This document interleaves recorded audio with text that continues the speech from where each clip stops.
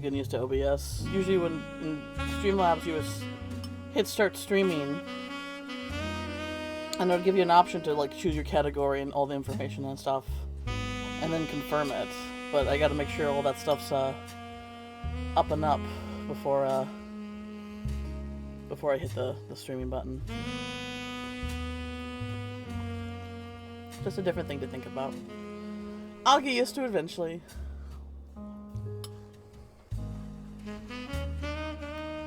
Okay, so there is...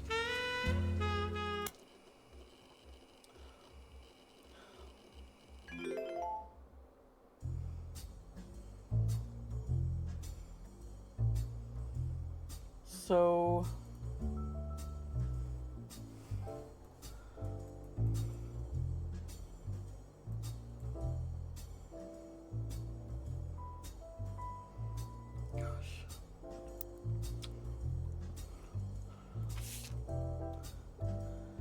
What a...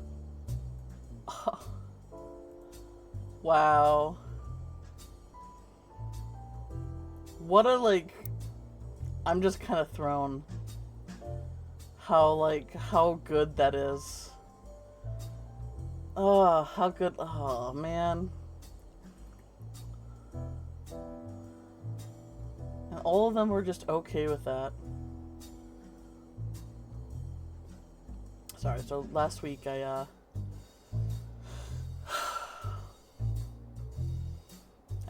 beat this game, so I don't like waiting a week to get back into a game type of game like this, but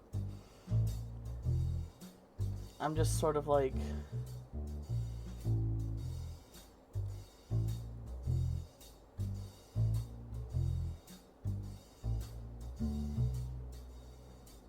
I wonder, and so did he know? Did he ever learn about what happened with his estranged brother?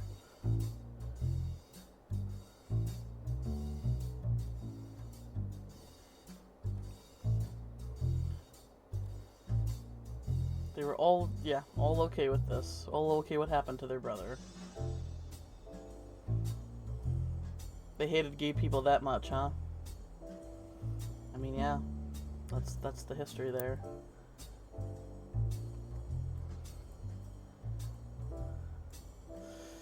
Oh, what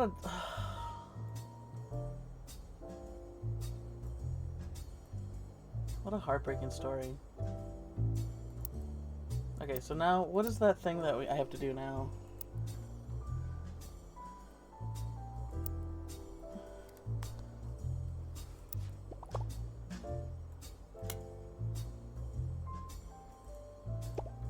Okay.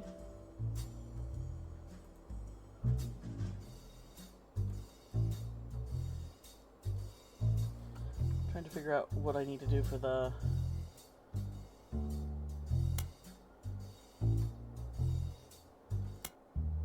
Okay. This extra thing that I need to do.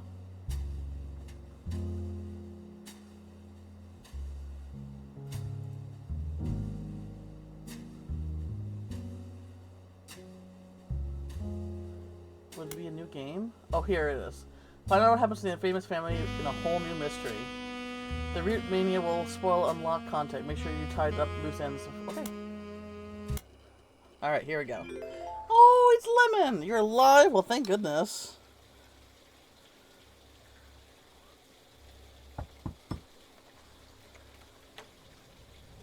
Oh. Hi, I'm Clark. Clark. Probably not who you expected to be knocking, but life's funny sometimes. Clark is Laura's son, who made the diary and who published her journal entries. You've done well staying anonymous. It took us a while to track you down. A lot has happened in the last year. Far too much of it public. But there's stuff going on behind the scenes too. I never wanted to be president. Oh. I'm not great with stress. And with my mother's deteriorating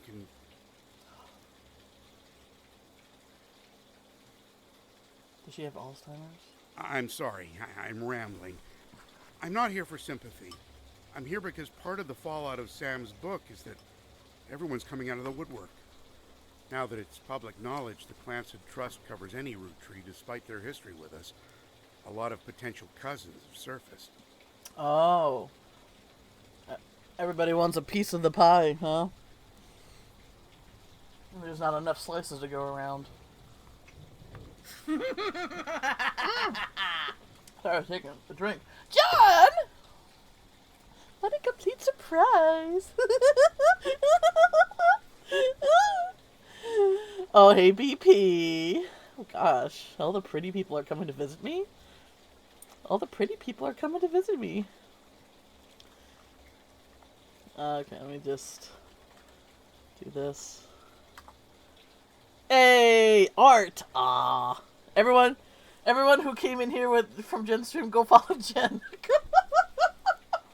Cause you know,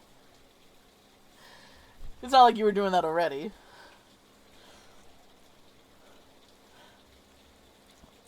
Hey BD, how's it going? Waggle's hair. I don't think I've ever heard that adjective before. Waggle a finger, yes. Waggle's hair? Is your hair... God, how can I forget words the moment that I need to say them? Prehensile. Do you have prehensile hair, PP? Can you pick things up with it?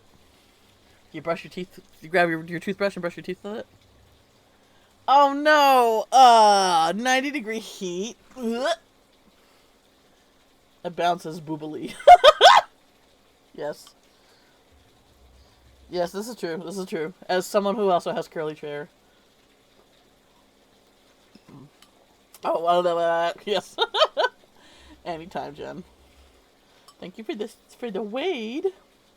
Went to 2 tap houses with worker buddies and drank 2 little glasses of 5% and a pint, and went to another tap house and downed another pint, and there was some chicken and carnitas tacos. Wow.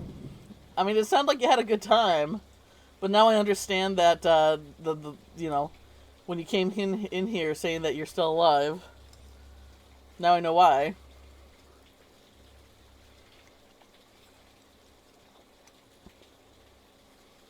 I never really tested my limits of how well I can hold my alcohol, so I wouldn't know. I just know that I would not have that much fun drinking. So I'm just eating my lunch fast. My break lunch.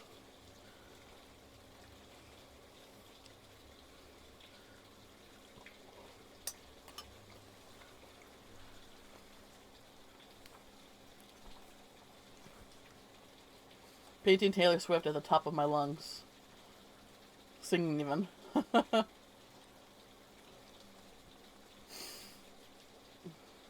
I don't really drink anymore, so any tolerance is non-existent. Yeah. I never liked drinking. I never liked the burn of alcohol. I never really liked the taste of alcohol either. Now, if you get me like one of those sweet daiquiris that taste more like a smoothie, this is why going to Puerto Rico will be dangerous for me, because I can down pina coladas pretty easily, even with the rum in there. Yeah, daiquiris, mixed drinks. If it doesn't taste like booze, then I can go for it. But the fact is, those drinks are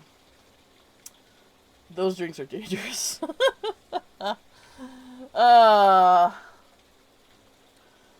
Yeah. But yeah, never liked. I don't like getting drunk because I'm already kind of happy and jovial person as a base, you know. I'm already like this, by default. So when I drink, I get cranky and sleepy and moody, and all I want to do is take a nap. Nyeh. Nyeh. Nyeh. Nyeh. Nyeh. You kids get off my lawn. You know, that's me buzzed. Give me the fruitiest drink at the bar. I mean, yeah, that's it. That's essentially, you know, the kind of drinks I like. I mean, even better if they give me a virgin. virgin pina colada, which is just basically a smoothie, right? I get very honest and start saying shit like, I fucking love you and I beat someone for you. I would say you're already a very honest person, BP, when it comes to that stuff.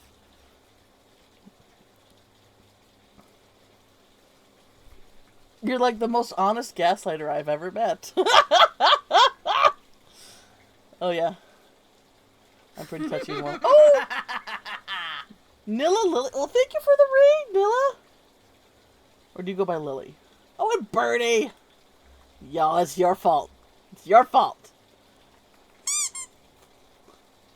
Thank you for the follow. Oh, yeah, pretty touchy. I want to hug and get close, depending on who it is that goes. Welcome in, guys. What were you? What were you?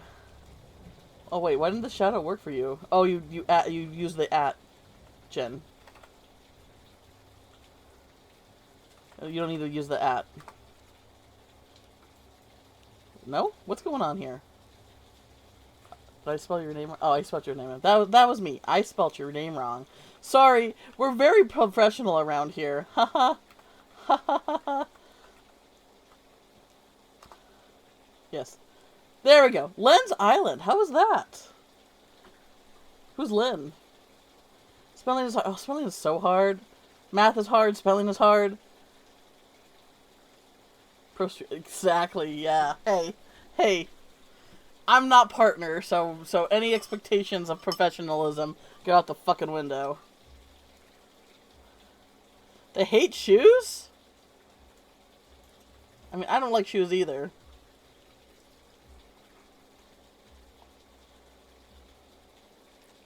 Oh, everyone is Len apparently? What?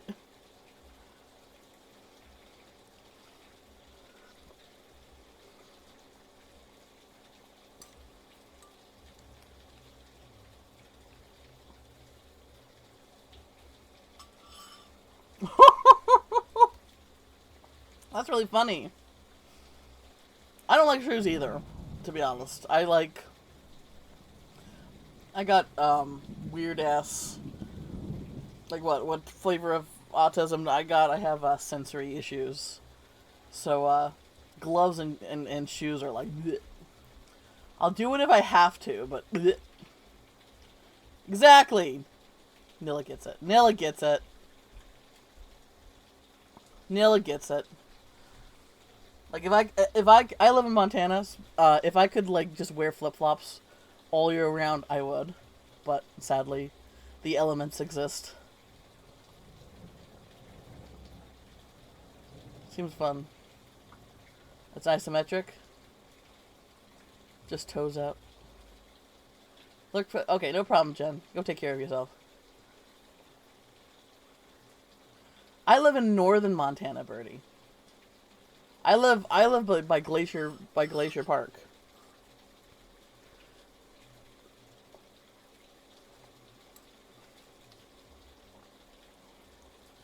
I'm pretty much I'm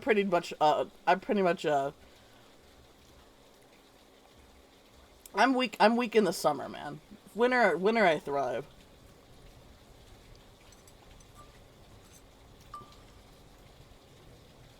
So the snow gets up, we get like deep snow here.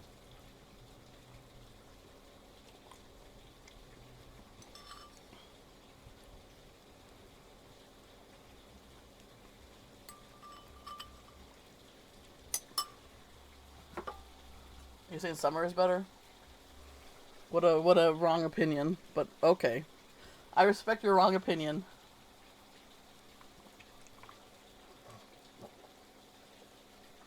Oh man. Birdie's acting too much like an actual bird. Alright, thank you so much for the raid. Alright. I gotta go. I'm working on my detective game. Thank you.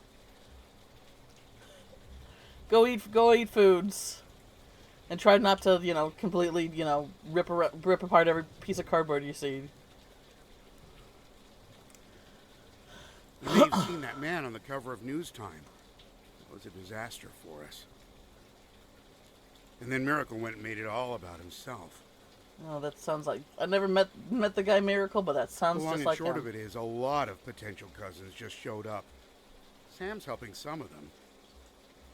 Sam was the person who, hired us. But she's not really going about it the right way. And she's not taking calls from anyone in the family. I let it slip through a mutual friend that I found you, and I was stopping in. It's manipulative, but I'm hoping she'll reach out to you. You can let her know I'm on her side. In the meantime, if you're willing, I can share Crit. our files with you.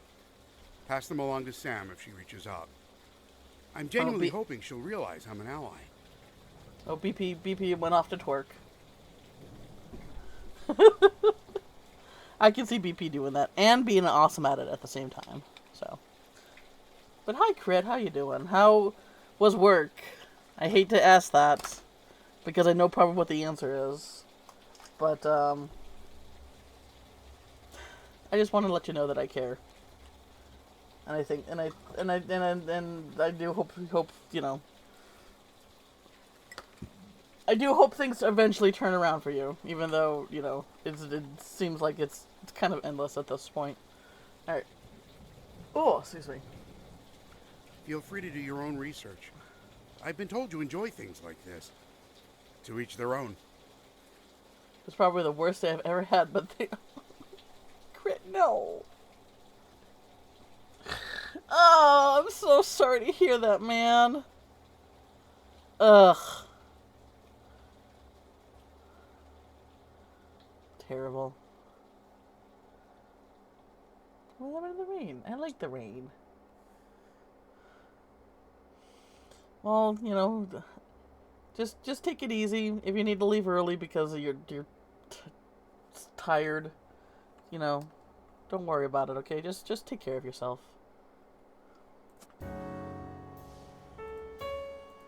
All right, so Clark, so recap. Ooh.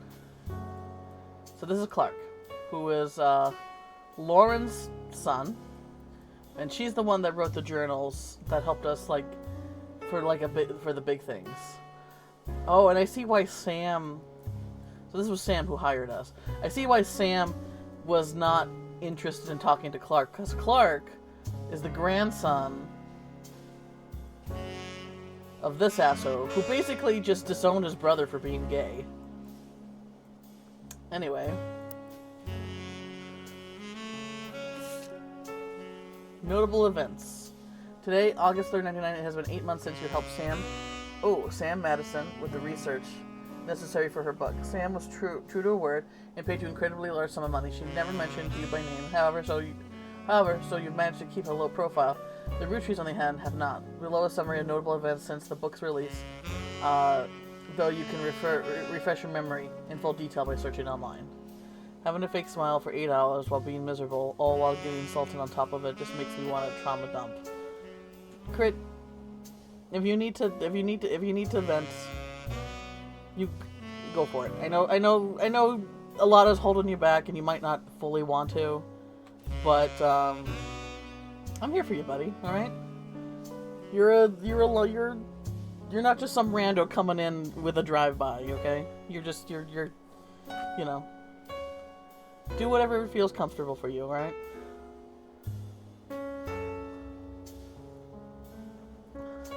Below is a summary of notable events since the book's release, though you can refresh your memory in full detail by searching online. 6 pieces. Sam Edison's book about Elias Rootree was released in February. It was a bestseller for a few months. At the time, Carl has not been replaced. Who's Carl again? Oh, Carl was the last... Okay, I gotta remember. It's so... This game is like... This game starts off with this family dying in a plane crash, and they become such like a minor part as the more you play the game. It's wild. So basically, we're trying to figure out like who is all a legit Rootree, who actually has claims to the clan's trust.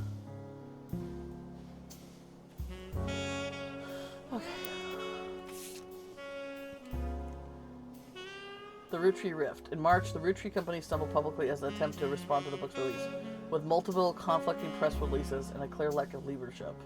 Yeah, well, their leader died, so... Clark Rafferty LeBoux. Clark was announced as... Wait.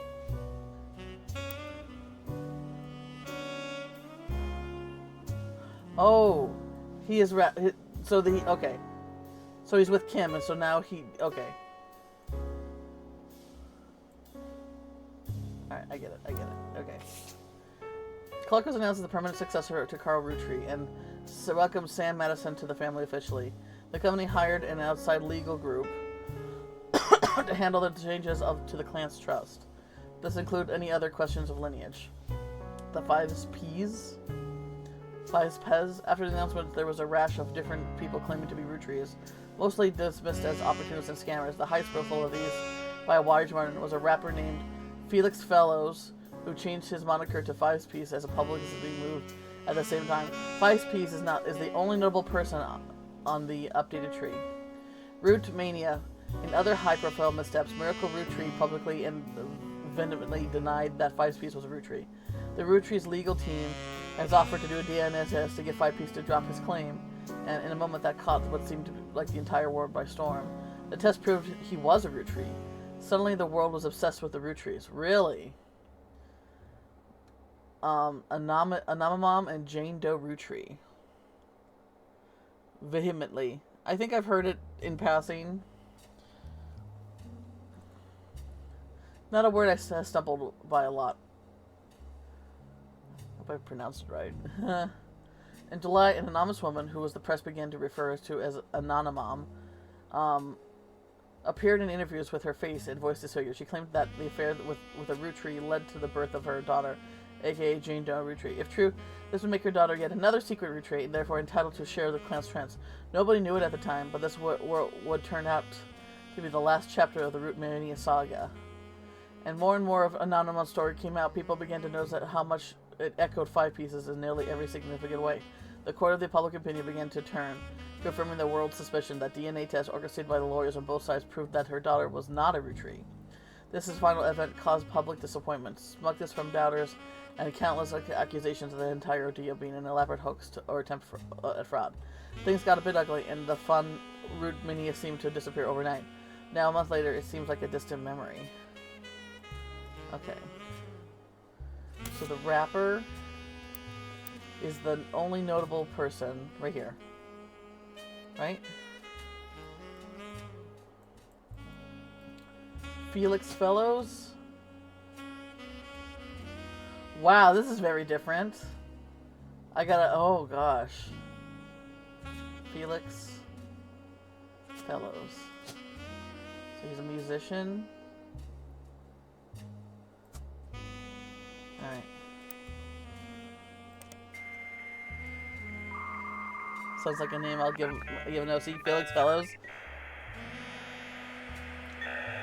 It's an alliterated name, and I'm definitely a fan of alliteration. A lot of my characters have alliteration names.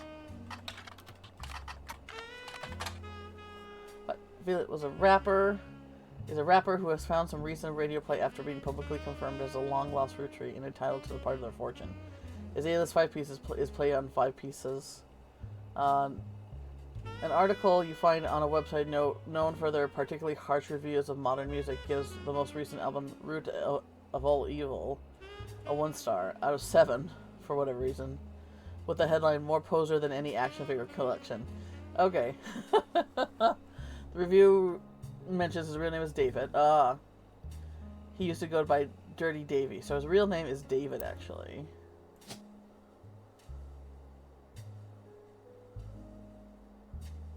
David.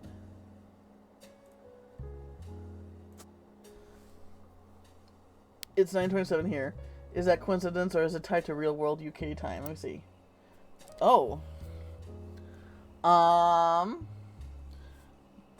Oh, right now it's 2:29, so I think that's literally just convenience, or not. Sorry, a coinky dink crit, because it's no longer.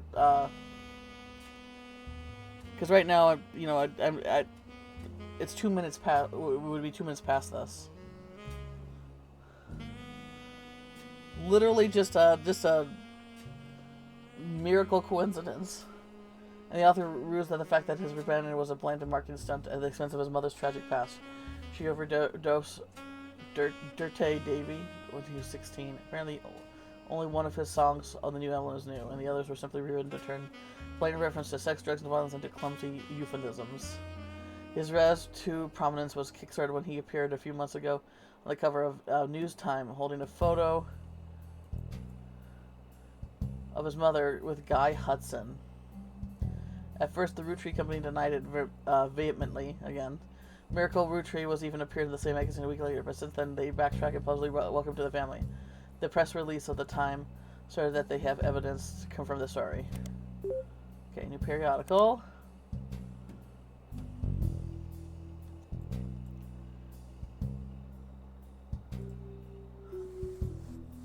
I mean, this takes place in America, so I'd be surprised if it was tied to UK time.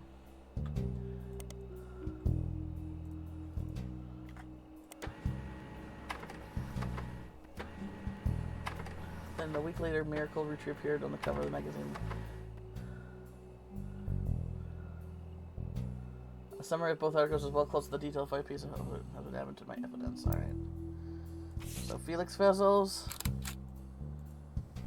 God, who does he look like? So he's a poser rapper. Who's basically just trying to... I mean, he's essentially a white rapper who's trying to,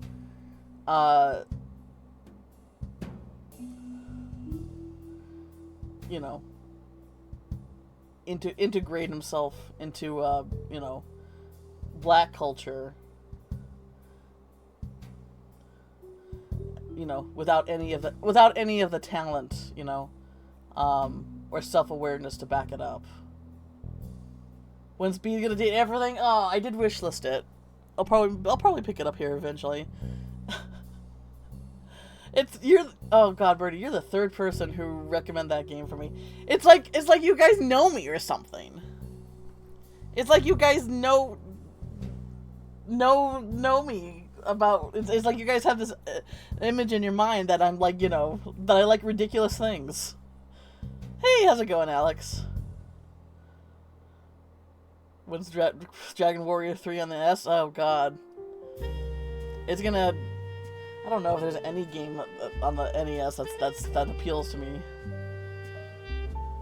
The art is really good. I'm not really big into visual novels or dating games, but it looks dumb, and I love dumb, so I probably will check it out eventually. I'm doing alright, Alex. I'm tired, but what's new with that front, right? Last week was like a long week of appointments. This week isn't so bad. We'll see. My life has become appointment hell, so you know. My gateway dating sim drug. Oh gosh, I do have one game called Cheer Fucking Simulator, that I really want to stream. It looks so surreal and stupid and. Just up my alley in all the worst ways. Okay, 5-piece. I played Doki Doki Literature Club, that's about it. Yeah, I watched playthroughs of Doki Doki.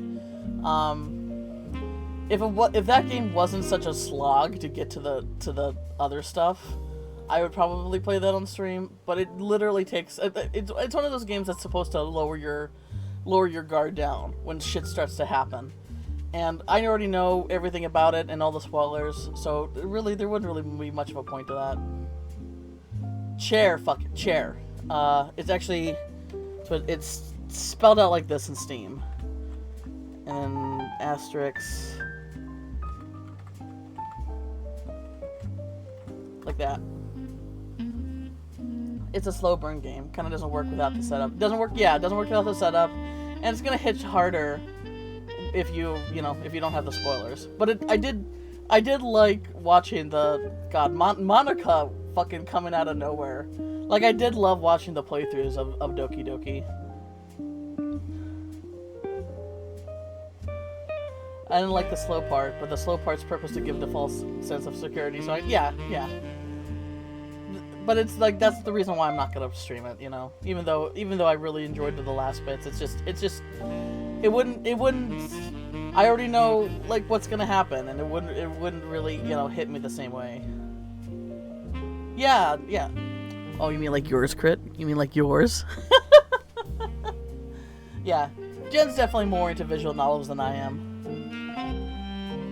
I just, like, with visual novels, I want there to be a game aspect. And a lot of time there isn't. There's definitely some, though, that I will make an exception for.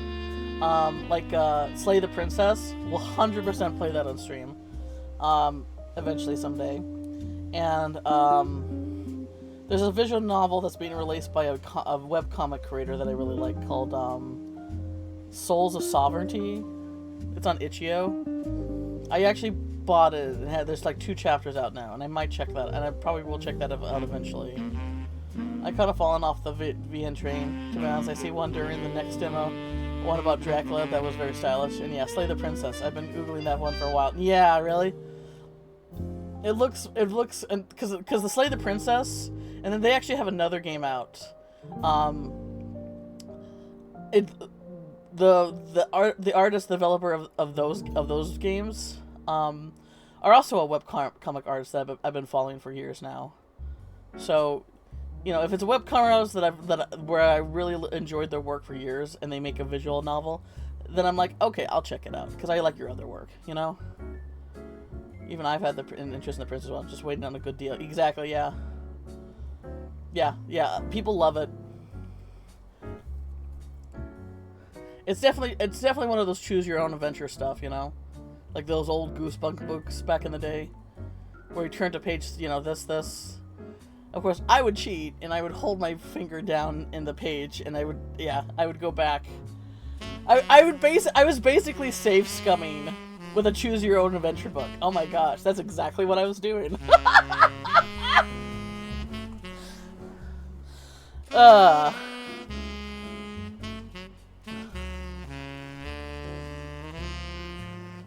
You did that too? Nice. Right? Yep. It was literally like that. Because I really loved, like, the concept of it. But I didn't want to, like, read through all, like, I didn't want to go through all the fucking book just to get back to where I was. So yeah, I just hold my finger in place and went back to where I was if I didn't like that outcome.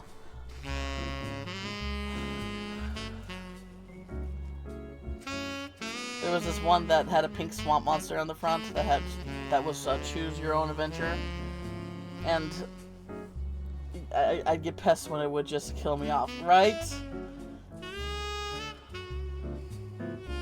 Like, yeah, I'm just gonna go back to where I was. And it's like it never happened. It's like a new save file. It's like it never happened. 5P's aka Felix Files appear on the cover of News Time holding a photo of his mother and Guy Husson. The article concerns his instance. Can I get that picture now?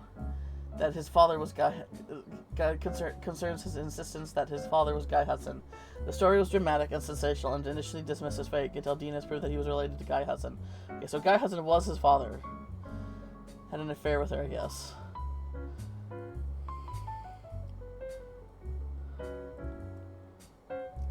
P says that his mother Joanna was Zach Morton's secretary when he retired. Okay, let me just... So he was Guy Hudson's...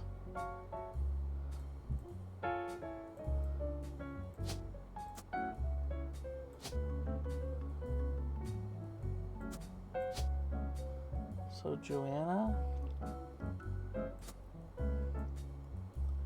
I don't remember how this works here. So Joanna is his mom's name.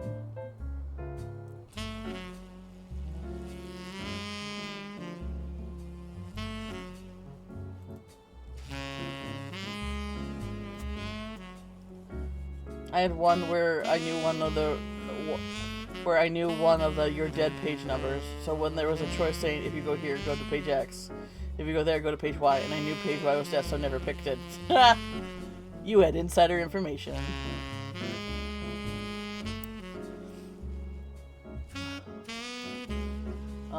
Guy has the secretary for one of 2 weeks after that before she quit. The first week that he was present. His parents divorced when he was 4. And after his father learned of the affair... Oh wait, hang on.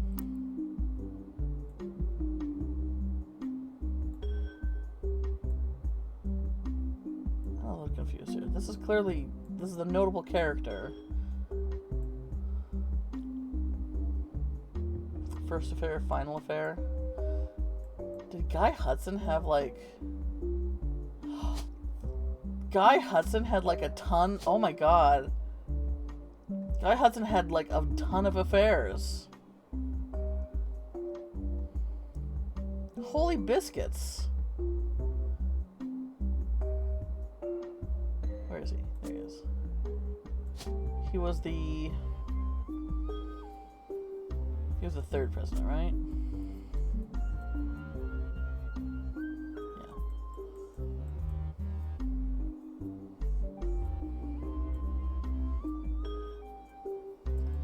So they broke up.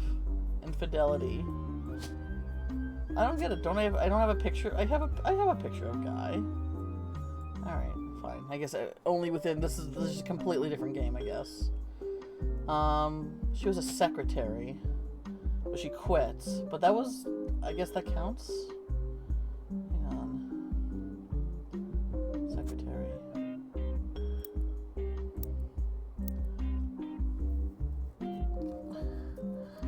His parents divorced when he was 4. His father learned... Oh, wait. Shoot. Man, this is going to be harder because I have to decide... Yeah, everything... I have to, like, basically match up the first and the last names now. Felix and his mother then moved to Portland because she was afraid of her son's son. He grew up with her until he but one day his mother never came from the movie rental store where she worked the register. Okay, is she in retail now? The next morning they found her dead on an overdose in her car. She had stolen all the cash from the drawer and spent it on heroin. Christ. As Felix went through her belongings, the only thing he had to remember her by was a hairbrush. She always used some photos and a stuffed animal from her childhood. But then he found a box hidden in the back of her closet. Inside there were love letters and photos related to Guy Hudson, as well as a letter from his father's containing threats. He threw it all away, with the exception of the one photo that appears with the cover of News Time. He says it was the only one where they were dressed. Oh. The only one not from the affair itself. The picture is shown in a full circle of the magazine and it was added to your evidence. Okay. So...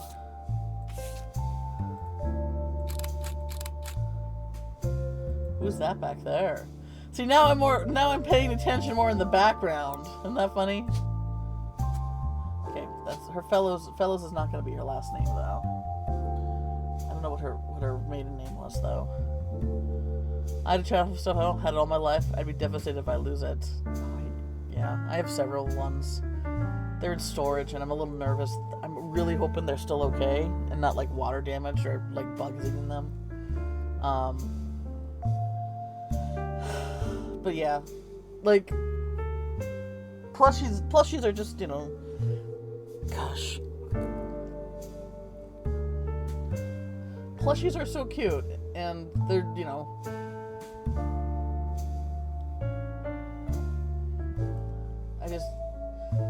the hard part about plushies is just finding all the room for them, because, if they're all on my bed, then where am I gonna sleep, right?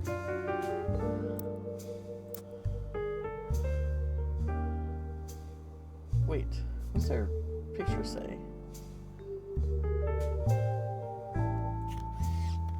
Roottrees family picnic?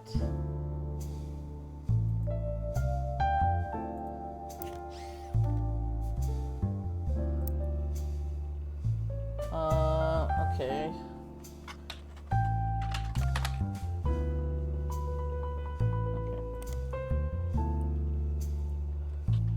Root.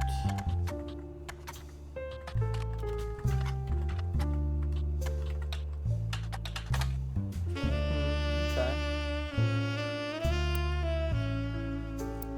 Let's go back here. Oh, hang on, we can put guy here. And that's you. Alright, is she retail now? I don't know. Is she secretary or retail? Whatever. It says that the mother, Joanna, was Zach Warren. Okay. The magazine also includes some additional history about Fisbee's career. Felix Fellows was born to Riley and Joanna Fellows. Alright, Riley is the dad's name.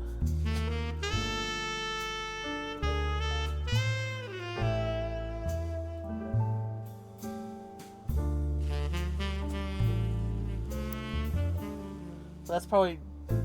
She needs her maiden name there. But has never rapped about a moniker. He tried to find success by opening other artists and even by selling CDs on the street corner in Portland. He's only recently started to go by piece to harness the power of his lineage. The writer did some research into the truth of the claims and was able to confirm that Jonah did work for the Roottrees Company as a secretary during the early to mid 1970s. It also confirms he died of drug overdose, and Felix went to foster care soon after. They was unable to track down his father. They also reached out to the Roottrees Company, but the moment the company's blanket statement was since the release of the recent book, Roottrees has seen an overwhelming number of false ancestral claims. None of this have been factual. None have been factual. Nearly all have been knowingly dishonest. We encourage images to reach out to us if an official capacity as opposed to attempting to use our name in the media for publicity. Let's look up Riley Fellows.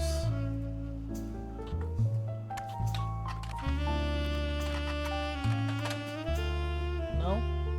Did I spell that name wrong? That's always my... Yeah.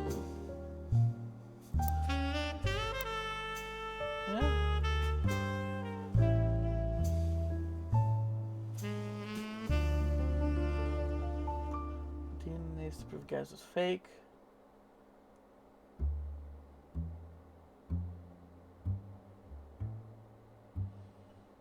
She had been stolen. Okay. Charlatans and thieves. Miracle Roottrees. Oh.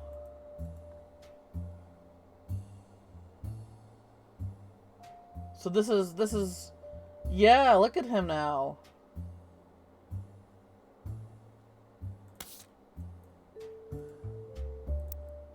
That is this guy.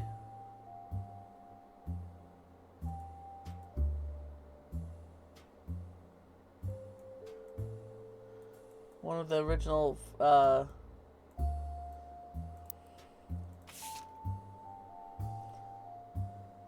yeah, him almost he made his whole personality he made his whole personality from almost dying as a baby, and basically became a preacher. But yeah, kind of like a like a scam artist in that sense.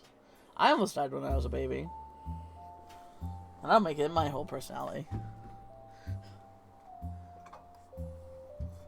Whatever. There's a good chance he was spoiled, because he was, a miracle baby. He was probably spoiled constantly and just naturally kind of just like made everything about himself because they made everything about him, Alright. Yeah, I did see that, and I tried to like... Oh, that's the rapper. Right? The chains and the wife beater?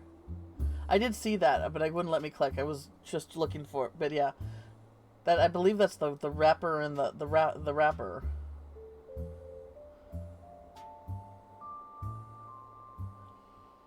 That was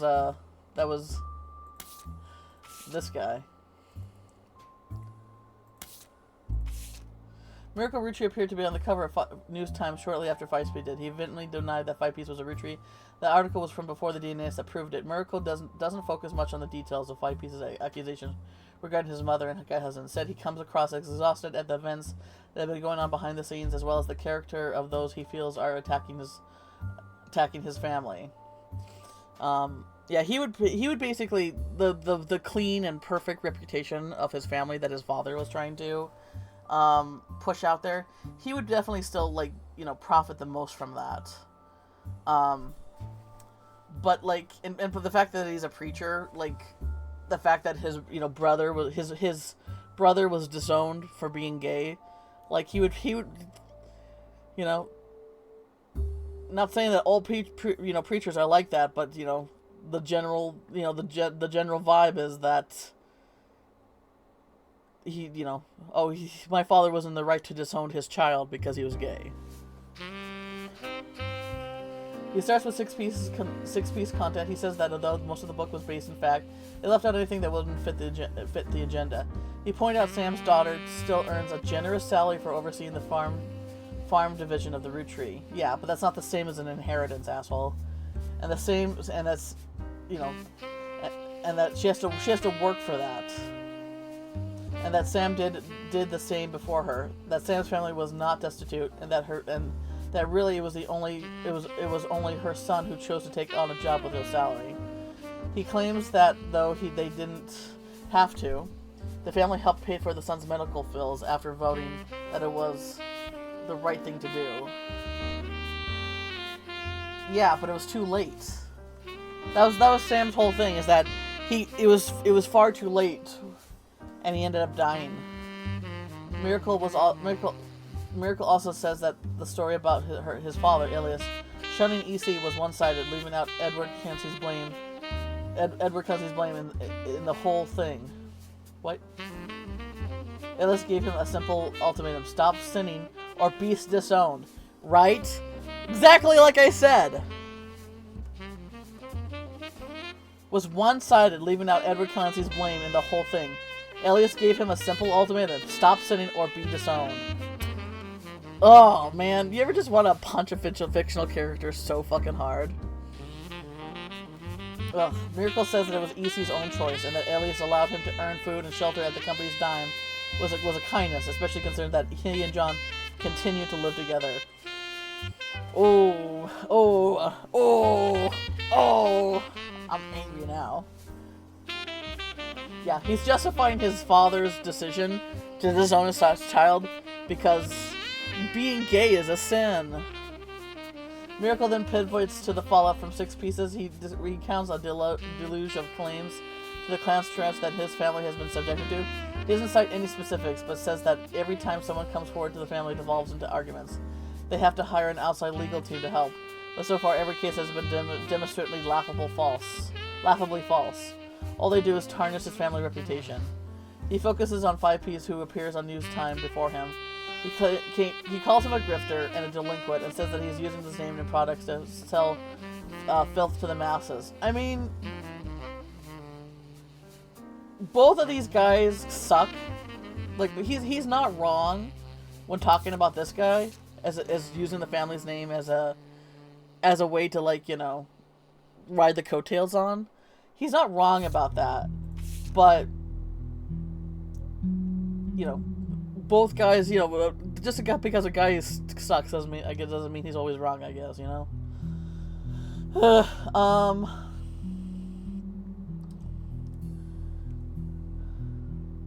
So, of all the accusations, he says that the most dangerous because it exposes the world to hatred. He cites Five Piece lyrics as violent, sexist, and ungodly, and prays the boy will repent, retract his lies, and find religion. Oh, God, this is making me, because of my own history with this shit, is making me very, fired up. Dinner? Alright. Enjoy the dinnies. Lastly, he turned to the future. Miracle states that those that wish to hear the true story can join him on his fair war tour this upcoming fall. The Miracle Roottrees are planning on touring the country's churches one last time, and then now at age 71, Miracle is the oldest living Roottree. He was like, yeah. Oh, that means all his other siblings are dead now.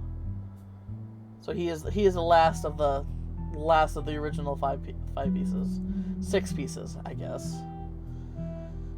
While he plans to continue preaching at his own church in Butler County after the tour, this is your last chance to hear the truth from a man with the most complete recollection of one of America's most notable families in your hometown. The article mentions that Miracle's sons, Miracle Jr., did not wish to comment and has a statement from Clark Rafferty LeBeau, though the Roottrees law firm. Miracle does not speak for his entire family. We're working carefully on a plan to definitely disprove any claims of infidelity in our family's past. The article also does not refute Miracle's claim that he's the oldest living Roottree, despite Sam Madison being born the year before him. Oh! Okay, that's right. It was unclear if Miracle made the claim out of ignorance or spite. I see. Dang.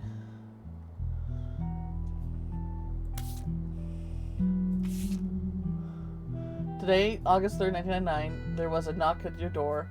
Clark Rafferty LeBeau and the current president of the Roottrees Candy Company explained that multiple people have come out of the woodwork to claim to be a Roottrees. He's been trying to work with Sam, but she has not answered his calls. He also has handed you a letter that says that you could share with Sam that said the following to both of you. The company I hired to help us with the clan stress is busy pouring through the entire family's history, as well as people that they may have had contact with. That said, the family is not particularly happy with this and are doing their best to slow things down. Many of them are actively avoiding our interviews.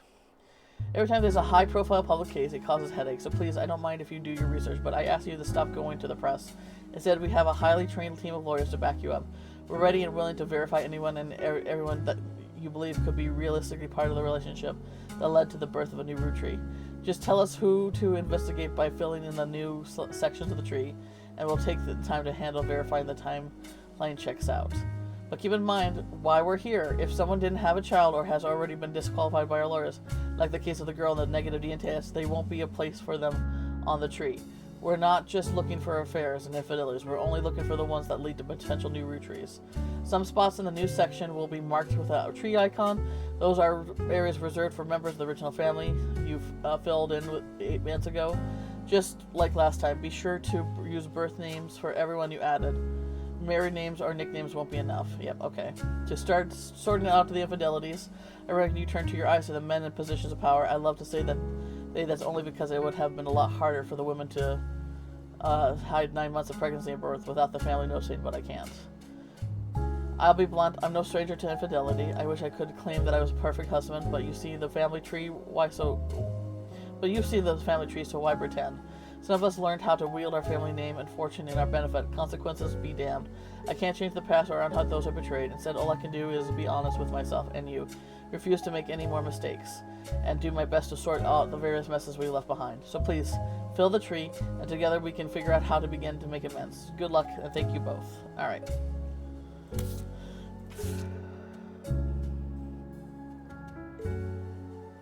Okay.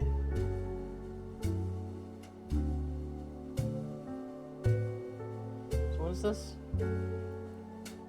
A new investigation with a focus after many months found newfound interest in Roottrees. We recommend that you try to catch up with some of what happened last time. Some web searches may yield new or different results. Some new books and magazines from your previous investigation may be relevant to your new one. It's also much more widespread search. The first of the last names you can choose from will be used to contain red herrings. Not all of them will be used. Jesus. Below is a reminder of some of the most notable. Man, this is like Outer Wilds DLC Part 2. I thought this was going to be a quick DLC, but this is going to take me a few days to beat, isn't it?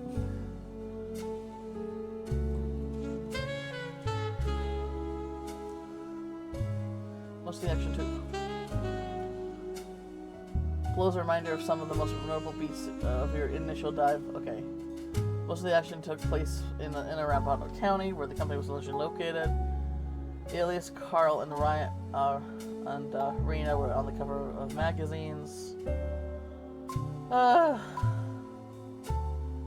There's a few ends, dead ends and red herrings. There's not.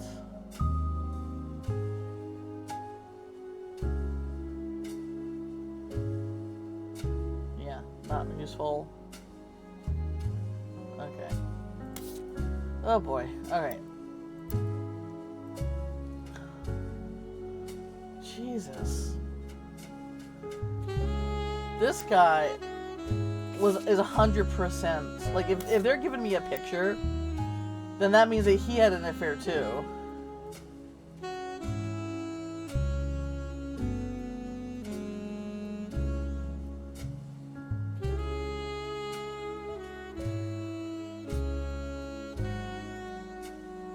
And another top secret file. Oh boy. Okay, well. I need to find out what his mother's last name was.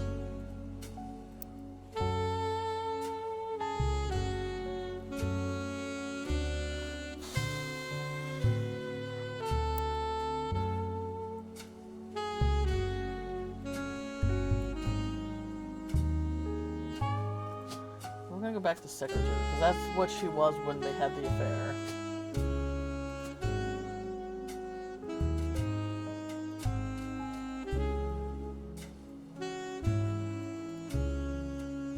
Split up infidelity.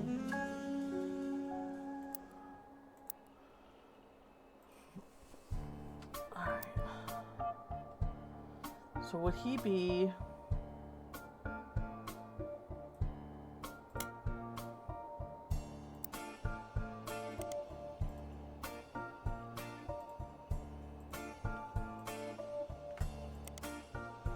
No, he wasn't famous enough to make it into that.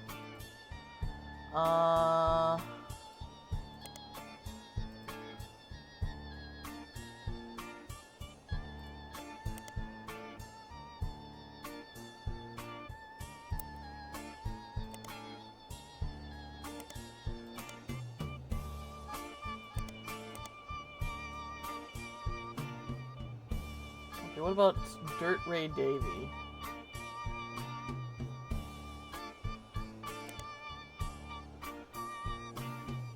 David Fellows, derivative. One apparently Dirt Ray Devil and another Dirt Whore. How do I find out his mom's maiden name? Okay, let me go. Alright, 6 pieces. 5 pieces. Anonymon, okay.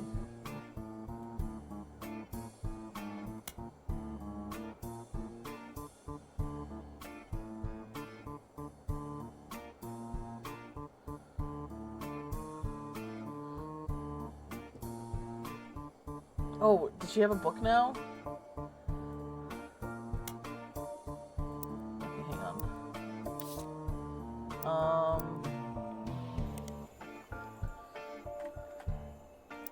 So she has a book now that we could actually look up, right?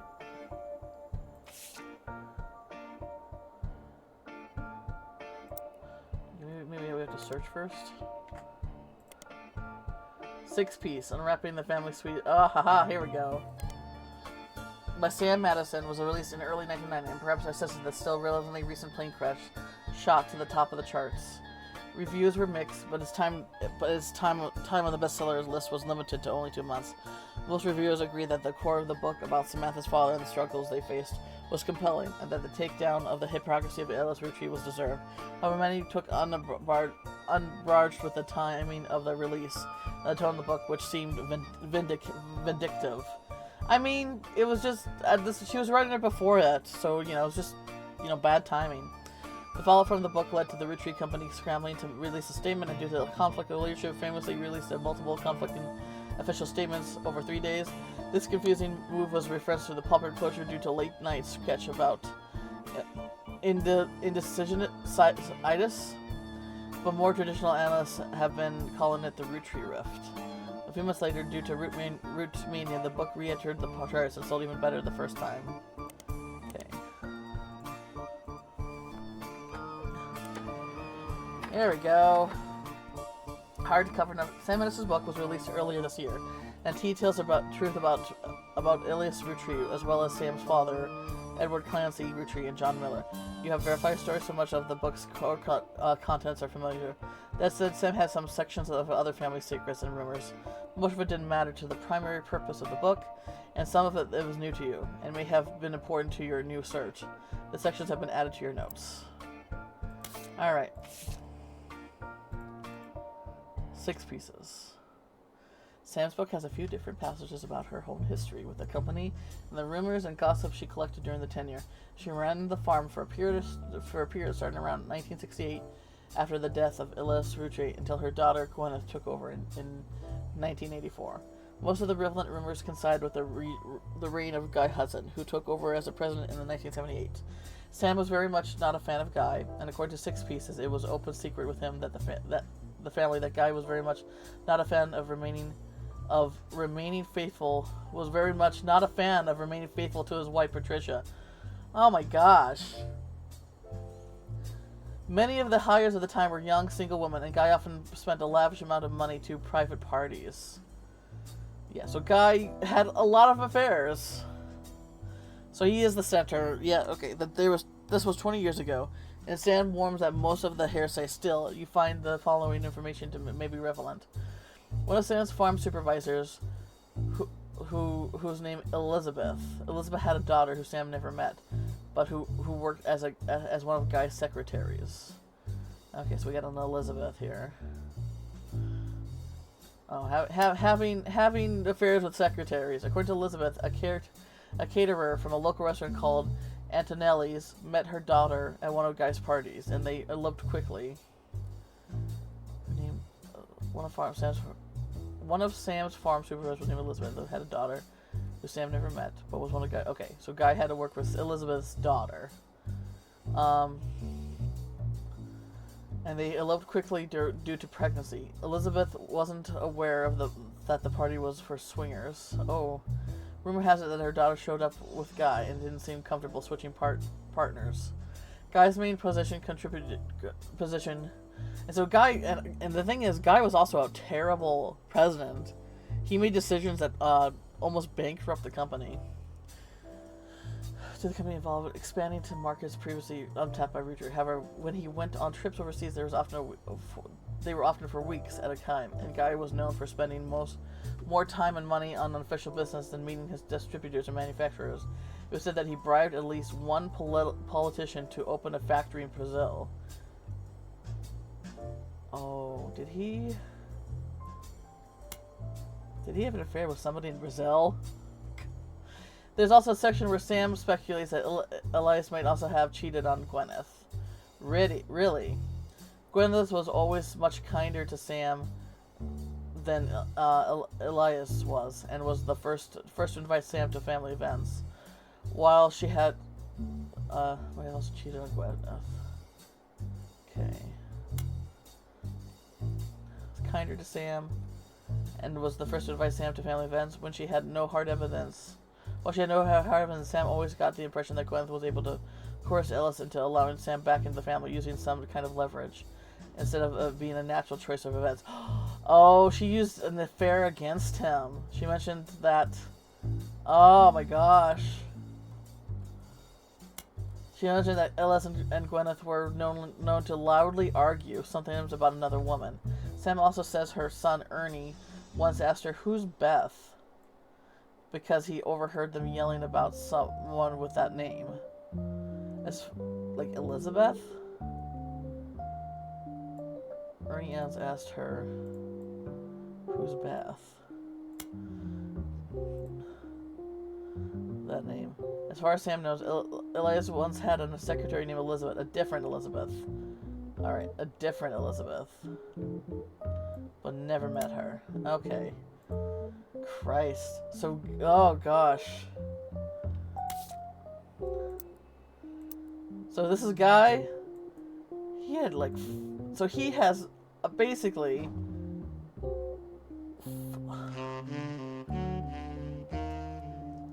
wow. Guy could not keep it in his pants.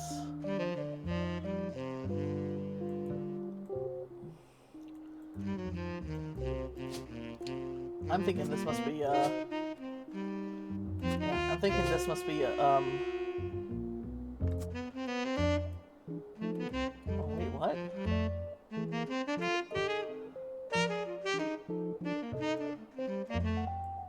Wait, 2 people from the tree, what?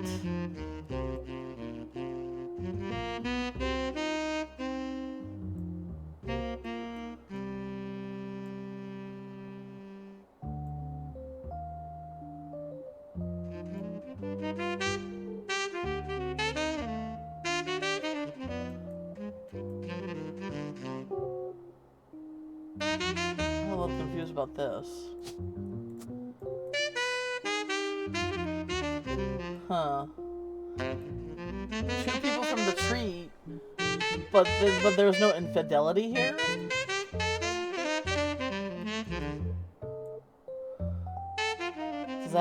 Does that mean cousins got married and had a kid together?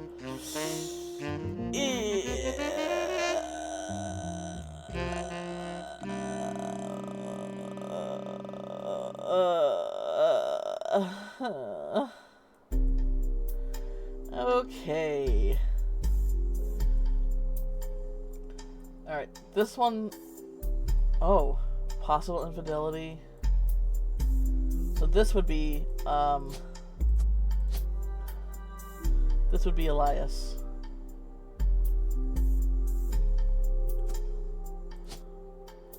First president.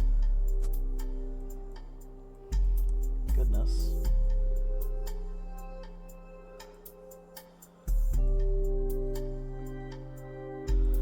Oh boy.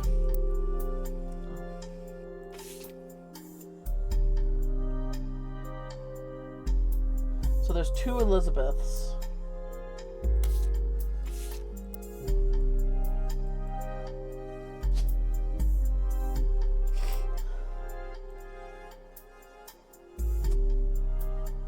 Secretary? Wait, no.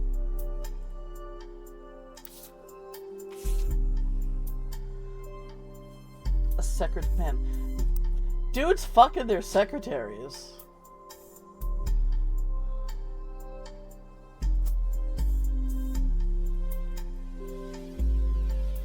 Oh my gosh. Okay. Alright, what else we got here? Alright, the book, The Roottrees Rift.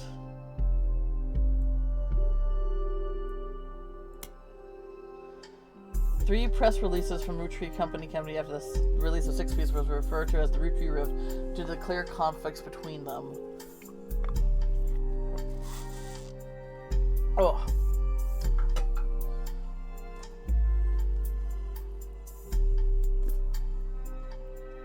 Just stretching. Excuse me. Okay.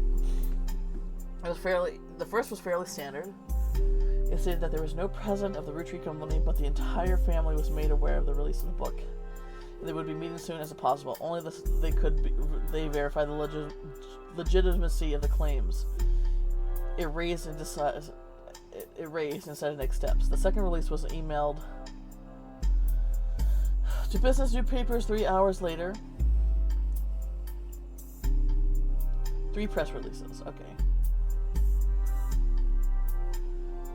Was emailed to business newspaper. Okay. The first was fairly standard. It said that there was no president of the Roottrees Company.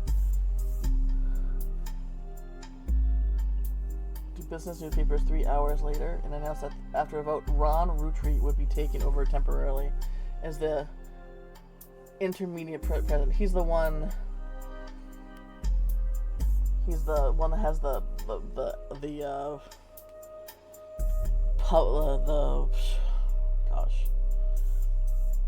movie business tree, basically.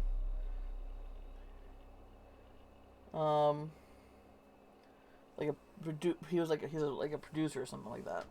It's also went on to state that Ron was aware of the book. He verified the claims within and would look into compensating Miss Madsen and her family immediately. It was also stated that the company lawyers would be taking immediate steps within the family to revisit the client's trust terms to make sure like that nothing could happen again. It was clear. It quickly cleared to business reporters and analysts that the time between the 2 press releases would not have been logistically sufficient to gather a majority of the family, even using conference calls. This was reported on many new channels. A third, much shorter press release came the next day. It claimed the draft of the announcement that it was made prematurely that Clark, Rafferty LeBeau, and Ron Roottrees would be taking over the company's first joint presidents. It was stated that the compensation plan would be based on stringent verification process. So, oops. Can I find this in periodicals? Alright. Business Watch ran an article about 2 months after the Roottrees rift about what really happens with the Roottrees. The article mentions that nobody from Roottrees that they reached out and willing to go on the record said the timeline of events has been constructed from public records and access on links and source of the inside. The only parts of a new to you are also the most vague parts. They only supposedly confirmed by the anonymous source. The timeline says that the family actually held a preliminary vote after Carl Roottrees died, but before the release of 6 pieces, said they wanted Ron Roottrees to take over because of his experience running RR Productions, and because he was well-known and well-respected Roottrees. Ron seemed way too eager and personally motivated. They were worried that he would gut the clan's trust to remove Robbie Roottrees, his brother.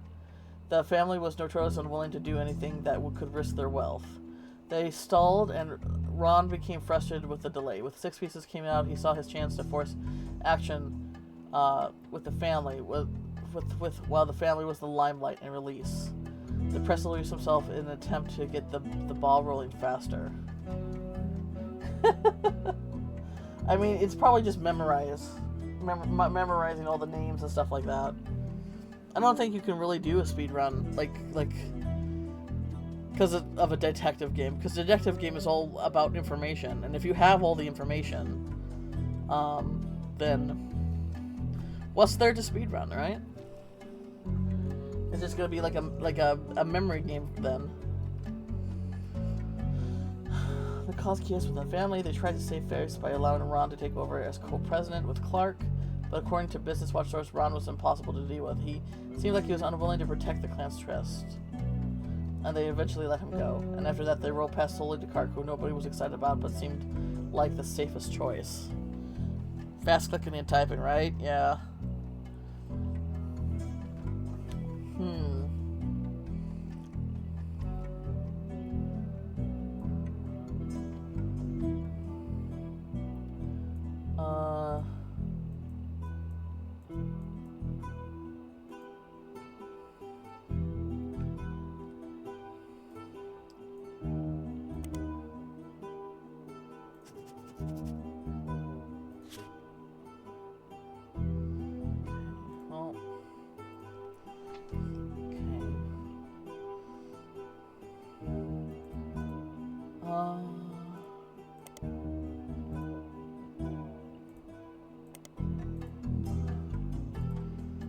I don't know.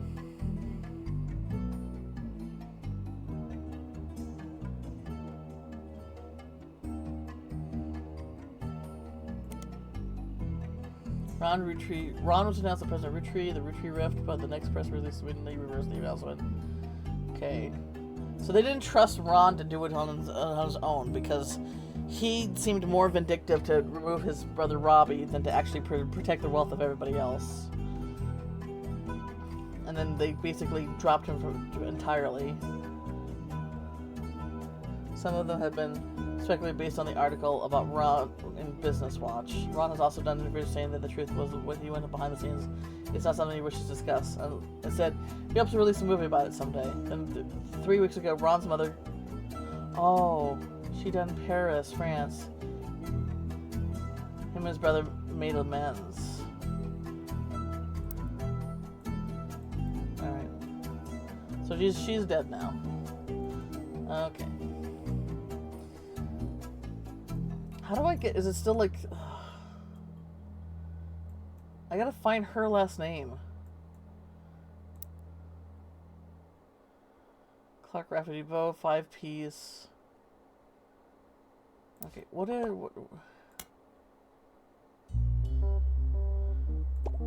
I thought I have been. Alright. 6 pieces of reviews were mixed.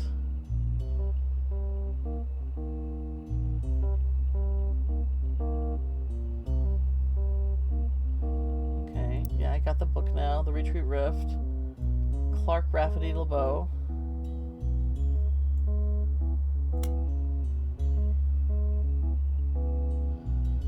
The Zonkler Root, which appears to have its own new leadership. That both Clark and Ron Roottrees would be taken over.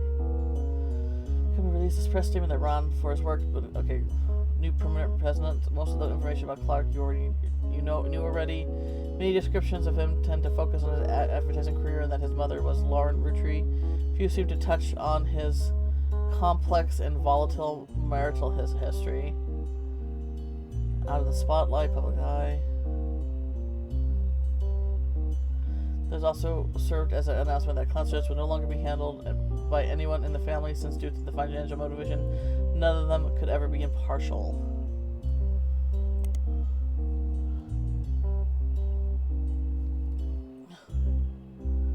At the release of 6 Piece Medicine, the concerts came under heavy scrutiny. Sam, her children, and her grandchildren would have been covered under the should have been covered under the trash. According to the wording revealed during the new family conflict between Ron and Robert Roottrees, it seemed that those two who wrote the trust, Clancy and Edward Roottrees, in the direction of Alias Roottrees, personally deceived the rest of the family about the exact details of how it worked. In an attempt to keep Sam and her father, Edward Clancy, his own twin brother, in comparative poverty. Wow, what fucktards. Because the rest of the family made money hand over fist, they had deliberate motivation to question this understanding. Sam's book revealed that to the public it did not go over well. Clark Rafferty took over the company, and his most celebrated move was his first official one. He ensured Sam would get their share. To help facilitate this, the inheritance aspect of the trust is now under the control of a third party. Ruby Legal Enterprises. This ensures that the financial motivation of the Roottrees members will not interfere with the investigations of potential new Roottrees. According to Clark's letter, however, some of the family members are still doing their best to slow the investigation by refusing to answer questions.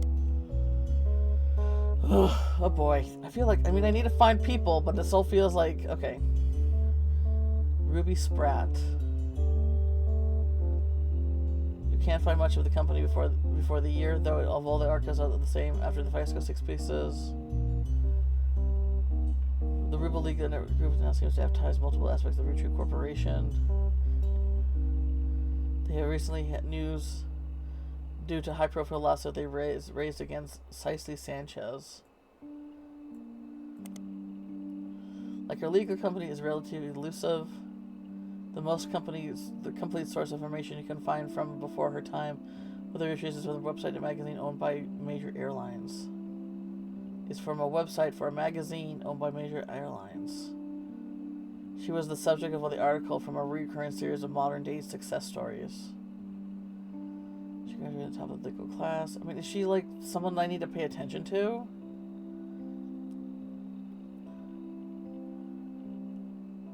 For a new firm, a double threat. Her company's services are a cross between traditional lawyer and PR manager.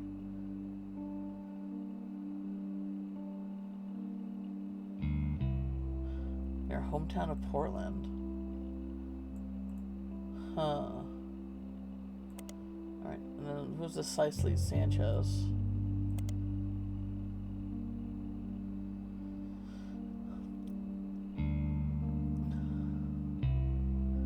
Is an author best known for the author Portrait of Changed Man. His follow-up Foreign Gospel did not perform as well.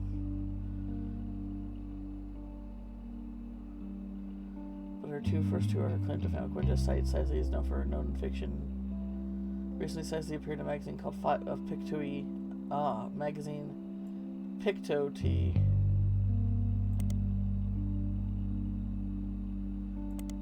No? A magazine called Picto-Tea? I'm not getting a PR article for this? Whatever. Oh, she had been commissioned to write for Guy Hudson. Ha ha ha ha.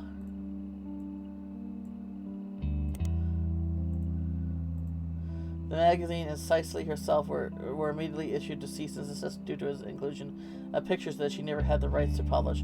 Oh, okay. Now we got something here. Oops.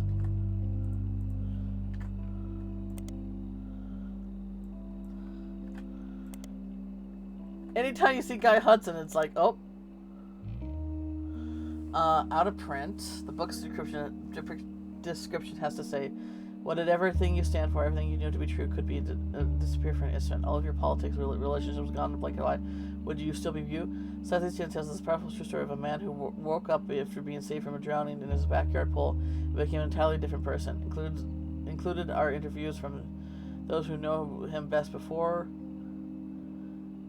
You won't be able to put it down without wondering, what if it were me? I'm not getting like hints of if something's like, you know, relative to my investigation. Foreign gospel.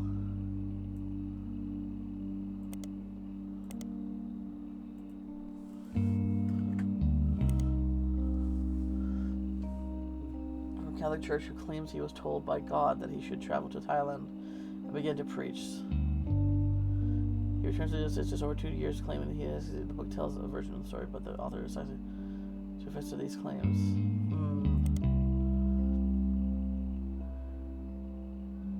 An article about a book she had been commissioned to write for Guy Sanchez.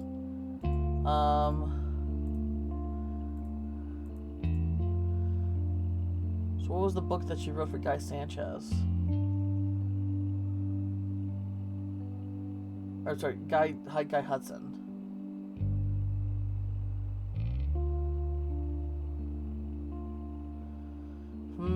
So I gotta get a copy of that book, huh?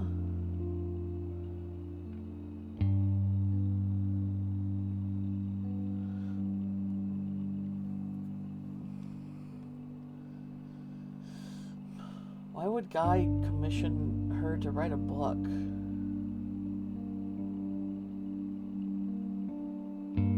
Magazine called, but I can't.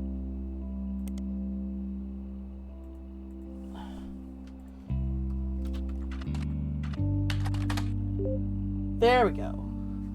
Picotee magazine is a publication that, as far as you can tell, has no consistent theme. It tends to contain tabloid-esque articles that appear to wider variety of audiences and appears in many grocery stores near the checkout line. Oh, it's like a National Enquirer kind of magazine. Unlike traditional tabloids, it doesn't typically feature celebrities on the covers that it tends to latch onto and create sensational headlines, but whatever subject appears to be popular at any given time. In recent years, this has been include babies, magic eye images, and even Red Bull. It has often come under fire for printing fiction along with facts. Picotee gets around this by stating in every issue that all the articles are all the hearsay that's fit to print. At one point, Picotee ran an article about Cicely Sanchez, an author she claims to have written an underrated book by Guy Hudson. The article was not even the main focus of the issue, yet the magazine was certain legally by the Roottrees version. That particular issue, the Big Sass Sea Bass issue, was pulled from shelves. It has now become a collector's item, especially amongst conspiracy theorists attempting to figure out what the Roottrees company was hiding.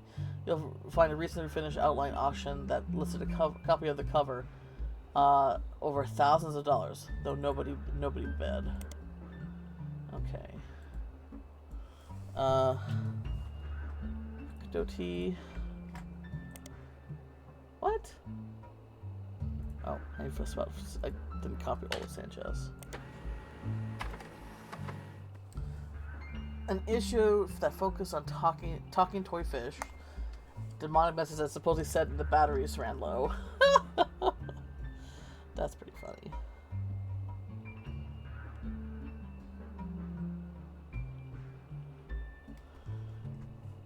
The book subject was Guy Hudson, and the issue was said to contain pictures that simply did not have rights to. Because the pictures in the issue were pulled from the store shelves, making it subject to some conspiracies. An issue, due to this recall, the version found in these archives is incomplete.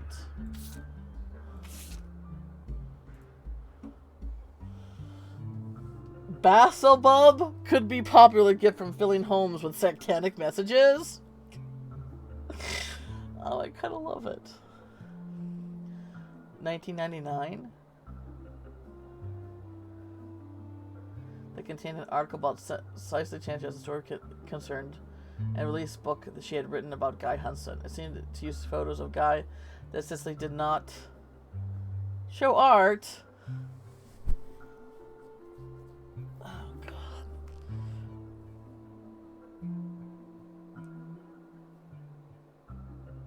My Redeem is missing?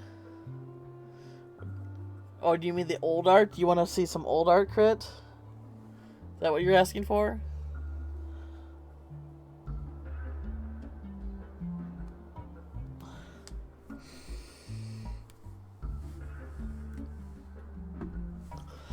Okay. Alright, let's see here. What do you have any preference?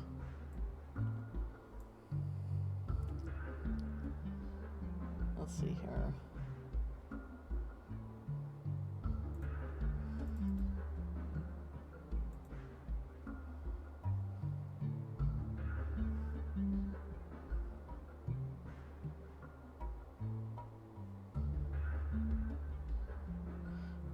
Or so they say. Okay.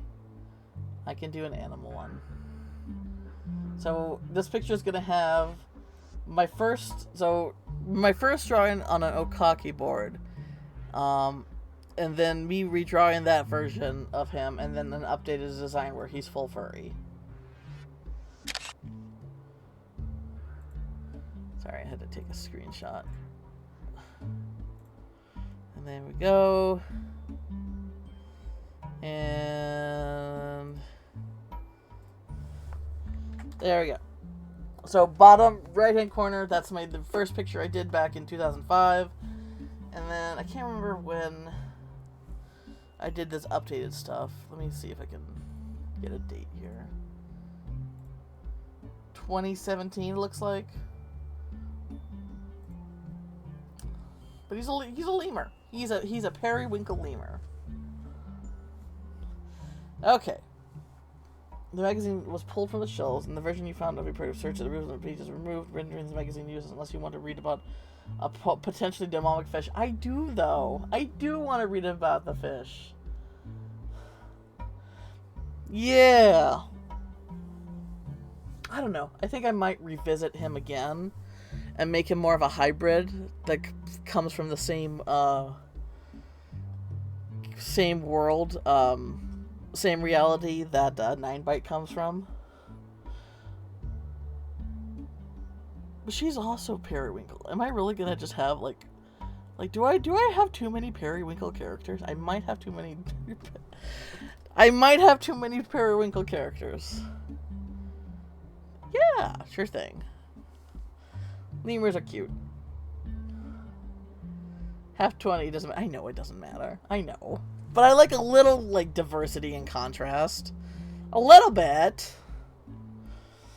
Oh, gosh. Okay.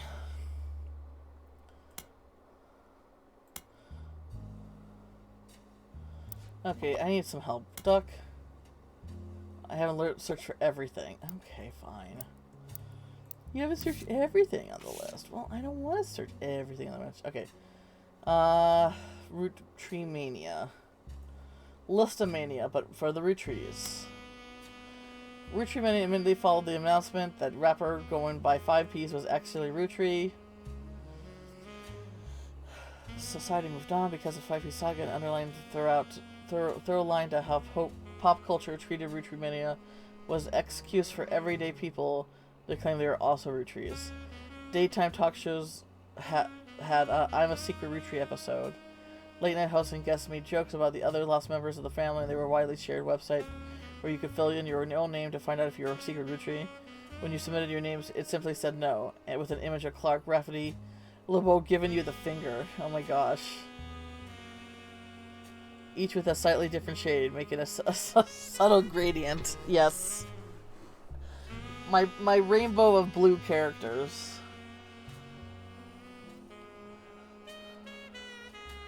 Rootmania lasted only a few weeks, just long enough for 6 Piece to re-enter the charts and to trigger new printings of other Roottree-related media. This include Lauren's diaries, VH release of Gwynn's old movies, as well as countless other unauthorized biographies, which mostly seem to attempt to capitalize on the Rootree sisters, Carl and Brenda. These releases were too late to successfully capitalize on to extend the craze. Most of them were failures, and countless new novelty shirts that had variations of "I'm a secret Rootree" became immediately unfashionable, though some people still wear them ironically. Alright.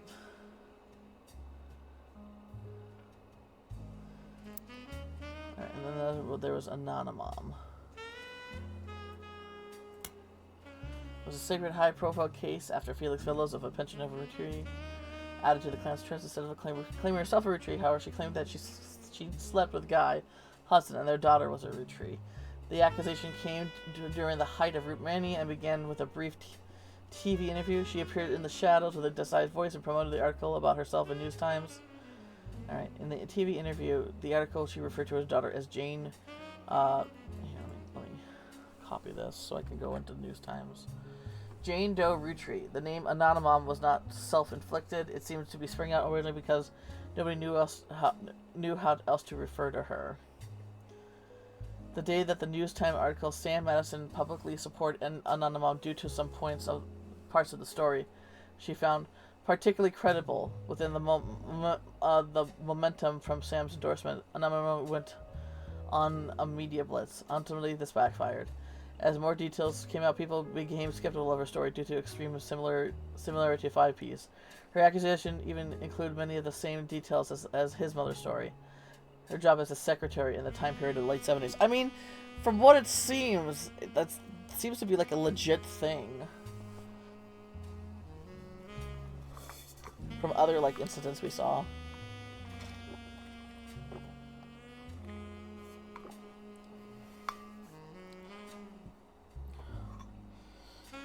We're more prepared to handle all cleansed. Okay, so they were fumbling 5 Piece story, and basically they made themselves look the fool because they claimed he wasn't, but DNA tests showed that he was.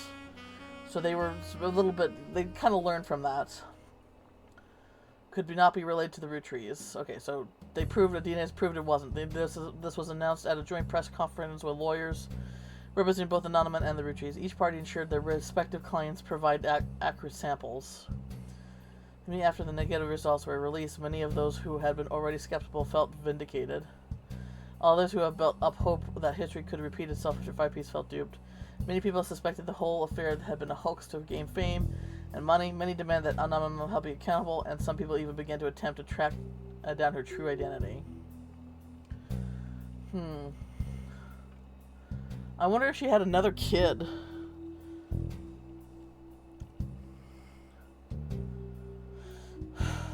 I don't know. The Rootree, like, what? Oh, what if she had like another kid that's not alive anymore? That was a Rootree. And so, but she's trying to make it seem like her living daughter was the one. The Rootree company felt pressure to pull out a second statement to try to curb some of the backlash, even going so far as to say, though it was scientifically proven that Jane Doe Rootree is not a Rootree, doesn't mean that her mother and Guy Hudson were not involved in the affair. She had every right to make her claims, as it has been verified that her stories about Guy Hudson were not exaggerations. Please leave their family alone. Okay, yeah, Guy did sleep with her. Most people claim this high-profile anti-climax of public backlash was the beginning of the end of Rootmania, since much of the fun was the shared fantasy about secret Rootrees. Others think that, like any fad, it just ran its course naturally. Regardless, this was the first notable event related to the release of 6 Pieces, and things went back to normal. Jane Root has already been labeled as a potential new Rootree by the company's lawyers, who are the ones verifying your work. Anonymous Affairs does not appear on your updated tree. Okay. Oh, okay. So, then, yeah. That would have been an interesting, story, thing, though.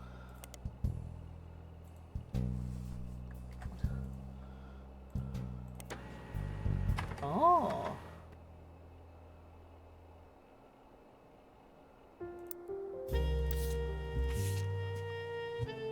I can't even take pictures of them. Here we go again. I don't have any, like, clues here, though. But, let's see if there's anything in here. So she says that the other was underqualified, neither type of... Guy Hudson liked to throw lavish parties. I guess I'll probably pick up some stuff here. It was determined through the DNA test. It was not a retrade this article, which not for the... Okay. But did Doug coin the phrase? So then somebody numbers... A whole bunch of previous cover... The anonymous woman claimed to have worked as an affair with Guy Hudson while she was working as a secretary. She and another woman were hired at the same time. Jesus, okay. Guy had his own requirements for hiring women. Gross. Guy Hudson liked to throw lavish parties, and the longer he was president, the more excuses he found. The anonymous woman posts that these parties were mostly seemed to be an excuse to have other parties at Guy's home featuring much more alcohol and other substances. She claims she slept with him at one of these parties. She confronted Guy when she found out she was pregnant. Guy didn't seem fazed, and they came to an arrangement. He paid her for a significant amount of hush money on a recurring basis under the table. She used it to move away and start a new life with her daughter. I don't have enough brain to withhold this information. It's too full of Pokemon damage calculations.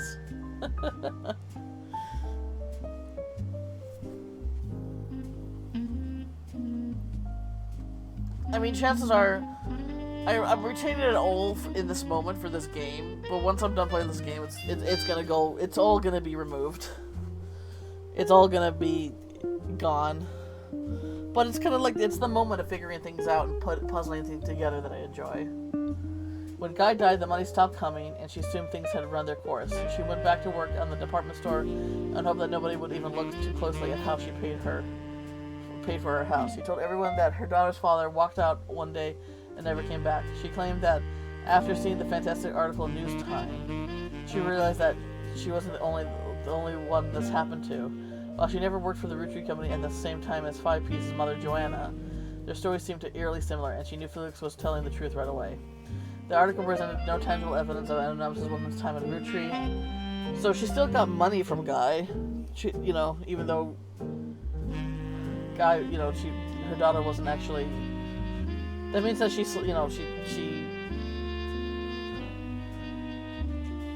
That means that she slept with another person around the same time, though. All the payments were allegedly made in cash. However, using details she provided News Time, the reporters were able to reach out to the other woman hired at the same time.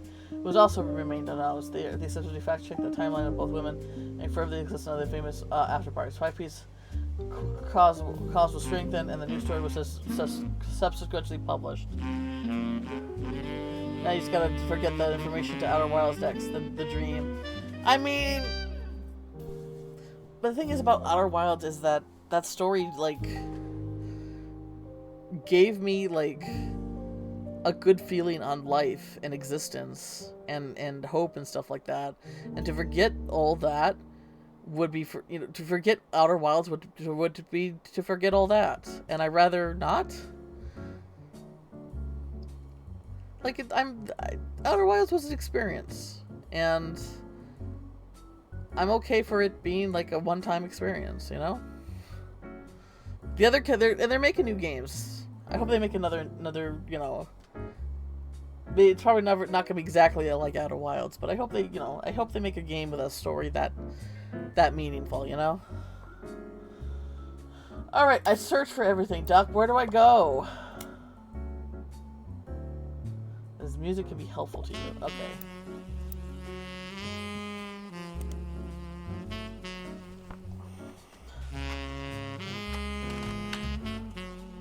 Oh, to get his mom's maiden name.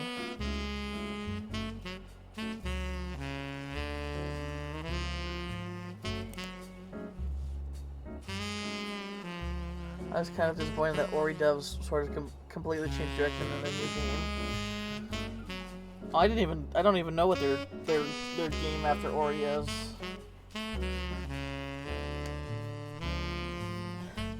I mean, if they want to try something new, they can, you know. I guess it depends on, like,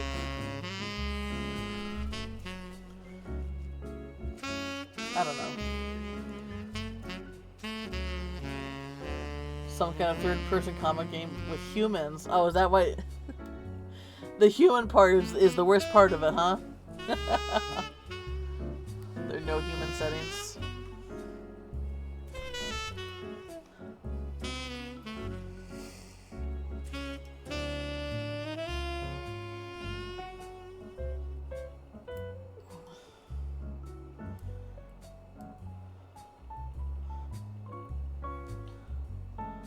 Well,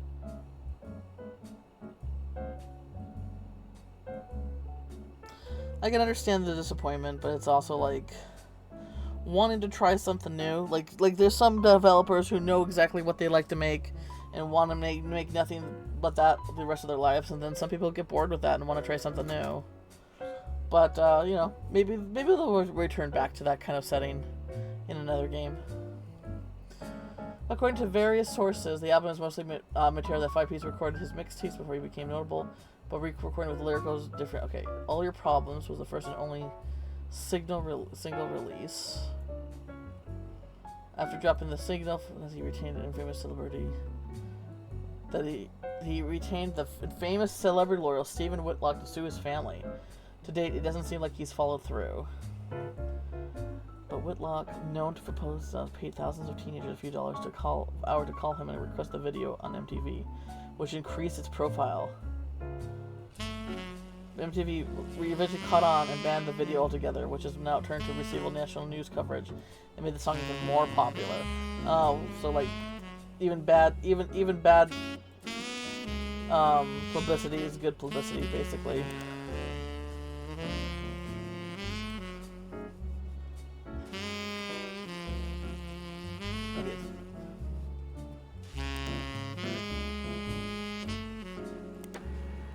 There we go. Song of who said that the claims money is evil. He points out that the only people who think money is evil are those that have it. Those that can afford not to be greedy. I would agree with that. The subject matter is the song of the hypocrisy that claim that money is evil, and the only people who make that claim are the people with money. Yeah. Take the Roottrees' wealth due to it being his birthright and giving it to those who need the most. Oh, made a copy of the song and special rules it down. Oh gosh, I have to listen to this now. Here we go. Okay. Attention, Roottrees. This is 5Piece coming at you from the real world. You know, the place you ain't ever lived in. You say money is the root of all your problems. Root of all your Man, y'all are hypocrites, sitting back in your massive estates, built from the cash that your ancestors gave you, acting like you somehow deserve it, based on your family's creations. Yo. But look at here, sonny, don't you come for our money, or you might burn bright in hellfire someday, like that Madsen chick and her two dads. My pappy's cleansing trust should keep you away. Yo, it's disturbing, catching a sermon from a geezer who's never known hurt, but blurts out these claims that somehow we're sinners cause we didn't earn it, when all of your worth it came free with your name. You expect me to treat your lectures on greed as some expert creed from he without blame. How about instead I turn my other cheeks and spread them? When you give me a kiss, you'll know just where to aim.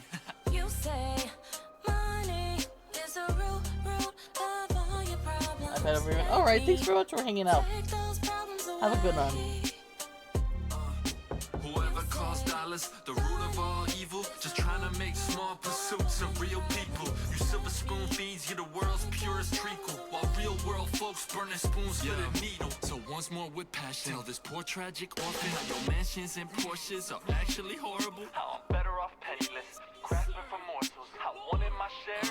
That's actually extortion. With your candy ass name, synonymous with sweets. Oh, you wanna call me classless? I'm gangster from Portland, but I play that game. I came up on the streets. The only streets you reppin' are Park Place and Boardwalk.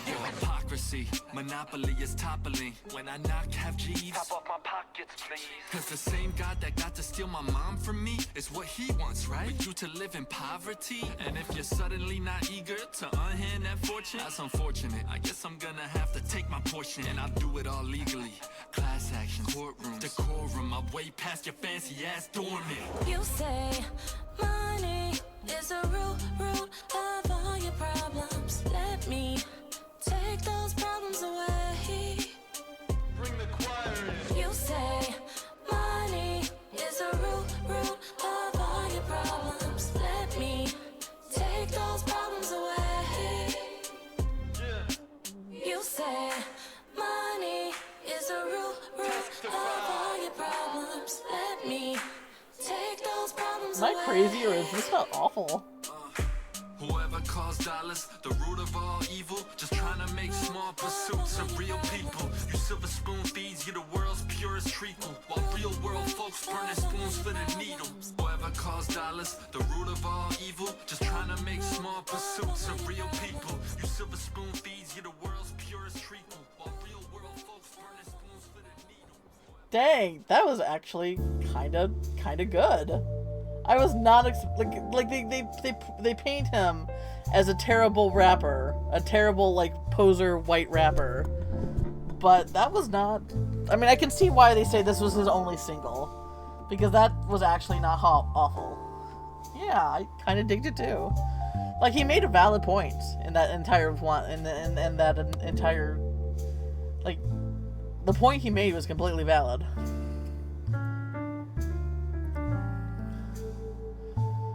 I don't think that really gave me anything for my investigation though. Ugh.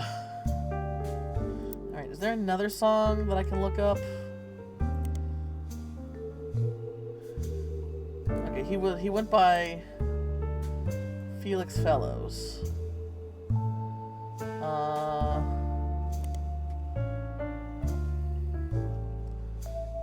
Most recent album. Okay, I bet.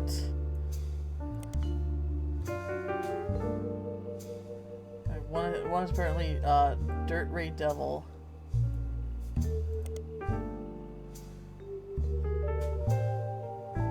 Using some pop culture references that ranged, though somewhere between 1992 and 1994. One of the songs, Yes I Can Jump, seemed to be the center of the confusion. Some fan sites claim that the multiple versions with different track lists and songs of them. Okay. Dirty Devil. White Man Can't Jump.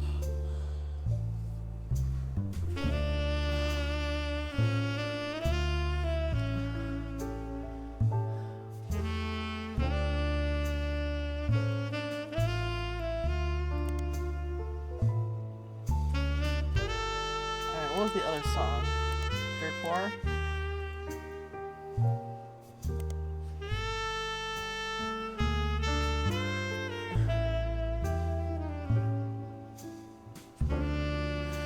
Fellows about. I'm trying to get his mom's maiden name. The lyrics from one of the songs he mentions a few different prominent female actors, models, and musicians. It provides a pure reply line about what Fellows felt about them. When he released 99, when the rhetoric was toned down and less overly profane, and then the line reference of Rihanna was clumsily replaced by Dana. Yeah, because it turns out he's a distant relative of her. I mean, this guy is a bit of a poser, and is using this to, to booster his fame and stuff like that. But it doesn't, like, I don't know. Is the message less valid if the person, who makes it, I don't know.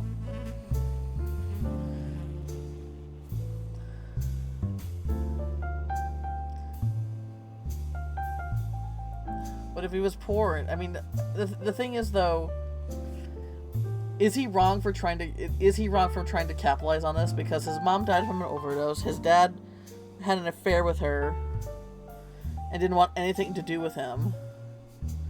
And it sounds like he's been like struggling this whole time. So, is he in the wrong for trying to, like, you know, take a piece of the pie?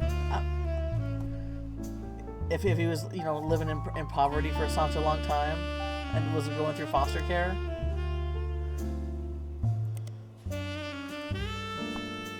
For heat. I'm just trying to get his mom's maiden name. Gosh dang.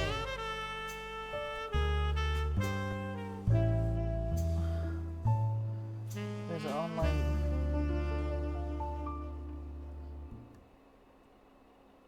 Oh yeah, yeah. Root of evil.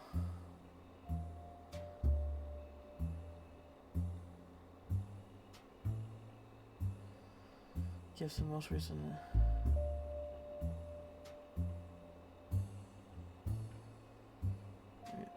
The review mentions that the name of David is used to go by the author.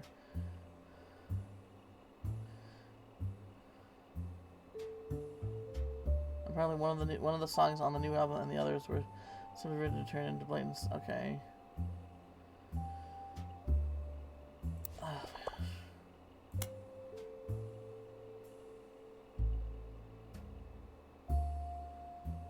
Okay.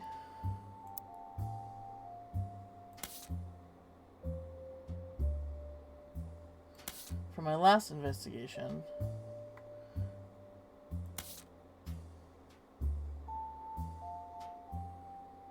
if he was a bastard child, wouldn't his last name be his mom's name? Because his mom. So this is his mom. Mom had an affair and he was born. She was married, so she basically.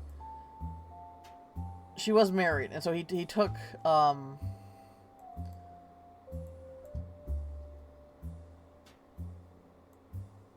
don't know then. Because he left when he found out about the affair.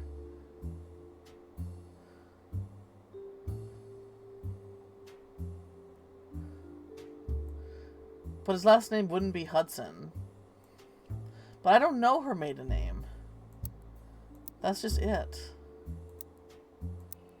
I'm trying to find that.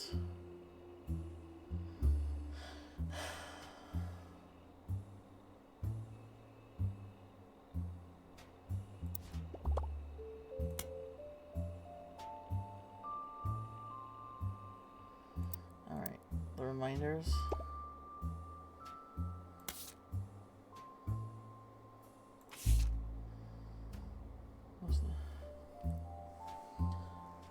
Oh, okay. She had an external affair, so he got the last name of his Yeah, I don't know. I'm a little confused by that too, but that's the name he goes by.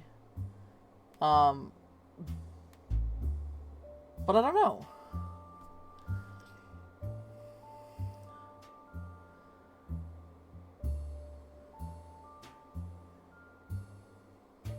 Lawrence, who dies, were probably the most useful overall, mentioning many of her relatives directly.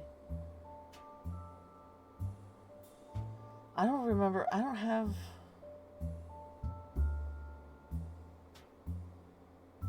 I'm just gonna click this again, just so I can. It's Caroline Morden. She seems like someone who would have spoken up about everything going on. What?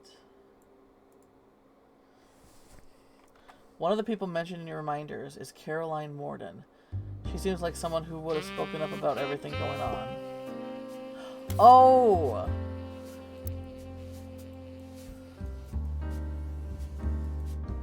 Her. Okay.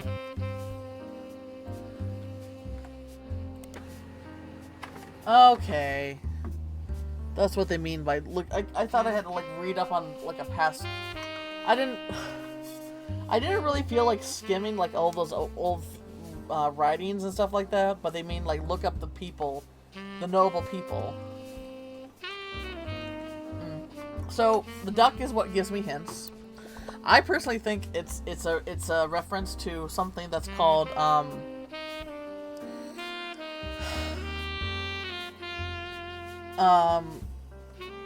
So something I've heard is, and I think I talked to you about this before, where coders, if they're trying to like figure out if they have an error in their code and they're trying to figure what it is and they can't find it, they'll explain their code to a rubber duck, and this was something they were doing at universities.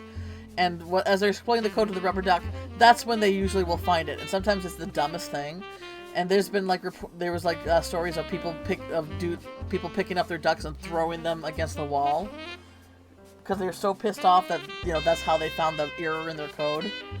I personally think it's a reference to that. I could be wrong, but that's basically like what seems like a correlation. You're familiar with that? Yeah, and that's like one of my favorite things ever. So I kind of wonder if this is a reference to that.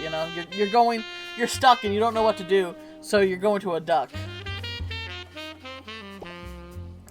After Lisa 6 Music, Carolyn Morning did a television interview. Someone has uploaded a particular transcript, so she would definitely have things to say because she's in her own gay relationship. The transcript is only her answers and the missing questions. This creates somewhat confusion reading the experience, but does give you a bit more history about Caroline and some of her family members. 45 minutes! The Carolyn Memorial.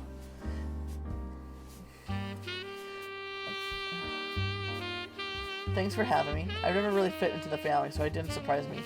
She could have put me in if she wanted to talk about the time during my activism days when I almost got arrested for stealing the start plugs out of all her tractors. But I don't really think it would fit her narrative. Okay, she's talking about the book. Yeah, instead of 60 minutes, right? 45 minutes! Tick, tick, tick, tick, tick, tick, tick, tick, tick. Yes and no, they never tried to kick me out or send me out to live on a farm, if that's what you mean. But I was already pretty unpopular, and once everyone learned why I divorced my husband, few people paid me any attention. She's my wife, not legally, but we've been together for half our lives. Call it what it is. I was 20 and had, gay marriages wasn't legal back in the 90s. I just had my daughter. I hate to look back at that time because I was a terrible mother the first few years. I left my daughter with my ex-husband and followed Guy on a private jet to Europe. He lost a tooth and a client. I found love and a better understanding of who I was. Still, in my family's eyes, his trip was something more acceptable. Explain that. Yeah, she's right. Guy basically went out and had lots of... basically cheated all the time on his wife. But they look at her and her relationship with her wife, and they look and that's she basically divorced her husband, had her kid, and then had a relationship with a woman, and people look down at that more than Guy and all of his infidelities because he was a straight man. Noah said our family wrote off his behavior like it was a huge fan of romance or woman. He didn't like the entire woman. It was doubly awkward for me because he was more supportive than most. I slowly figured out it was because he assumed I would be as shallow as he was. So she's talking about Guy.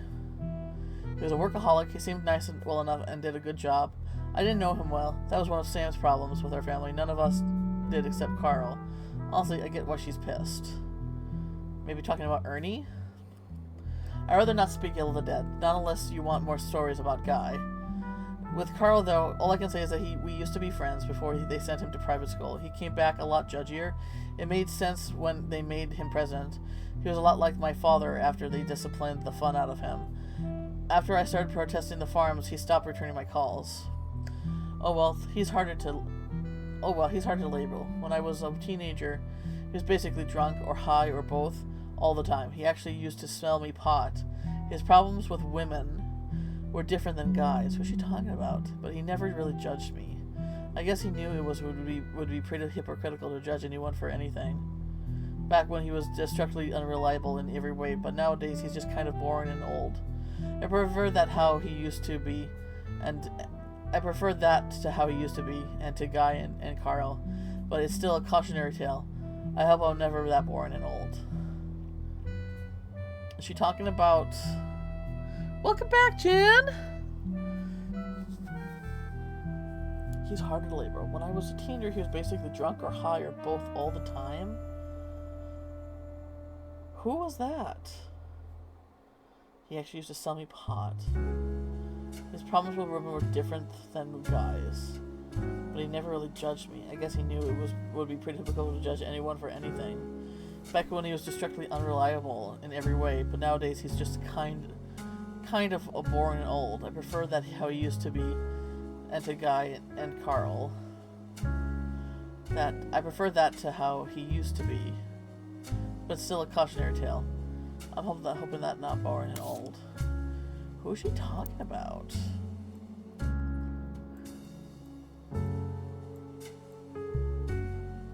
His problems with women were different. Used to sell me pot. So he's dead. Boring and old.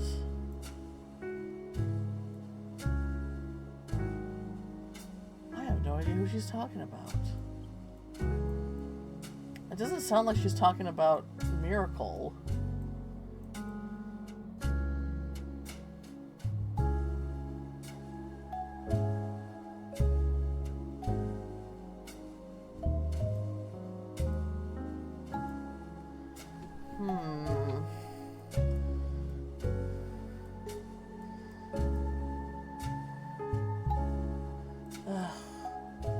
I would like these to lock in, though. Like, that's the thing. Like, I'm just trying... Where can I find... Okay, who was a notable Rootree that I can look up again? James Rootree? Jim Rootree?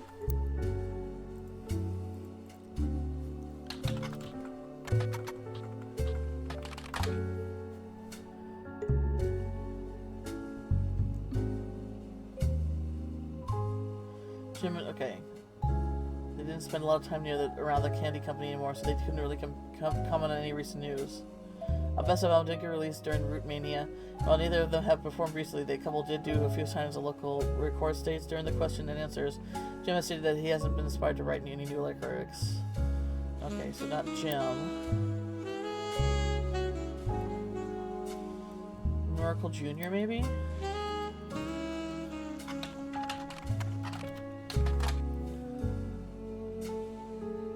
Okay, this page hasn't been updated for... Okay. Gen art! Ah! Charlie's pretty.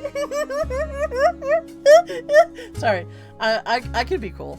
I could be normal and cool. But Charlie's pretty. Charlie's pretty.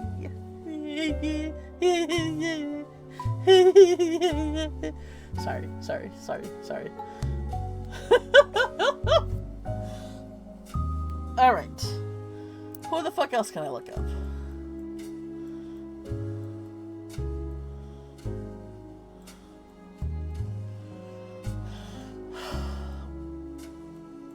Oh, Lauren Rootree is still technically alive.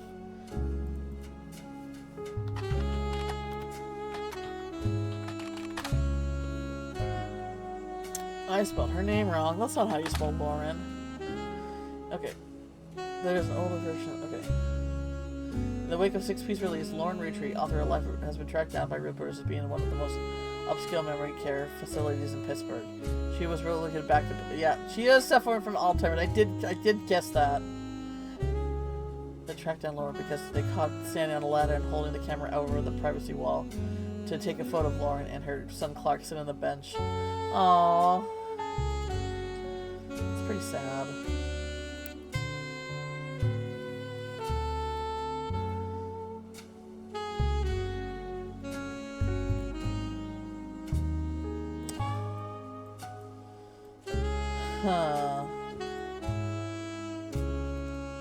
Okay, we can do Stephanie Landon. She was kind of famous.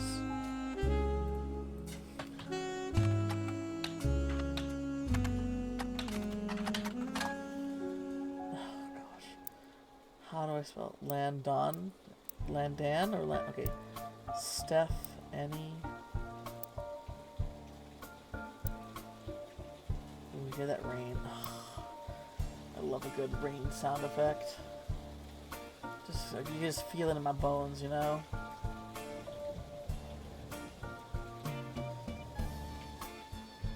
And she recently died. And she died before any of this mess came out, so she wouldn't know anything.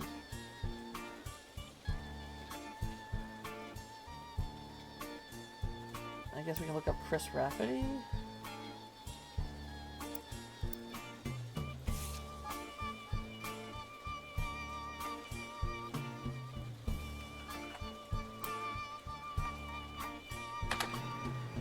Aha! Chris Rafferty Prodigy sites seem to have been discovered by the masses. Gone are the art pieces of the cousins. Instead, it's a list of questions that people keep emailing him. The most relevant ones are the following.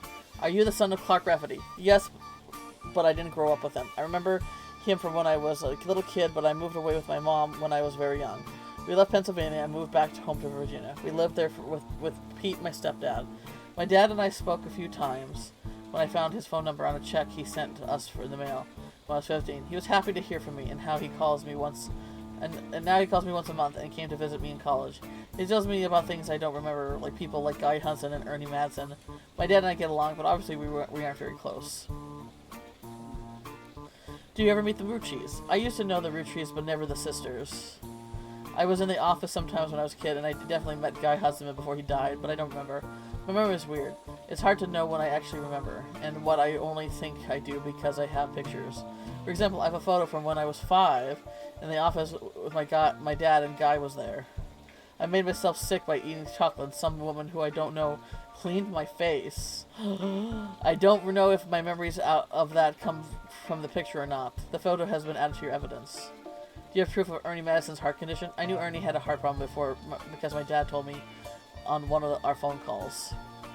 I asked him about the poison because I saw it on the Roottrees Curse website, and he emailed some old stuff, including the proof that, but even with the proof of the website, it didn't take it down.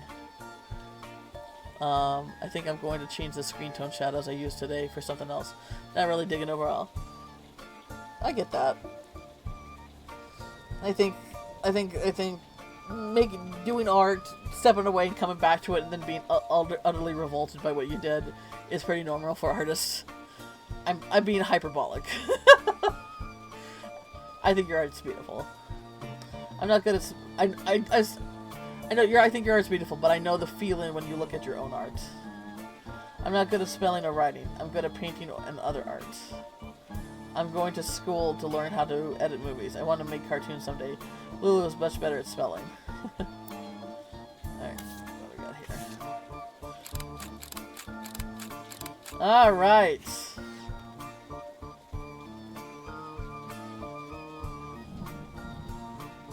Oh, there's that picture that we... Oh, cool.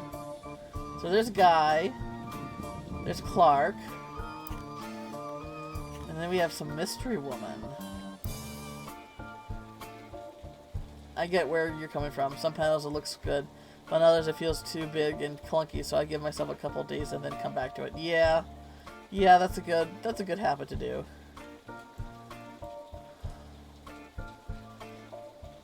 Dang, did Clark have another... Oh. There we go. And then I guess we have another picture of him now. Alright. And then we have another picture of Guy. I still don't have everybody's names, though. I would feel better if I could lock in these first few ones. I've always really enjoyed the art style in these types of games. Yeah! Well, so... Gosh.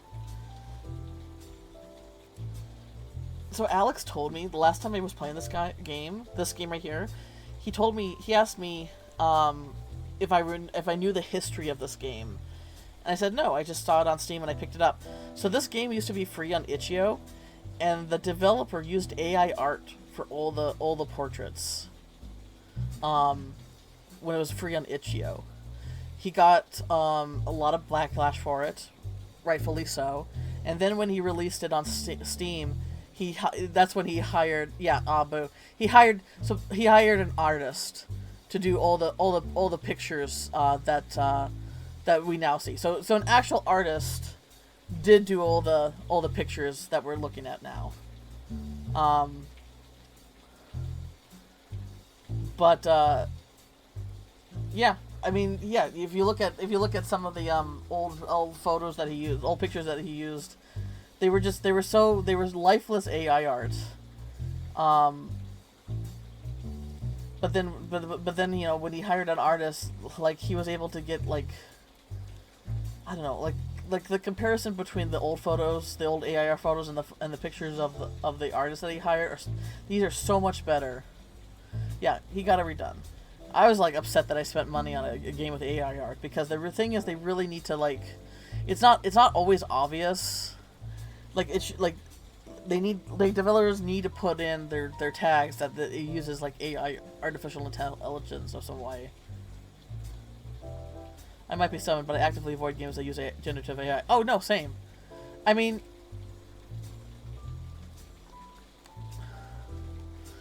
like AI art.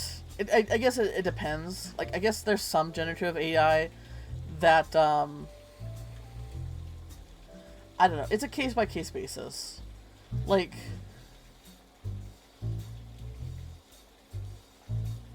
some Steam does require developers to declare AI usage, but yeah, and that's the shitty thing. Like, either you need to make it obvious, because the thing is, there is like this movement where people like, I want to be able to like remove AI from the search so I don't even see the games, and I'm definitely in agreement of that. I don't know. Like, I'm not claiming to know like the ins and outs of generative AI. I know that if it's used for art in any way, you're basically stealing something from somebody in order to piece together a hollow and lifeless copy of something. But as far as like some of the technical stuff, I guess there could be like a practical use for it. I don't know.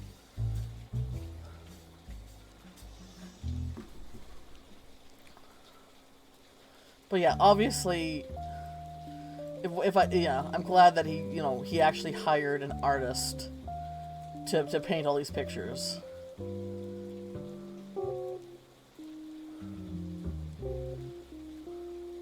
A mostly negative game too. AI generated content disclosure. Yep. Call of Duty. Yeah, fuck Call of Duty. I think it needs to be bolder and bigger than that, personally, than just a little tiny disclaimer. But you know, that's just me, I guess. Maybe several other people though. Rumors and your evidence goes... Okay. Okay. Who else? So I got that from him. Who was another guy that I can search? Lauren... Stephanie Jones and Bridges were featured in campaign posters and led to Caroline Morton's artwork, which enabled you to fill out more... Okay.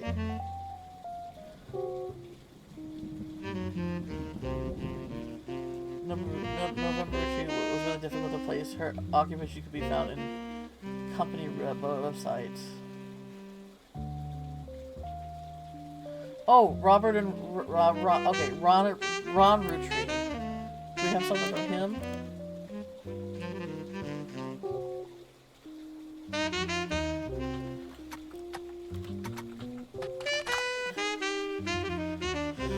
It also requires you to tag your game if you use a generative AI, and allows you to only search for games that aren't tagged as AI. Honestly, Itch is a great website. Not perfect, but it's great for what it is. Yeah, no, every time I've used Itch.io, it's really great.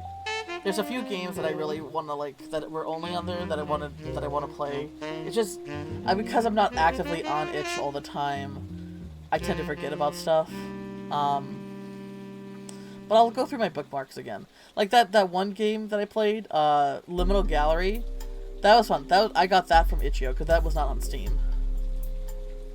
There was another game that was off of Itch.io that looked really interesting. I'll have to go back and look at it later. But yeah, Itch is a legit website. I kind of to the point where I kind of wish maybe they would do like I know it's for like games and like other kind of stuff, but I kind of wish like maybe they would like, you know, do like where people could post their art there of any type, you know, and make like be able to have art like their own like art gallery on there or something like that. But I know that's not how the website works. It makes uploading your own game a breeze. No contracts, no nonsense, no signing agreements, no complex system to learn. It's practically like uploading art. Yeah, like you would to DA, and that's why I wish they would do like a gallery kind of thing. So, because it's like, gosh, so many places that like there was Bumbly. I was really excited for Bumbly as like an art sharing place, but then like behind the scenes, like there was like some drama that happened behind the scenes. I don't know. It just seems like since DeviantArt is such a pile of shit, especially with the generative AI push that they were doing, there's just not a good place, like a very good place. Like there's gosh,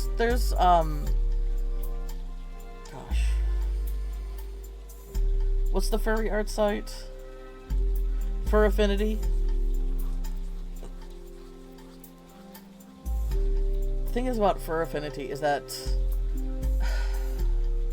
I would use Fur Affinity more if I could do stuff like with Itch.io where I can like if I can like block out tags of stuff that I don't want to see, because every time I go to the Fur Affinity website, their front page is a bunch of fetish type of art, and it's like I fucking like a taser to my eyeballs, man. And there's no way I can like edit, like you can edit like not safe for work art out, but you can't edit any other tag art out, and it's like from being viewed by you. And I'm just like, man, that stuff just isn't for me. And the thing is, people who partake and do that kind of art, you know, nothing against them. Like I want people to be able to find whatever community they want to be a part of. As long as nobody's getting hurt, people should be able to find each other, you know? But I should be able to also like remove that stuff from like being shown to me if I want to. And that's just with Fur Affinity, there's not enough control with that. Like in other social sites, I can like block tags or block certain words or something like that. Furries have fetishes? I am shocked. Oh gosh.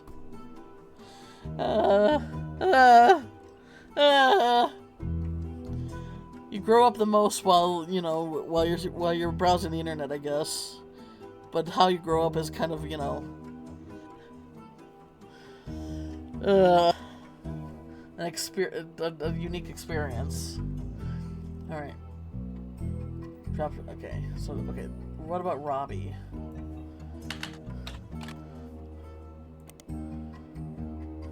Robbie Roottrees was released from French prison after serving a year for assault. His abasement and arrest was particularly featured in 6 pieces. Particularly the clown's dress was key evidence for Sam's favor and has since become much more publicly famous. He has not yet returned to the United States, but when journalists reached out to him recently after the death of his mother, he had issued a blank statement that goes, "The death of my mother was hard on my family. My brother and I are spending time taking care of her and mourning. We have finally made amends. It was highly transformative few weeks when it came to our relationship. I'm in recovery from my addiction. A major aspect of that process is that I wish to stay private." Alright. What? I get you though. Sometimes I just want to see the sort of art without having to see that sort. Exactly, yeah. Like, you know, let people can post that stuff and find the community that they're looking for. You know, I want that for them, even if I don't want to be a part of it, you know? But I want to be able to cater my own online experience. And you can do that on social media, on other social media sites. You can do that on, I mean, Twitter, before Twitter became absolutely a cesspool of vile hate and bigotry. Wonder how that happened. Twitter was really good at being able to cater your online experience. I I was able to not like even block the mentions of certain names of certain accounts or people that I did not want to see. It was very or even block certain words. It was really well innovated and really well, like, it'll give you a lot of control for your online experience. And I think more sites need to adopt that, you know, because I would use them more. I would 100% use Fur Affinity a lot more if I was able to go on there and not, you know, feel like there's a bucket of cold water on my head on what I might see on that front page.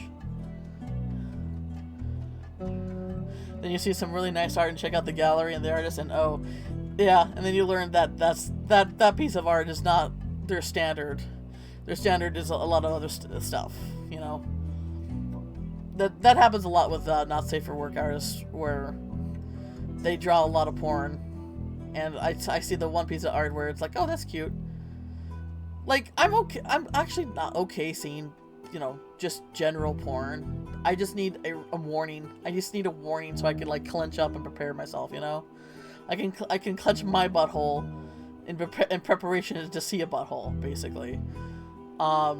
Blue Sky has a really nice feature with that, where it lets you know, as long as the person, you know, made sure to tag it and such, it basically says this is a, you know, not safe for work, or, you know, for adult viewing only, or something like that, you know?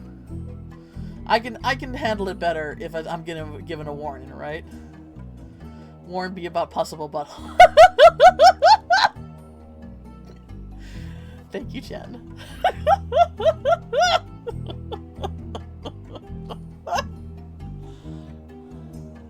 Yeah, they're one safe for work piece in the sea of not safe for work. Yeah. Alright, I don't know, who else am I supposed to look for? Just tell me, man. I looked her up, though. She's in, oh my god, she was in, oh my gosh.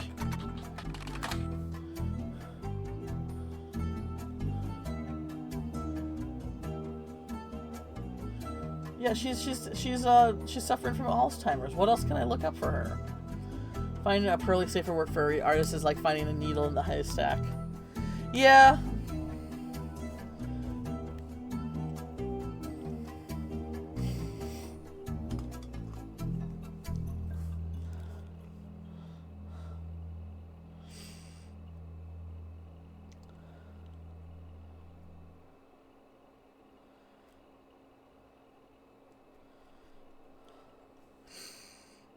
I would say that's one of those it's important where,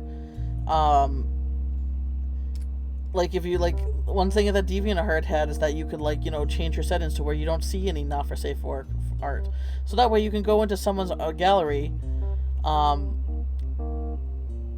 I could just you could look at their gallery and all their not safe for art would be just, you know, blacked out or anything like that.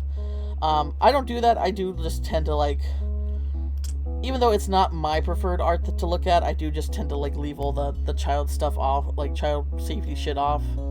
Because like I said, I'm okay. As long as I'm given a little bit of, like, heads up and understanding of what I'm going to see, I can handle it. But but how you mentioned credit, like, it's, it's important. That's why I do believe it's important for, you know, sites like that to be able to allow people to, you know, cater whatever they want. But the thing is, a lot of that safe for work stuff, you can, like, draw fetish, like, very fetish art, and it's still technically safe for work because it's not showing any bits and pieces, if you get my drift. But it's still very much something that, you know, that's for a purpose that isn't something that you would do in a works environment, right? Like a picture of someone's foot just right in the camera, and every wrinkle and fold, and it is just absolutely there for the world to see. Ha ha, ha ha. God, forget about wanting to forget Outer Wilds storyline, there's some stuff that I think there's more important stuff that I would prefer to forget. I was thinking of that exact example. Yeah. Usually with a feather. Yeah, plenty of fetish stuff that doesn't continually. Yeah. And that's the thing. That's why I need more than just a not safe for work setting. I need to be able to block out certain tags that people will tag their art with. You know? I need that option, please. Please, for Affinity. Please. Please. You can mute tabs in Blue Sky, yeah, but Blue Sky, you know. I would say that Blue Sky people are a lot less diligent on tagging their stuff on Blue Sky. But also it's not purely an art gallery website. I'm talking like an art gallery website specifically. Tons of YouTube accounts out there that cater to whatever is something is into, because when there's no not bits, it doesn't violate guidelines. Yeah, or even in Twitch, you know, Twitch has like the pool girls in bikinis where they're just playing in a pool. Nothing against them, by the way. You know, I think we talked about this before, Alex, where some Twitch streamers got really salty about, oh, they're taking all my viewers, when it's like, dude, they were never your viewers in the first place, because they're specifically looking for a specific thing that you were not going to ever be able to provide for them. You know, they're not taking, they're bringing more. The reason why they got their own like category for Twitch is because they're actually bringing more people in, if anything. And I have nothing against those girls, by the way. Like, I'm pretty much on the on team of bleed those fuckers dry, you know? If they're profiting on dudes being creeps, bleed them the fuck dry.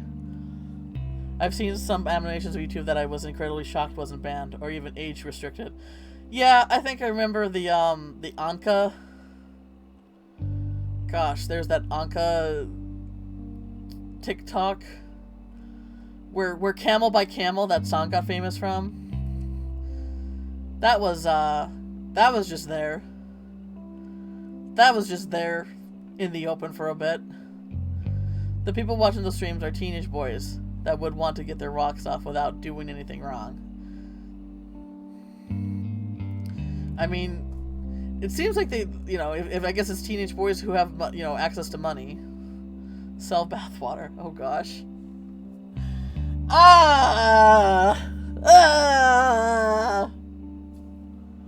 It's a collector's item. God damn it. No. It's like the vending machines they have in Japan where you can buy used women's underwear. I can't relate. I don't get it, but at the same time, you know, if there's a market for it and people are willing to pay money for it, then, you know, who am I to... It might contain a flake of skin or even a hair. Oh, I'm sure they're expecting more than that. I'm sure some other viscid fluids they're hoping for. Ugh. Sorry, I'm giving myself a God Lord, where did this conversation come from? Anyway, the only thing I have an issue with is the Twitch double standards between some streamers. Yeah, exactly.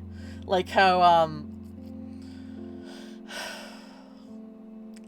women, like some women get reported for having too much cleavage, while, you know, those women in those Twitch channels don't ever see any kind of like restriction like that. Yeah, like there was like, I remember there's like reports of women getting reported for just not wearing a bra. They would get like reported for indecently, even though they were wearing a full covered shirt, but they weren't wearing a bra, and they would get reported for indecency for that. Are you fucking kidding me? Oh my god. Or that one bitch that threw her cat. Ugh. I forgot about that, and now I remember it, and now I'm pissed all over again. Too much chest fur. Oh no! Don't look at my fluffies.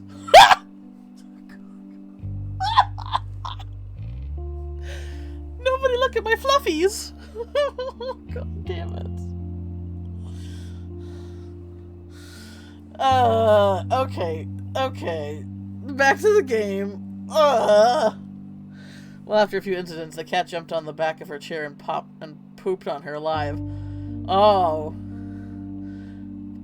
I applaud that cat. Good for that cat. That's some good earned karma. Alright.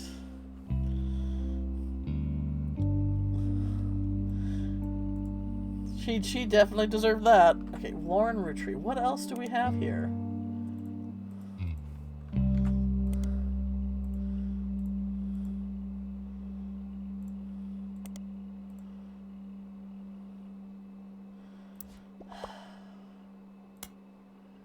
It's possible her diary has the information for you now that you have a different focus. Oh, now that I have a different focus? Okay. I didn't know that. Okay, whatever. Now that I have a different focus.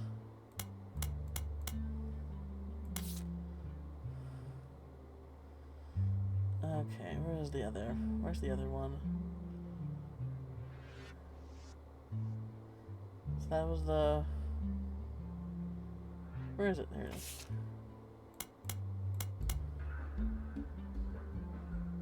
I don't get...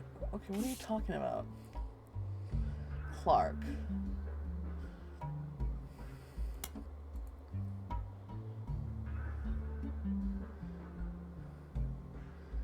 Nothing else seems...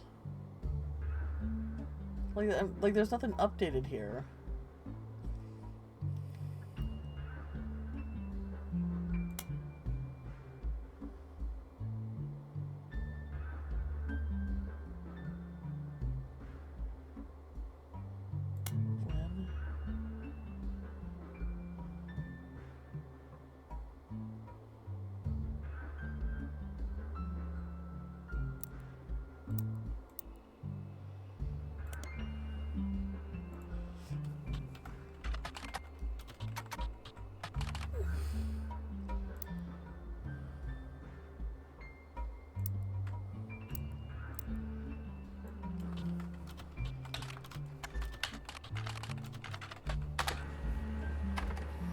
Oh, you want me to just straight up look at the different... Okay. Okay, that was a little more confusing. They wanted me to, like, straight up look at the books again. Okay, revisiting the diary. Let's look up...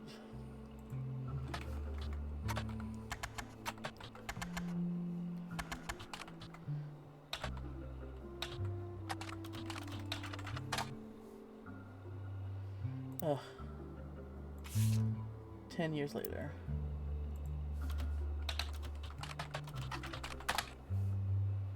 Oh my gosh. Hang on.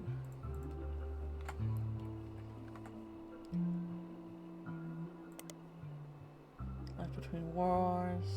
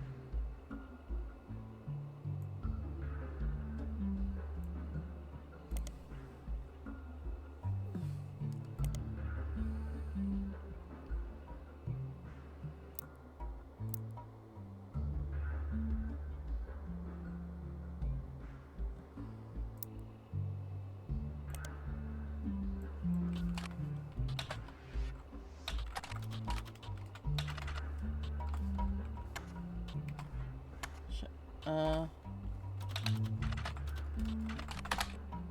do I...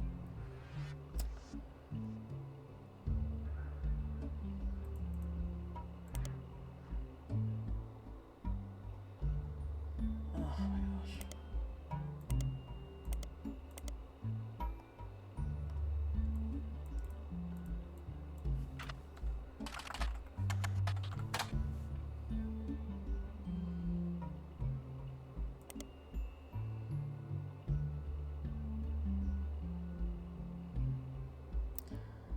Well, let's see here. Alright. Cruelty. An entry entitled Cruelty from Laura Roottrees' diary, written in 1963. It focuses on the relationship between her mother and father. While it offered only redundant information during your previous investigation, it mentions the subject of affairs that it might be more useful this time around.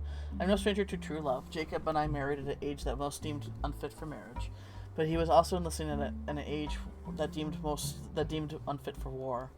We had no choice. I knew in my heart that our marriage was the one for the ages.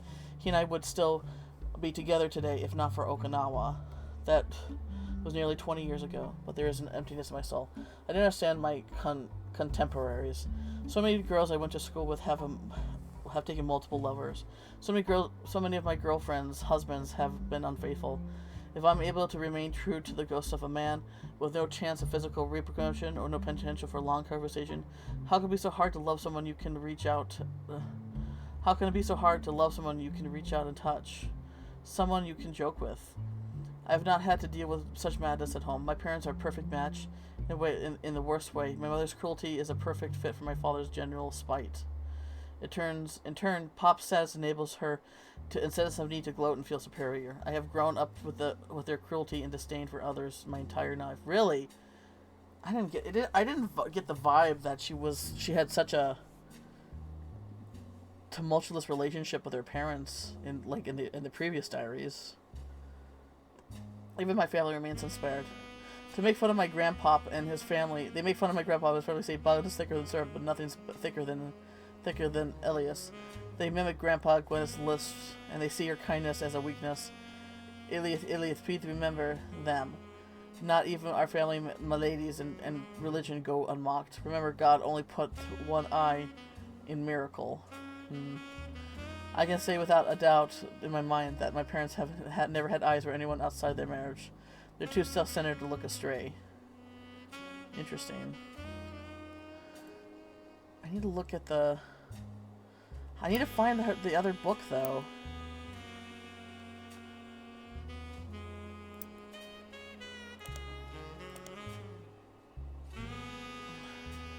How did I find the title for the other book?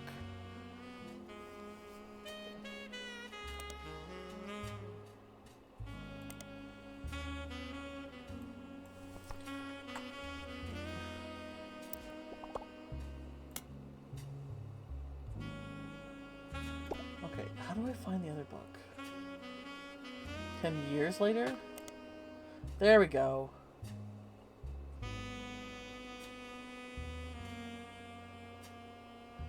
Okay, so there's nothing new here? So that was like just a dead end then.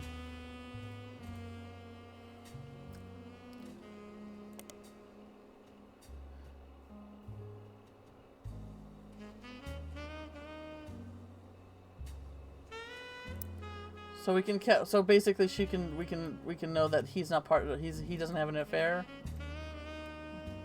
Okay.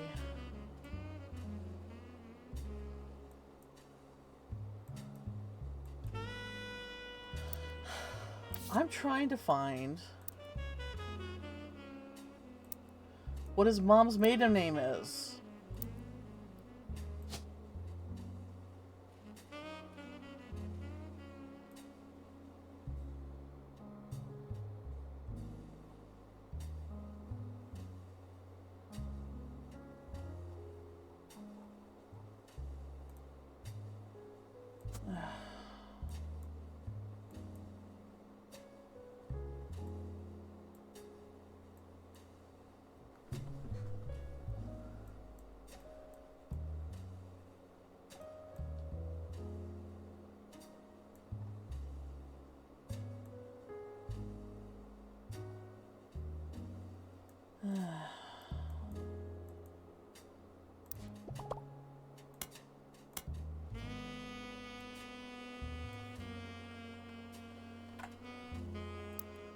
not. I'm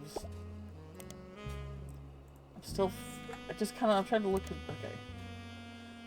Were never released in a level release, but the general public perception of the classic faces presented with the Roottrees candy has always been in somewhat high regards. This was Elias' intention as a family man, and with his family brand. Since 6 weeks, the candy company has placed much less of an emphasis on Elias and a historical brand connected figure. But there has also been those who have argued that this was no right to decide how to split his inheritance, and that he did nothing wrong. This has led to some heated television exchanges and countless op-eds. The first Anderson Maple Farm only used to be popular tourist attraction during the summer months when it had special tours. However, there's since been an explosion of off-season business as some religious and political groups decide to visit the show support for Ellis Aguila's traditional values and financial rights. This rise of support was turned to followed by pickets from gay rights activists and some particularly inflammatory organizations made their privileges. Amongst all the conflict, the farm has since shut down and seemingly invalid. The website says, check back later. There's no date listed. The quotes from Bess Williams' book appear to have been taken down. Okay.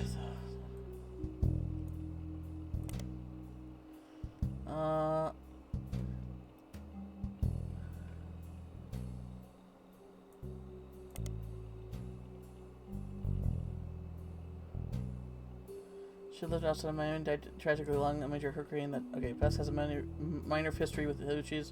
Only little book, Family Man. Yeah, that was a red herring, though. Oh, it was re-released?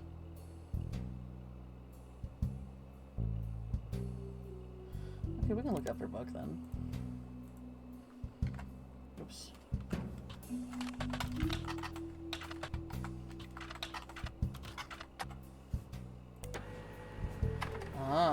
We printed something out. Information defines propaganda as information, especially of a biased, misleading nature, used to promote public, a particular point of view. But if they were to place the definition with a picture, it would be a picture of this book. Well, unless it says in this, you're not sure it tells you anything about truth. The reissue of this book was lazy that they reused the famous photo of Alice from Business Watch to copyright, whose copyright has expired. The best thing it's going for is that it's only 85 pages long.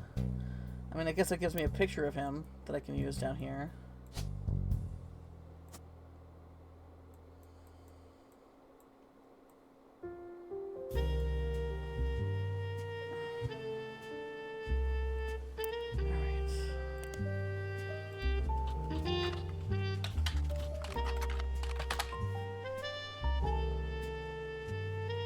His birth name was David Fellows. Okay, so his birth name was David Fellows. But what was his mom's maiden name?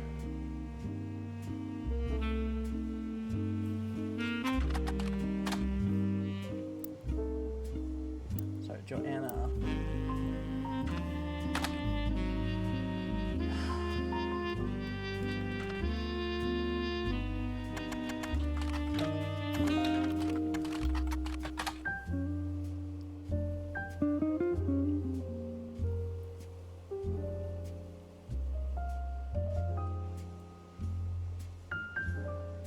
I'm just trying to find out.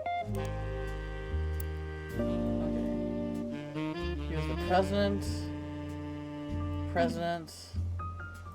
So is this not right then? Like, is it still? Oh, it's 4. It's 4 out of 10. Okay. I guess I could just go through.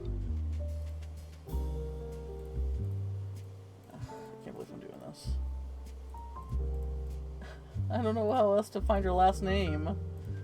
Nothing is pointing me in that direction.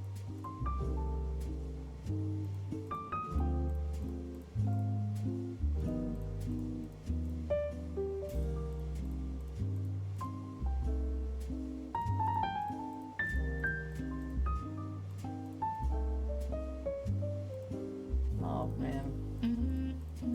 I have a feeling I have to click out of it to confirm it.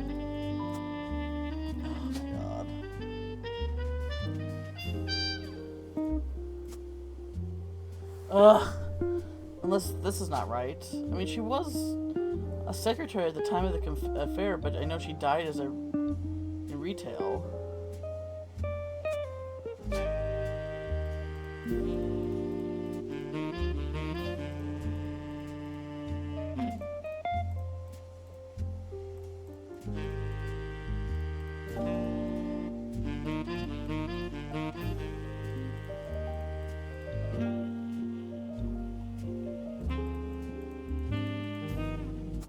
Oh, there we go. Jesus. The fact that I had to do it like that, because I couldn't not find. Alright. Robertson was her last name. Yay! Hey, Sam. Has Clark reached out to you? Well, let me give you a short history lesson about the last few months of my life. 3 different people contacted me, claiming that somewhere in their history, they might be Roottrees. First, that young man, the rapper. I ignored that one. He seemed dubious. But then I saw the news. I felt terrible. So I began helping the others. Because my doubts with Felix were so misfounded, I ended up putting too much faith in the second person that approached me. And that was the anonymous Jane Doe one, who turned out to not be a Rootree. I went to the media prematurely. I admit my mistake there. But the third person who contacted me also had a credible case. Before I could help, the company got to them somehow. The fact that the family silenced them doesn't seem to fill me with hope when it comes to Clark's intentions. Yeah. But you're making progress based on the leads he gave you. It's really hard for me to get a read on him. I'll let you handle it. I've sent you the case I've been working on, and some company records I managed to track down. The records are quite dense, but hopefully they're useful. Good luck. I mean, if it gives me something, honey. This is definitely, oh gosh. Feels a bit more of a slog. Okay, who do we got here? The photo was given to you by Sam Madison. A woman named Regina Clementine came to her, claimed that Regina Clementine came to her and claimed that her husband was confessed he thinks he's a Rootree. The details in the case can be found in evidence. Stewart is the older boy wearing a vest. The woman in the photo is Mary Beth Clementine. Oh. Mary Beth Clementine. Hang on. Can I fucking highlight that, please? Thank you. A singer who may have an affair with Miracle Rootree. Hot dang.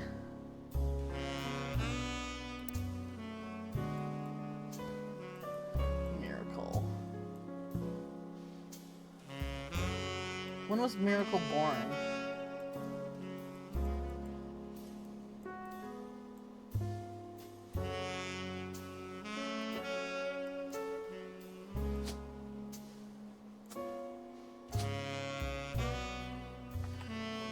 Like, yeah, if we got his picture, that means he,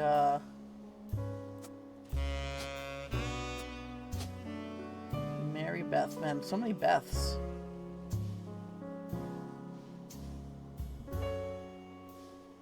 Mary Beth Clementine. Musician.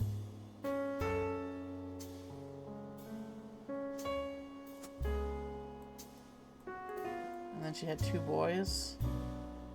And her spouse. Oh, and this would be this guy, huh?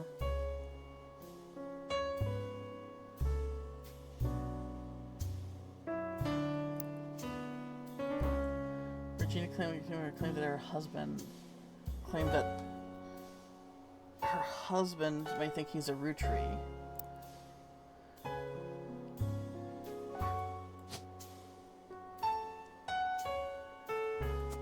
So maybe he's okay. Well, anyway. Let's look up Mary Beth Clementine.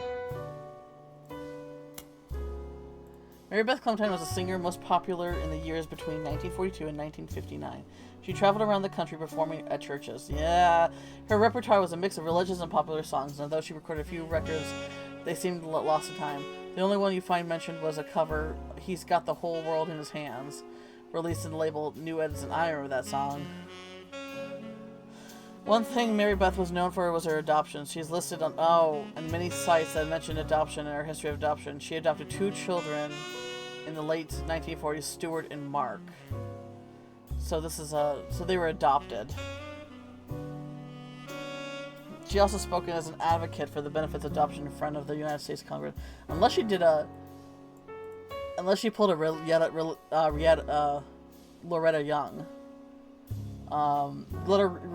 Loretta Young was an actress, and she had an affair with Clark Gable from Gone with the Wind fame. And she basically, the kid that she got pregnant with, she went to a different state, gave that kid up for adoption, moved back to LA, and then adopted her own child from the adoption agency, and hid it as as just an adoption. But then her kid ended up looking really like her Clark Gable a lot, and herself.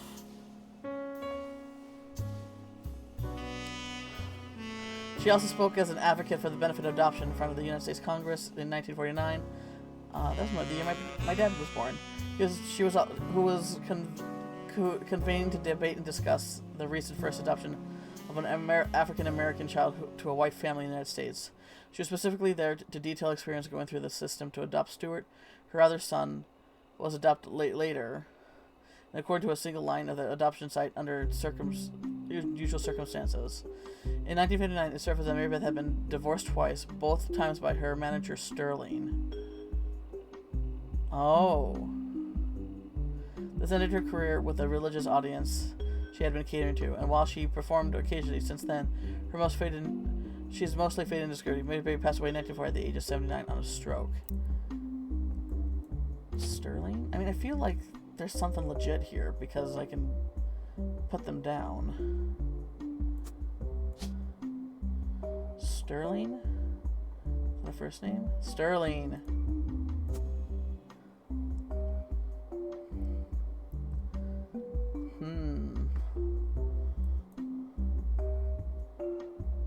Oh, and this would be... Hang on.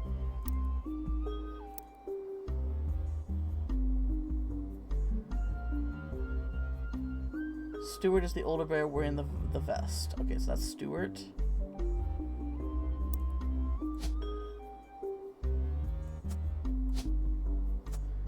So this would be Stuart.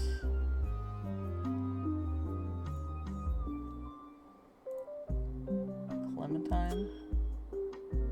And this would be Mark Clementine.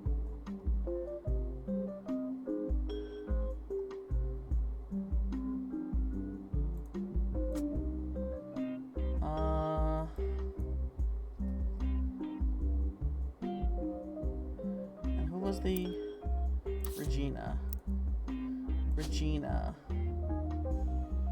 Oh, but I don't know what her... Regina.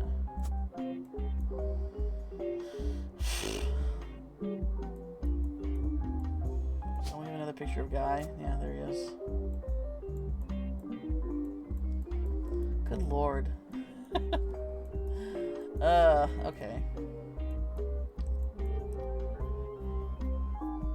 There's a split up.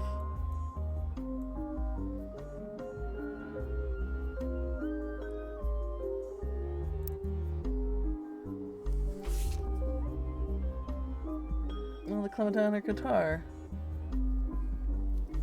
That's cute.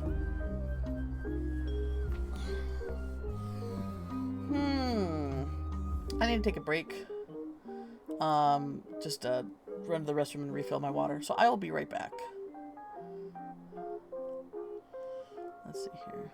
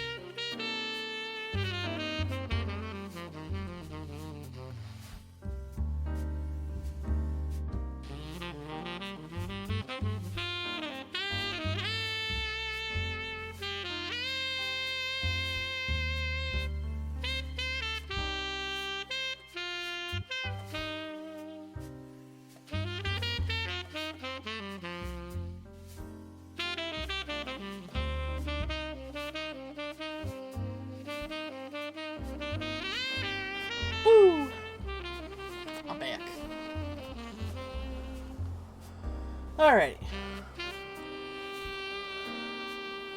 So she claimed that she adopted these two boys.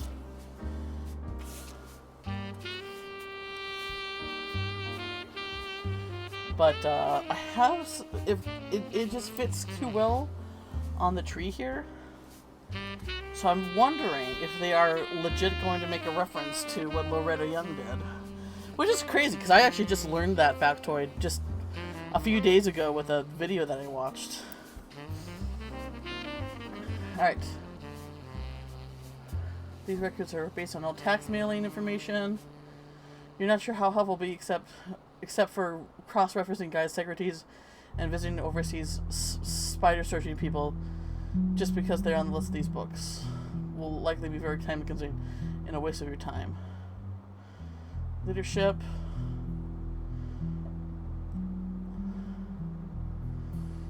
Office staff. Who's Edward Roottrees? Okay, there's the Elizabeth Cravensworth. Carl Monroe. Product management. Secretaries. Oh. Joanna Robert. Oh my god. Now I get her maiden name? Fuck off. I literally just went through the list. Okay, let's see here. In 1977, it was announced that Zach would be retiring. Guy would be taken over at the start of 1978. They had a retirement party for spending the final month working on the transition. The following year replaced Ernest Madison Jr. as special management. Patrick Decker was hired. Eli C. was no longer employed by the Roottrees. Ernest Madison Jr. is now listed under product management. Today has been a day of testing cameras. Well, mostly, a few seem busted, but it seems like I got everything I need to get surveillance system set up for our climate. Ooh, awesome. Oh, what was the verdict on the outlets, on the plugs, on the cameras that you ordered? I guess who made the mistake? Because you were gonna look into that, and I'm actually kind of curious. Because you have like because everything came with European plugs.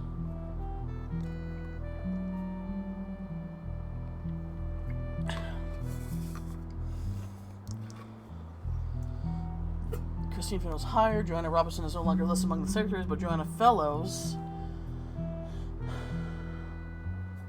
has been added to the list because she got married.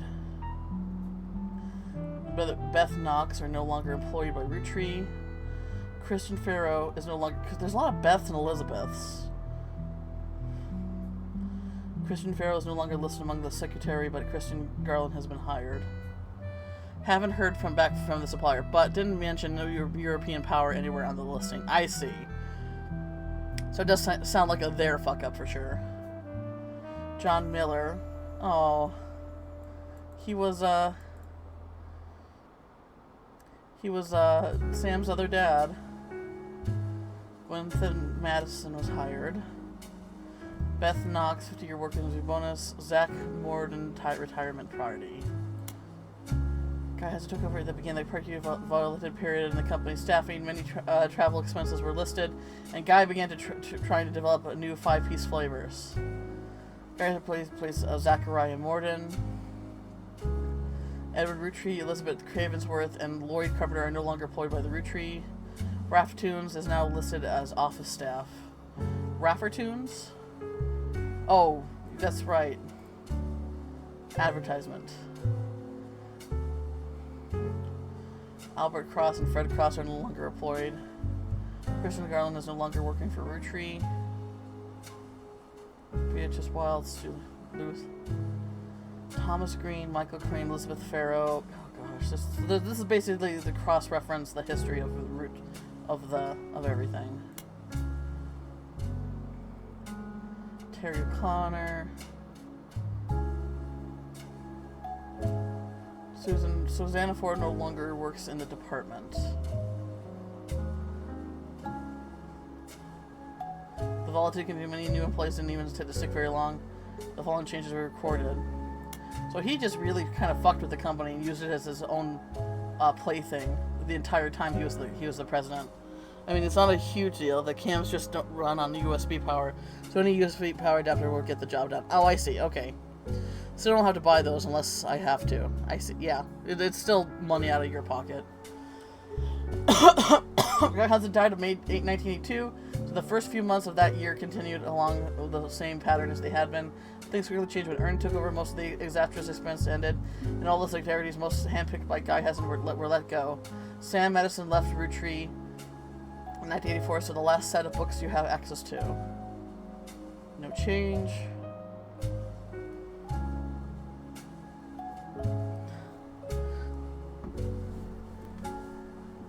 Madison is no longer employed by Roottrees. Stuart Todd. Victor Logan. Sugar Plum. Cancelled after 5 months. Strawberry. Zigawa. Butterscotch. Caviar. Oh yeah, his disastrous flavors. Alright. From Sixpence at Prodigy.us. This is all the information I have about Regina Clementine. Salazar. Yes. Thank you for that.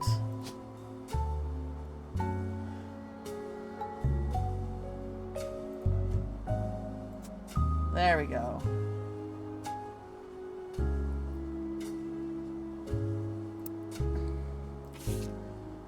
From New Orleans, losing their husband Stuart Clementine. Oh, Stuart!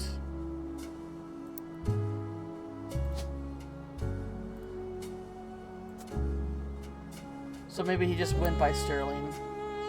Apparently, Sterling's a great name, by the way. I think a good OC name. Apparently, the Roottrees lawyers went after her since then.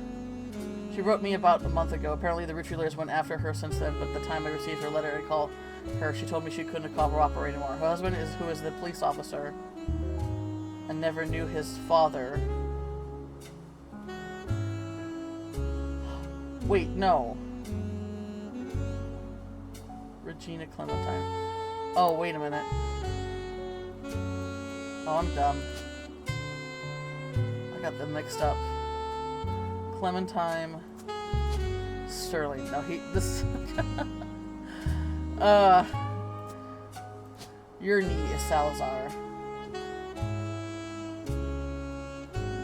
There we go.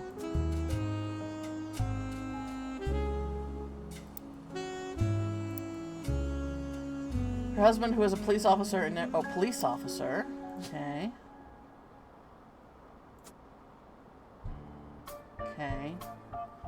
So chances are that's not her.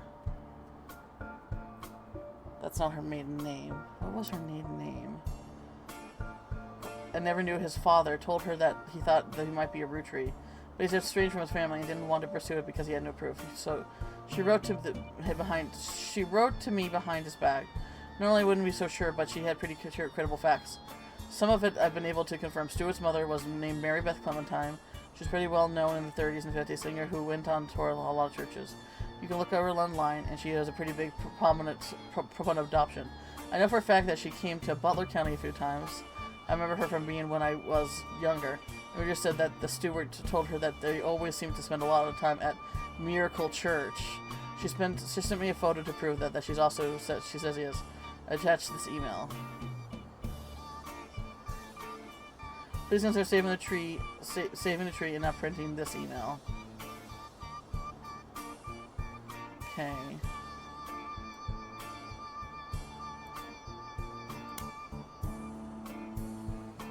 Okay.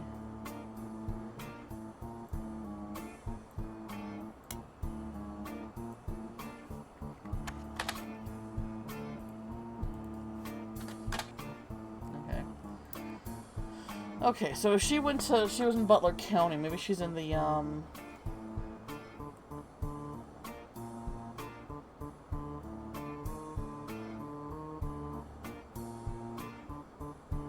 Mary Beth Clementine. maybe she showed up in, oops,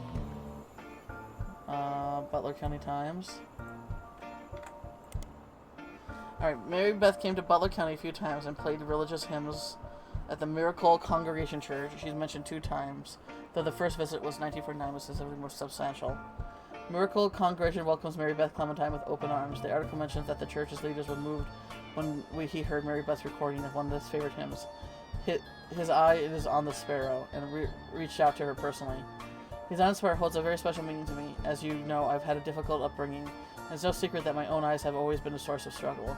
The song is about upcoming sadness and hardship through Jesus. If God can find a way to watch over every sparrow, he can certainly watch over those made in his image. My family's fortune does me no good as a man of the Lord. It's much better spent spreading his word, and I felt a kinship with Mary Beth ever since I heard her voice. When I learned her personal story, I knew I had to help her in whatever way I could. The Bible is full of adoptions, from Moses to Esther. Spending your life taking care of those helpless and to help themselves incredibly vulnerable. She and her son are welcome to stay at her guest home.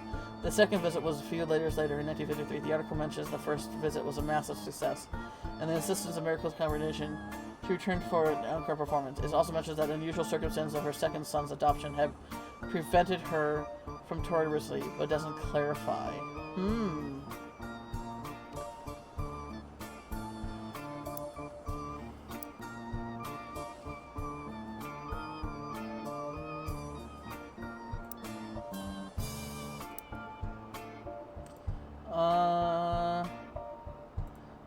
Was she being? Oh, she wasn't. Mary Beth was reviewed and advertised many times in modern mythology, but most popular recording was released of her cover of "He's Got the Whole World in His Hands." It's under release under the new label New Edison. Has a very positive review of her cover, and the writer can compliment her voice and the tone of her guitar. The review had nothing to say about Mary Beth herself, so it's not much of a new rating. There's one other releases that appeared over the years. One of them was "The Old Rugged Cross," which was the only song that was advertised but not reviewed.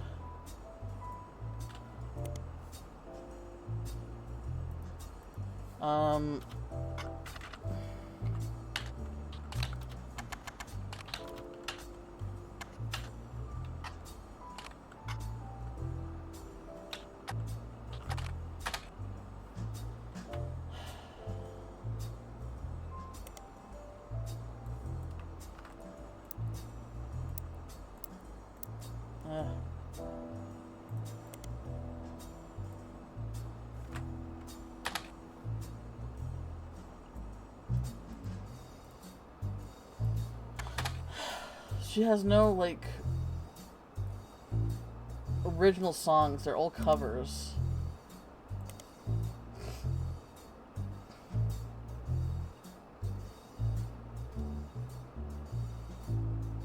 This one was adopted later and according to a single line on one adoption site under unusual circumstances.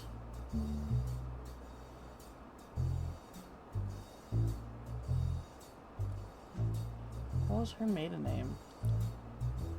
Or, okay.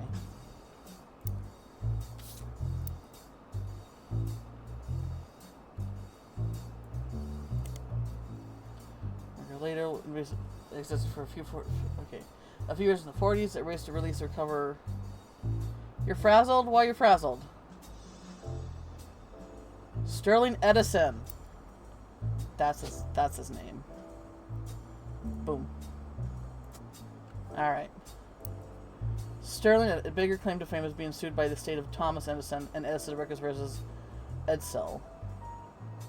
You can also find new references of New Edison on Mary Beth Clementine are sites about old records. One collector says that the Holy Grail is a release of the Old Rugged Cross, and says that the first edition was originally published before she legally changed her name. So Clementine isn't her actual last name. Legally changed her name. She says that the first edition... Okay, if I can find the first edition... Another claim that says that the police had been called to New Edison Records after his owner, Sterling Edison, kind of physical identification in the public. leading to a verse. There's no such sources or evidence, and the site's content seems to be submitted that there's an email address at the bottom of the phrase. Send me your stories about old Hollywood, and I'll add it to the page. Re-release of the Old Rugged Cross.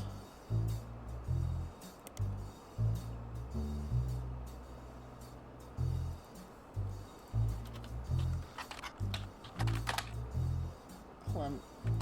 That's how you spell it. What am I supposed to search here? Okay, maybe Old Rugged Cross. Pretty innocent, and it was advertised quite a few times. Mary Beth Quaker! Oh my gosh. Clementine wasn't her original name. It was Quaker. Hang on. Boom.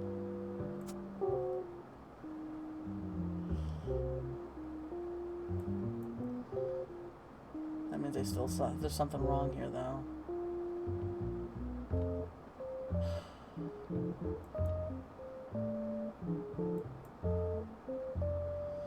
Like, there's all this information, and she claims to have adopted these kids, but why would all this be here? And it all fits perfectly. Infidelity, breakup.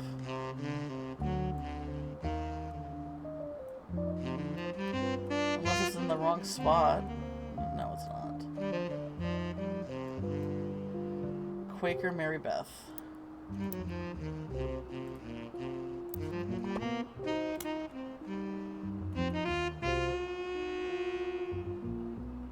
The Family Tree Update 1998. Yeah. Two people that got together.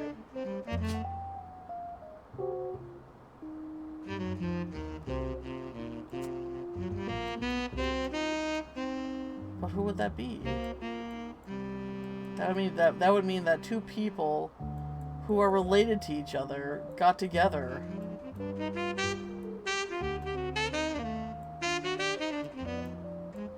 I haven't seen any evidence of that, what that could be.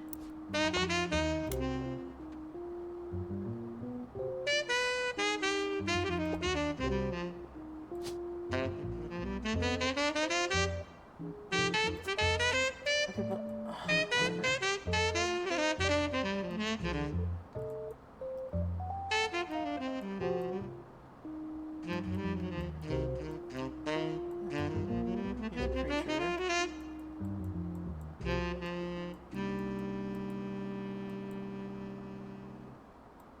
Quaker, Mary Beth Quaker. Wait, 1, 2, 3, 4. I keep forgetting it's 4. It's 4. Wait, no. So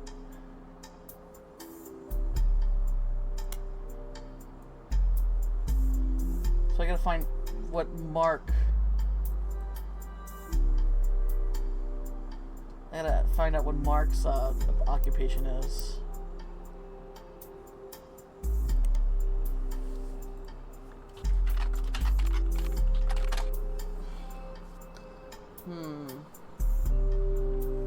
Metopia? Oh, you saw that on there? Yeah. That would be fun. That would be fun to do with OCs. It would take a lot of work to build all the OCs first for each me. But if I could get if I can do it, I can do it. Like, who would be the princess? Who would be the evil guy who steals the faces? Like, it would be terrible. It'd be terrible. It'd be so bad and terrible. Oh god. I'm just thinking about it. Oh god.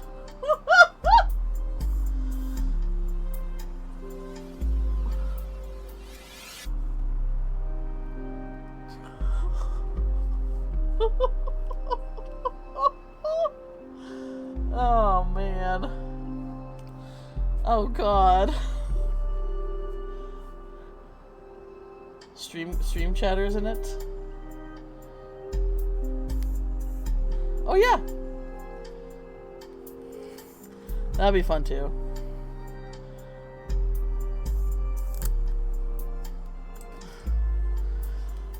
Okay. So I gotta figure out what Mark Clementine... Okay, like, the thing is, I can also just... Wait a minute. No, he's the oldest. It goes oldest to youngest. So we know this is Stuart, because he's the oldest one. How do I find out about... her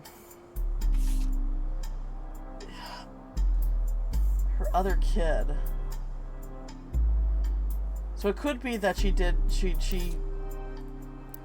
that Stuart, unusual circumstances, like she's just claiming she was adopted but doesn't provide any like paper proof.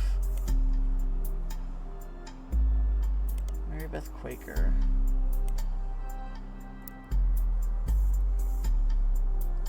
$1998.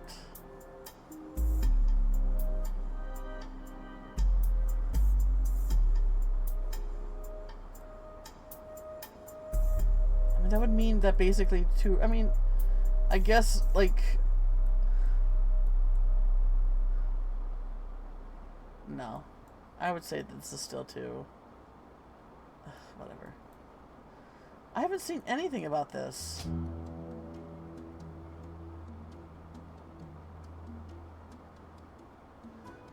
It would be something this year.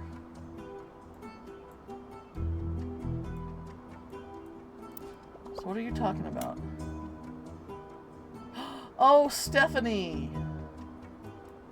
It would be Stephanie. Stephanie Jones. She was pregnant. That's right. Oh, so it wouldn't be...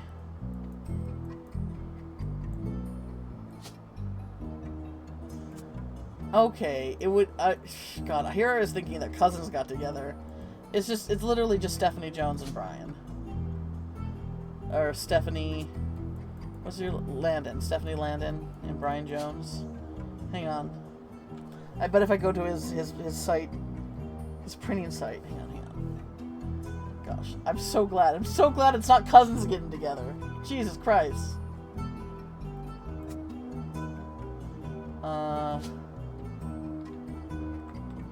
Stephanie Landon. Politician.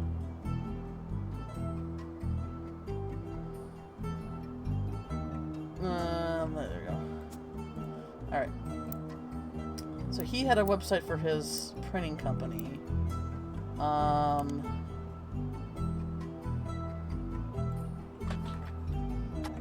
See if we can find that again.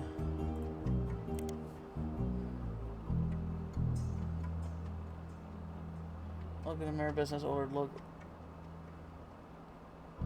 Okay, Brian Jones.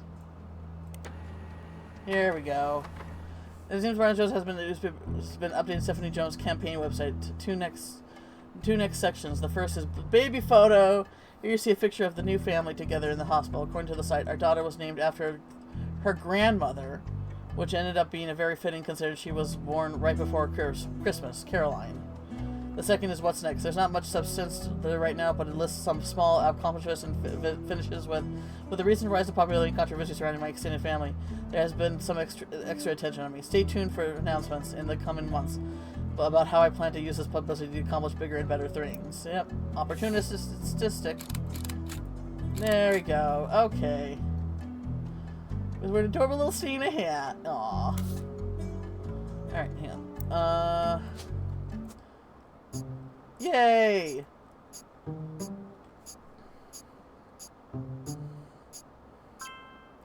Alright, so they are his kids. That definitely confirms that.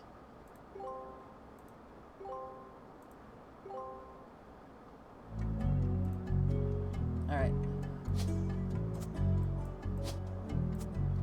Her name... So she's a baby.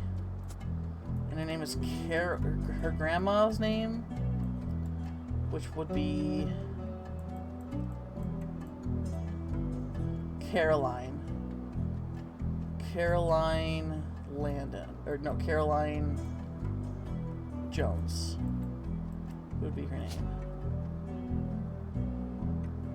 Or Carol. Because Carol, Christmas Carol. Alright. And then Jones. Jones. There we go. Baby. Okay.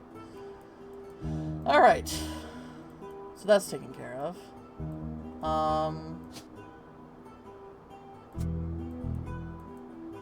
Still gotta figure this all out. Edison? Oh, the trial name. It's not Edison. He just named Edison. It would be the other ED. The other... Edson? No, here it is. Edsel. There we go. That's his name. Because the trial name was Edson versus Edsel. Okay. Alright.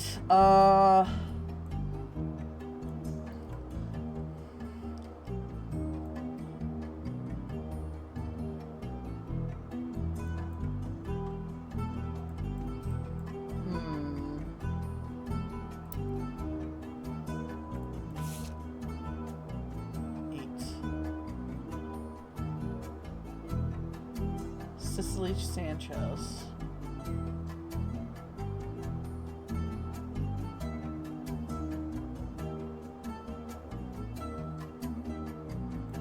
I still gotta find those. Foreign Gospel did not perform well.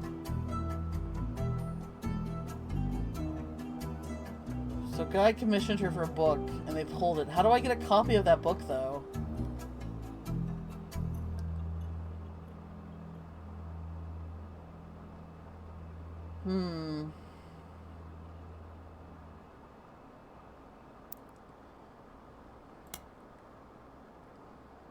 Alright, Crit. Thanks for...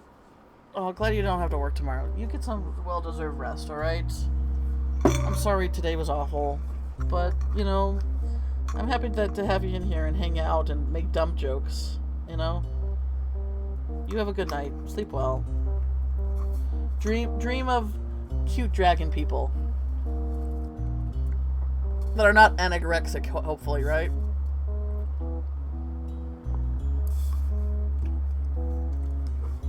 Hey BP, welcome back.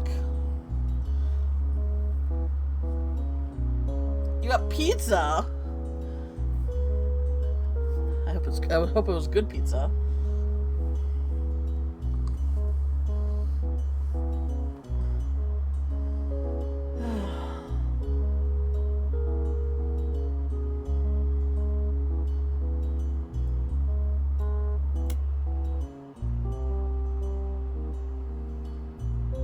Specific one. Butler County?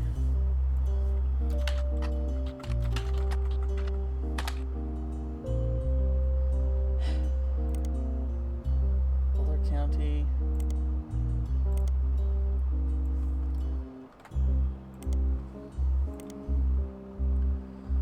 Feels off eating pizza. Mean universe. What the heck is this? Tease BP leaves just as I arrive. And arrives just as I leave. Ah.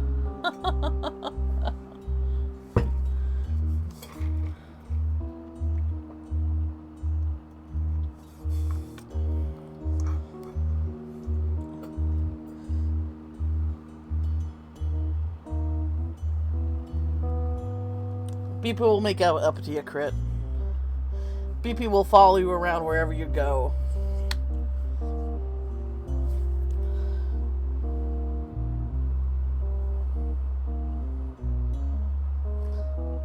I didn't hit the protein goal today, but also I didn't eat much either. I mean, it's fine. You're sick, dude. You're sick. It's okay.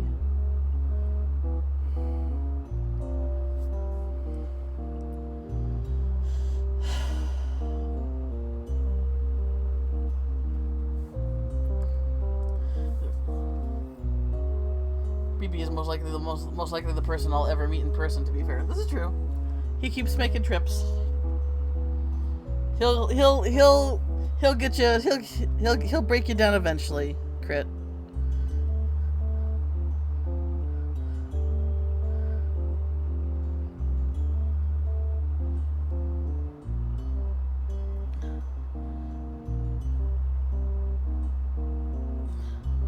Do you have protein drinks? you probably have protein powder. I would just, even if you don't feel like it, probably still down some protein powder, shake or whatever have you.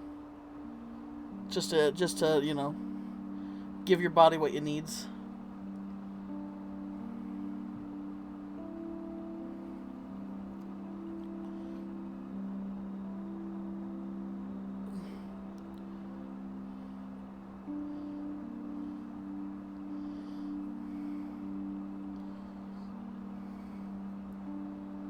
Yeah, drink a couple of those. So that just you can don't think about meeting a goal, but like Jen's point, giving your body what it needs to get better. All right.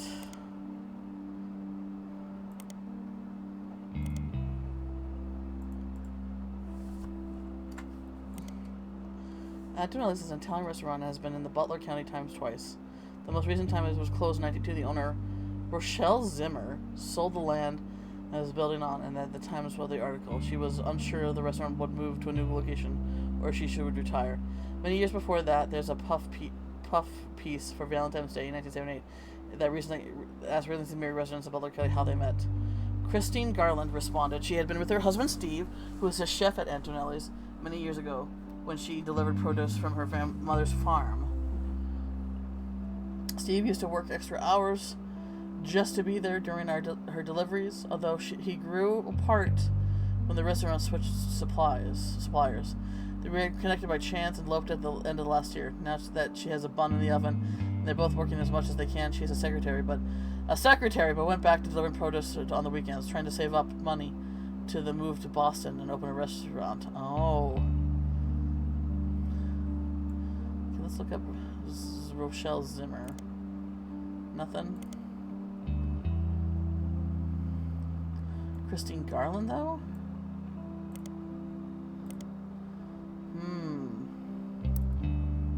Let's take a look and see if she shows up in here.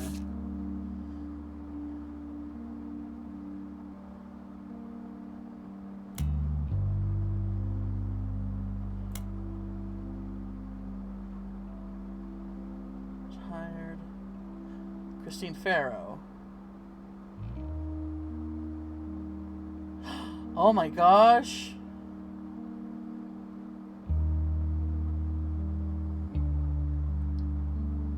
Well, we have another possible. Come on, highlight. We have another possible affair, one of Guy's affair partners. Oh, I'm sorry, Crit.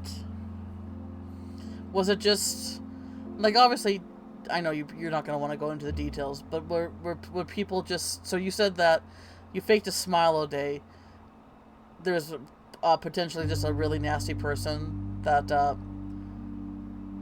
was that you were struggling to help or anything like that? I know you said you want to forget it, but maybe talking about it a little bit might help you, If anything, we can validate your feelings here, We've all here worked retail jobs. We know how stressful that is. I worked retail and customer service jobs. I was told to fuck off on the phone when I worked on my call service job. So people just, I don't know. They see a retail worker, and for some people they just stop seeing. They don't see retail workers as people. They just see it as someone as like, you exist to help me, and you have to be nice to me no matter what, or you're going to lose your job. And they take advantage of that. Oh man, if I had a penny for every time I got called bitch and told to fuck off, yeah. That is so horribly true. Yep. Like, and it's always like, yeah. People, yeah. You're in a position where you have to be, where you're being paid to be at the benefit and to service other people, and people see that as a way to take advantage of you and, boss you around or take their anger out on you or something like that, because there's literally no repercussions on their end, because what are you gonna do? You know, you just have to grin and bear it, literally.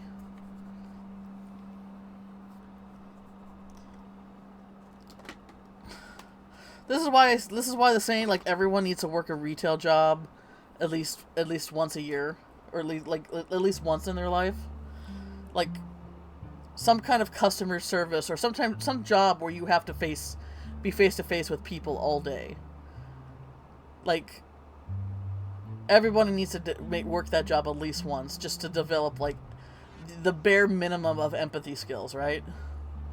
Remember the call center job I had? It was not fun at all, and I had some terrible calls. Oh God, I would say it's even worse on the phone. Okay, no problem, Alex. I don't know if Alex worked any retail jobs, but Alex has definitely had clients that were awful to him too, I'm sure. But yeah, it's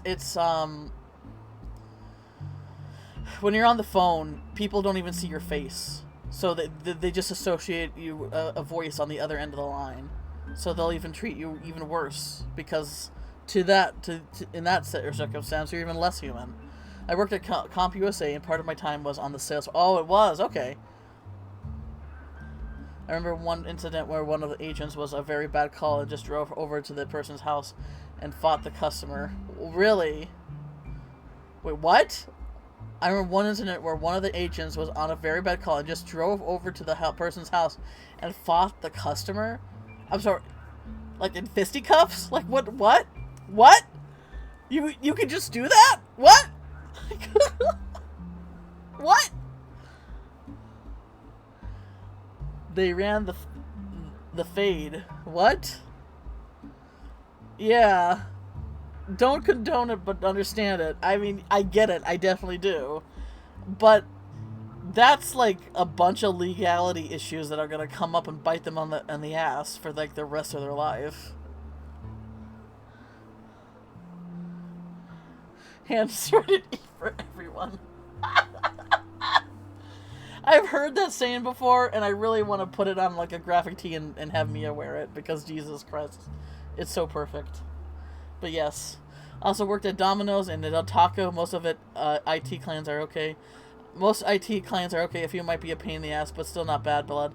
But there have been a few I will never work for again. Yeah. No, you've told me some of those horror stories. Yeah, I guess I wasn't too familiar with your retail jobs or your food service jobs. But those were probably like in the early days, long before I met you. But yeah. When you work with people, in some reason, like, I guess with IT, IT is kind of more like you run your own business and you are your own manager. So maybe there's like that sense of like, you know, respect that's a little bit more given to than to retail workers. But still, yeah. When you work with people directly, it's gonna people suck sometimes.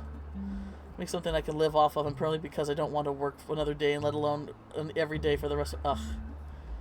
It's very relatable, Crit.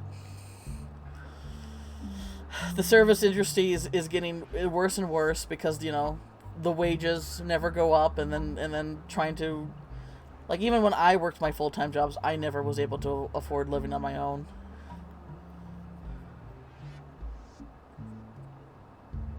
Oh, then Adderall? Sorry, I meant, I guess with IT, there's a bit more because because with your and you were owning your own business, people, you said that, you know, working IT wasn't as bad, but I think just because the situation is, and you're coming over to help people in a pinch, maybe there's a lot more respect given to you than in that situation than with retail workers was what I meant. But yeah, we all feel that, Creds. If you're not born rich in this world, you know, it feels like everything's against you.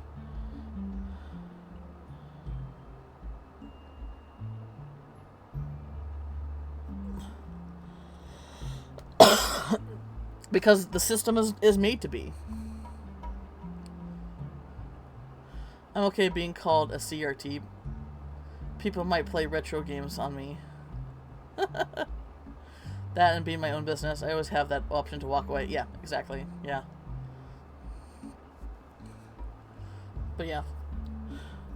Yeah, we understand your crit. We understand where you're coming from.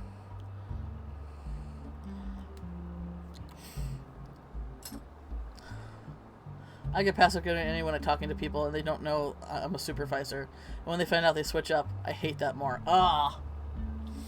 Yeah, that sucks, BP. But, like, I would feel there's, like, definitely a deserved of smugness that you can, like, you know, put out there. Which might not be be something that you want to do. But, like, I think Jen has talked about it when she had manager positions. Well, she is a manager now, but where it's like, I want to speak to your manager, and she just sort of like comes out and she just she just sort of like pops her neck and cracks her knuckles and be like, I am the manager. You know, there's something great about that, you know, where it's like, oh, you done fucked up. You're not gonna get what you want out of me now because I see how awful of a person you are. Cue maniacal laughter. Exactly.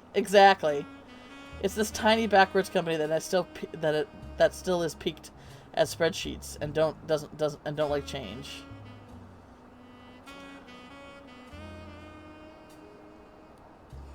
Are you talking about the company you work for now?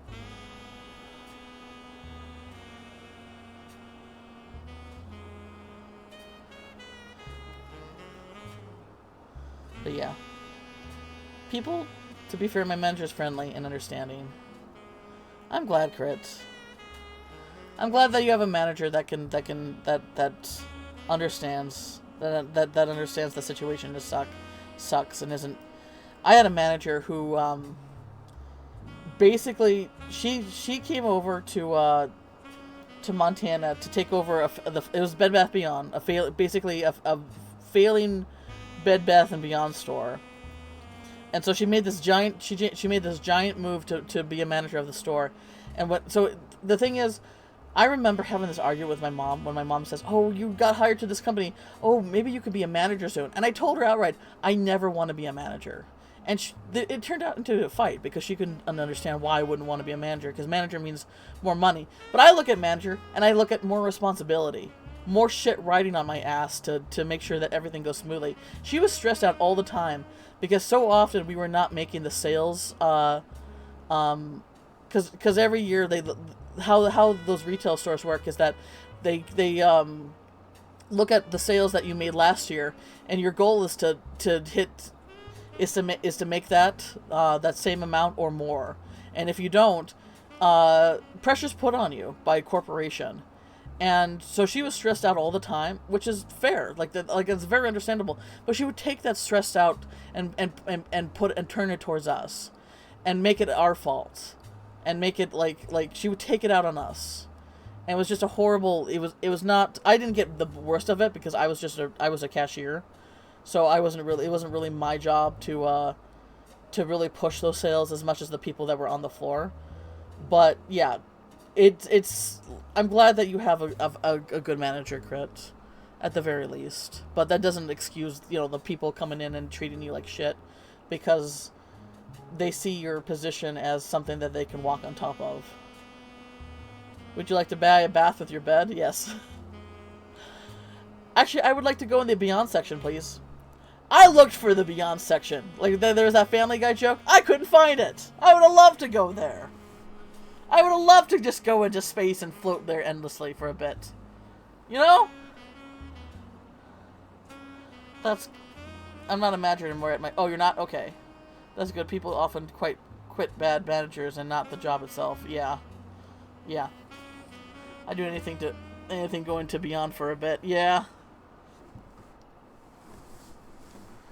That would be nice.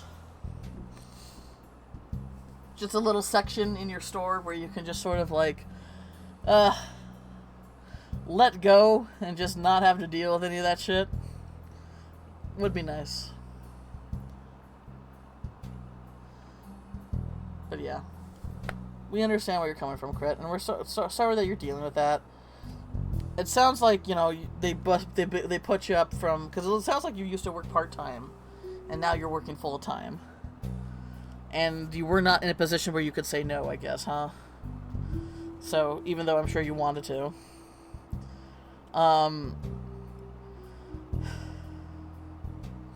It sounds awful. And I'm sorry you're dealing with that. For all the shitty stuff my old IT boss did, I'll give him credit. He did a good job at covering my ass if there was an upset client. That's good.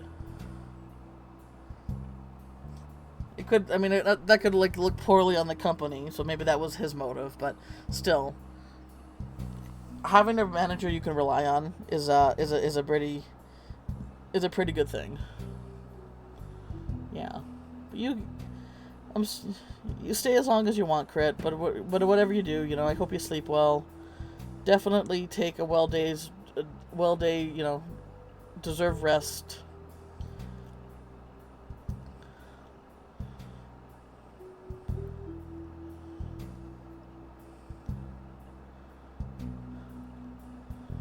I know it feels like it's forever, but it won't be. It's one way or another. You know, it's stressful when I can't even think of my OCs anymore because my mind is just too busy. Aw, Crit, I'm sorry.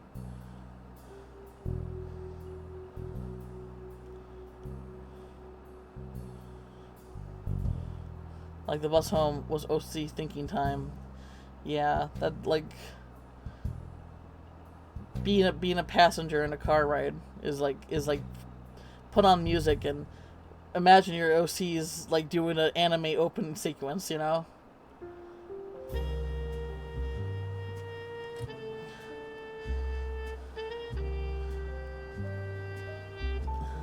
Aww.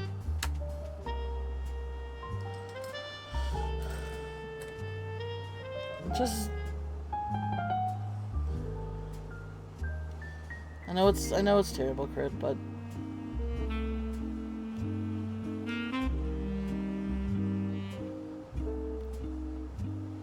sometimes you just kind of have to.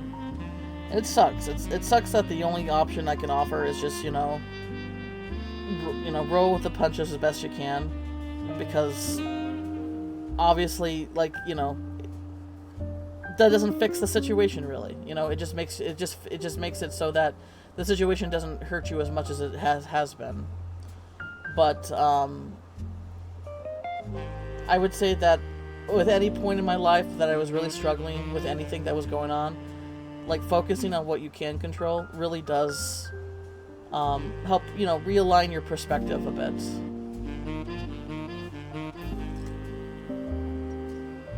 Give him the Kansas City Shuffle. Problem with me? Immediately refer them to him. He'll talk to it. People with the company refer to the employee, who then falls back to part one.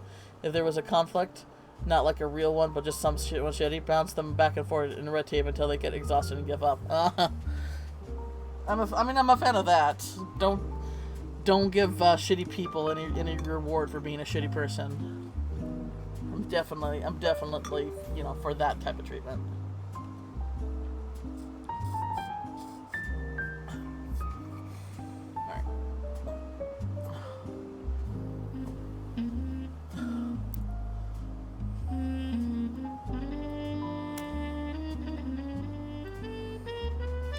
I was gonna become a famous streamer and earn a living playing games. Exactly. Look how famous I am. Ha ha ha ha. No.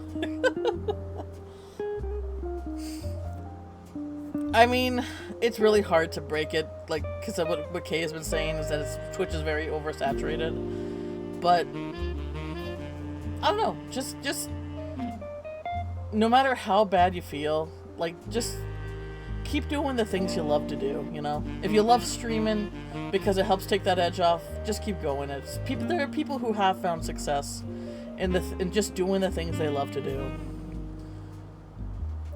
I did get invited to affiliate, which is crazy. Oh, really? You did? Man, I remember going to affiliate was a slog. Well, that's awesome, Crit. Now, time to start monetizing.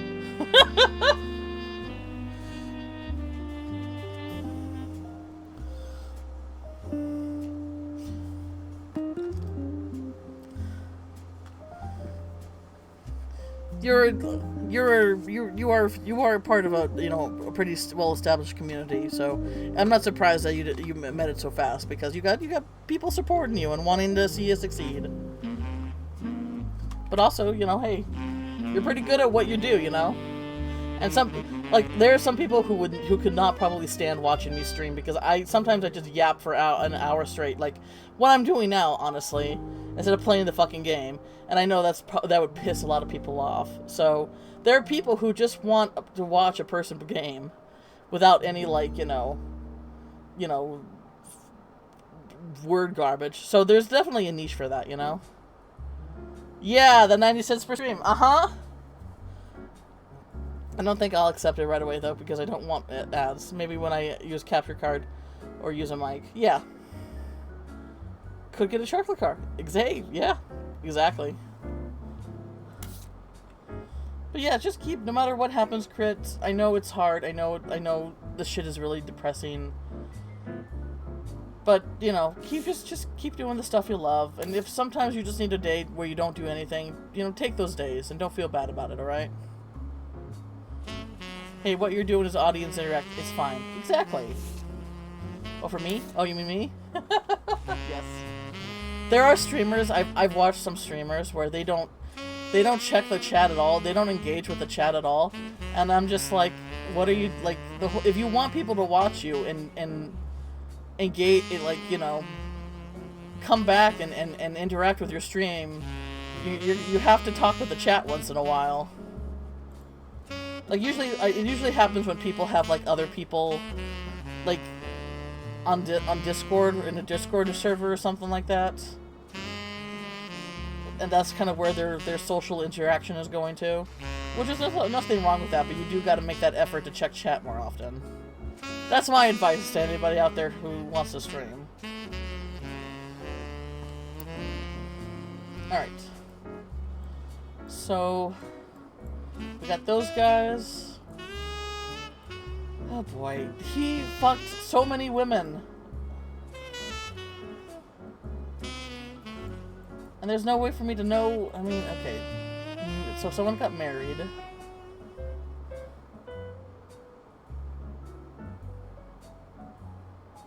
I think that would be you though, then, wouldn't it? Christine Garland.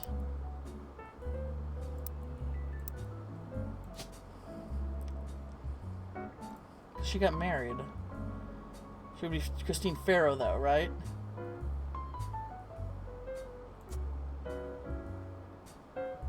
And then Garland would be her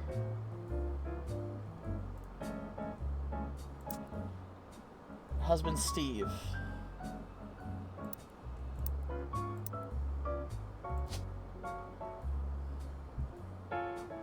I'm just making a guess. I'm not sure about this, but I did pretty well in the first time by just kind of, making intuition guesses.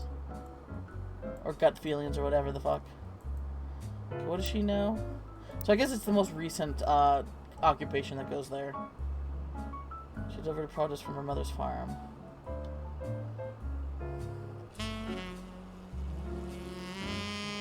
She used to work extra hours just to... Okay. Who was a ship? And she delivered produce, so she was a delivery person? Is that something I can put down? Farmer?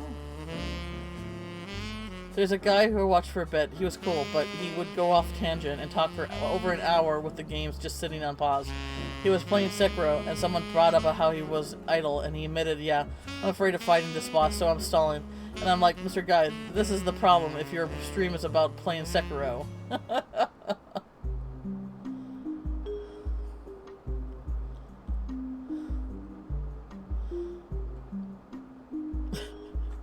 That's actually pretty funny. That's me playing a horror game.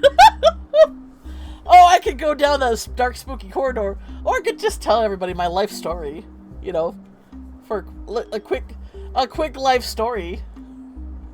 I was born on the 23rd of May. Oh, Jesus.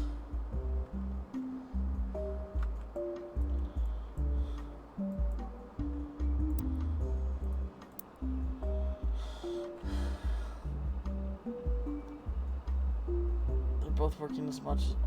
She's a secretary. 1978. That works with the time. The time. Yeah, that works. That perfectly works with the time. That's the point. I've already started Demon Souls, so I don't think I'll stream that. I don't know what I'll stream next. Gosh.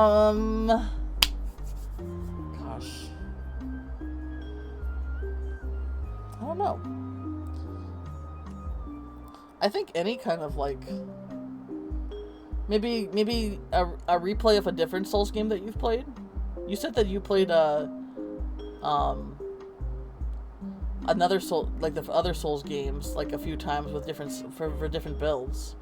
So maybe just do it again for funsies. That's the point when I get frustrated. Stopping to interact with audience, good. Literally grabbing random stuff off your desk to talk about it and not play the game you're supposed to be playing, not good. Yeah, at that point you need to switch your stream information to just talking. You know, that's what you need to do. I definitely like take periods where I just yap at the camera for a bit and not play the game. I don't think I've actually ever done it for a full hour though. Half hour, most likely.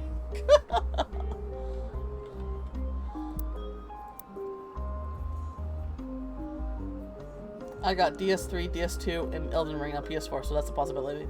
I got DS1 on 360, so that's not no good for streaming. I mean, I've never seen a whole playthrough of Elden Ring before. So that would be fun to play. So fun to watch. And while Alex also likes Soul likes, I don't think he'll ever go in by other games that you don't like to play, Alex. Elden Ring's being... Alex doesn't really care for open worlds that much, so I don't think he'll... Maybe he'll pick up Elden Ring at some point, but I doubt that's a game that he's going to play himself. Oh, and Bloodborne. Yay, I like Bloodborne. It's been a while since I saw her.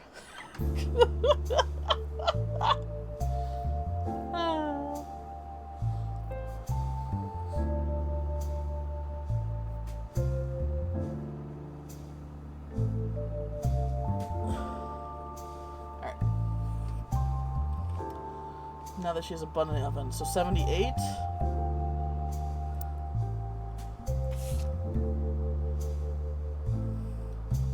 Was hired. Alright. But she eventually left, right? Yeah. So she must have had an affair in 77.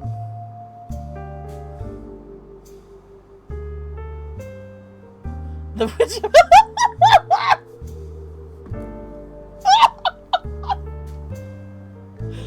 Oh yeah! That's who I was talking about! Who's that? Oh god, that spider thing. It's called a spider, but he's like more like a grub with just a bunch of legs.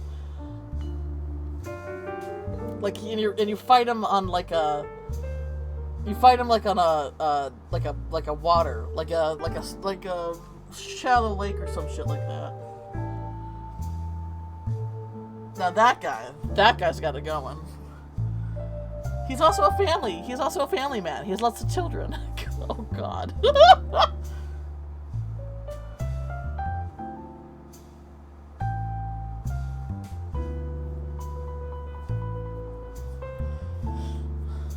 All right.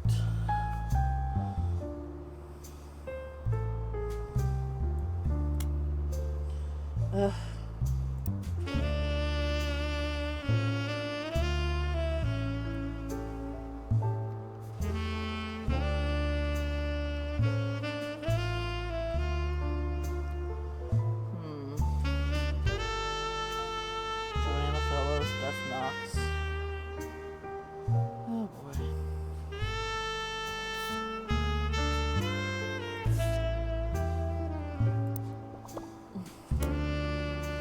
Mary Beth. That's what I'm doing, man. That's what I'm doing. I don't know how to look. Mark Clement. Okay, is there more that I can look at for Mark Clementine somewhere?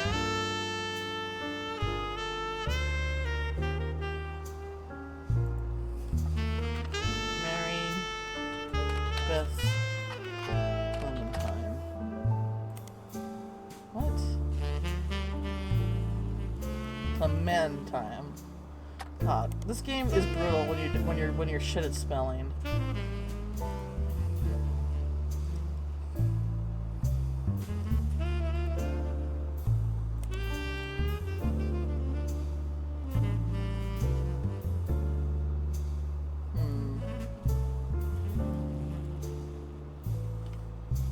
Oops.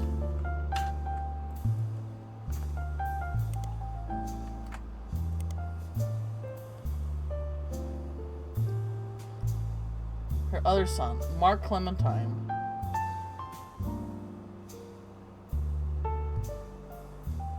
The only one that finds he's got the whole world. Mary Beth Clementine. She says somebody says the mentioned adoption. Stuart and Mark.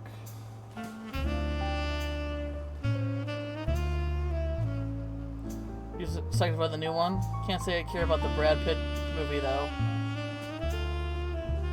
Are they still so another Jurassic Park? I mean, are they going off the Jurassic World shit with Chris Pratt? Because I didn't really like that movie that much.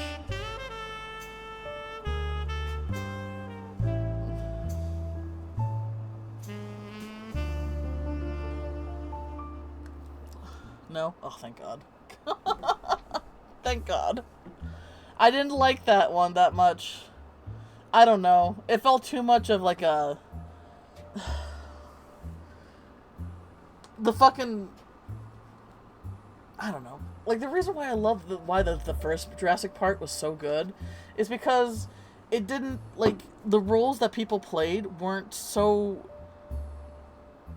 typical. Like, you have, like, the two, like, archaeologists. Like, the guy with the hat. Like, he gets stuck with two little kids for the majority of the movie. And a guy who doesn't like kids has to be, like, a comforting, you know, parental figure to these two kids. That was fun. Grant? Yeah. And then you have, like, this badass, like, lady archaeologist who basically is very terrified to do what she has to do, but gets it done, and like she's awesome, and like it doesn't like put, you know, male character in male role and female character in female role. The newer Jurassic Park with the Chris Pratt, oh my God, it was very much like, look at this cool dude and his pack of raptors. Look how he calms them by waving his hands. Oh, he's the head of their pack. Like, I kind of wanted to vomit, you know? Did anyone else want to vomit? Dr. Sadler? Yeah, she was awesome. She was awesome. And she I don't like poop stuff. He's the alpha. Oh, God. I don't like poop stuff, but the fact that she wasn't, like, this, like, dainty, like, little, like, she, like, put on a huge glove and reached full on into that dinosaur dung just to get samples. Like, because she loved her job and her profession so much, she was willing to do whatever it took to learn. I thought that was awesome. You don't like alphas? She was so fucking cool. Listen, the movie, you watch that movie for the dinosaurs, but having compelling characters is what gives that shit lasting power. Pacific Rim, I've talked about this all a time. I don't like Pacific Rim. Because, yeah, you got giant robots and you got cool monsters. I love the monster designs, okay? Like, that shit's up my alley. But the characters are so fucking boring. They are the most cardboard cutout, boring-ass characters, and I don't give a shit about any of them. I don't care about any of them or their issues or their problems.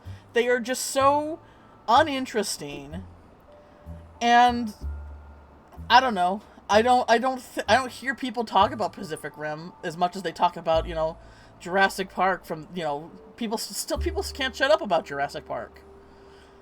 Ugh. Pacific Rim, yeah. It's the fight. It's the robots with I don't know. I think it was a Del Toro movie, actually. You enjoyed Pacific Rim? Yeah. If you liked it, that's fine.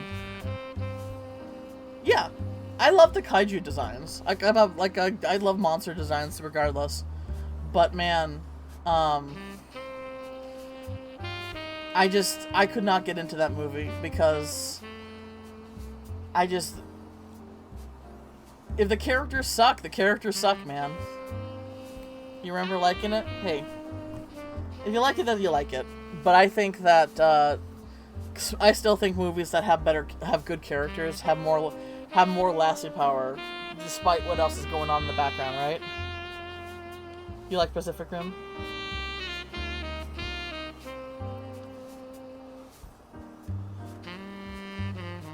I don't know. But yeah, compared to, like, going back to Jurassic Park, the original Jurassic Park was really good because it had really good characters. The one with Chris Pratt, I fucking hated all those characters, man. I fucking hated them all. Big agree, though. Most characters were dull, except for the scientists. Yeah, the scientists were fun. I do remember that. And the black market dealer, best characters in the movie. Yeah.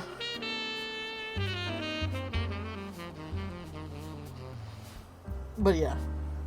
Did not like the Jurassic World, I think it was called, movie. Because just... I don't know. Characters were just, ugh. Kind of, ugh. Ron Perlman is the criminal. Actually, I don't remember any of that. I remember the main guy, the main girl. I think the Russians were fun. I think the Russians were fun because they were just, you know... But the thing is, they were completely thrown away characters. They died, right away, didn't they? Or I know they died. Maybe they didn't die right away, but they definitely did not come back. But yeah, I like Ron Perlman too. Ron Perlman's a legit actor. Alright, so how do I find out about this Mark kid?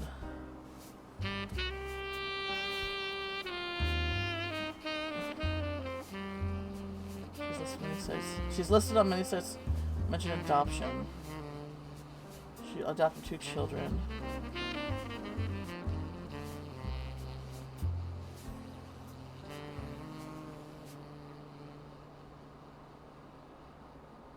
Her other son was adopted later, according to a single line on the adoption site.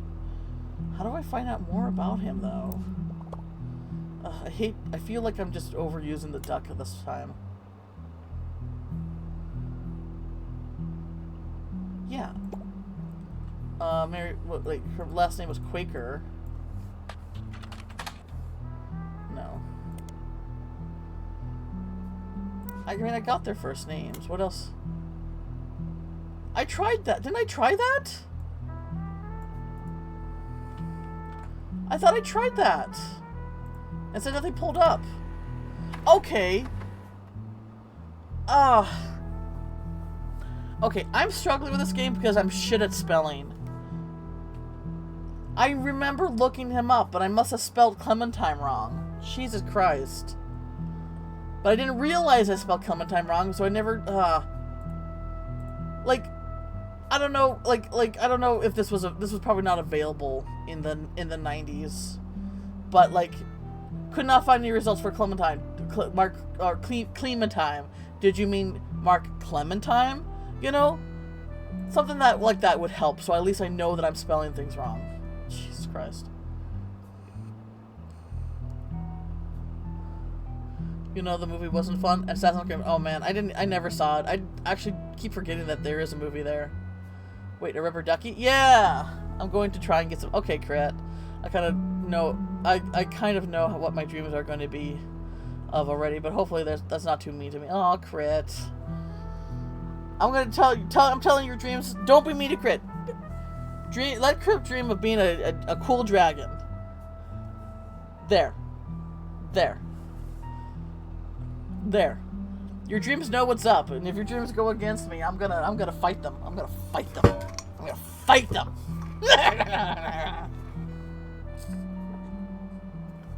Crocodile Clementine says on the website titled "The Infamy List."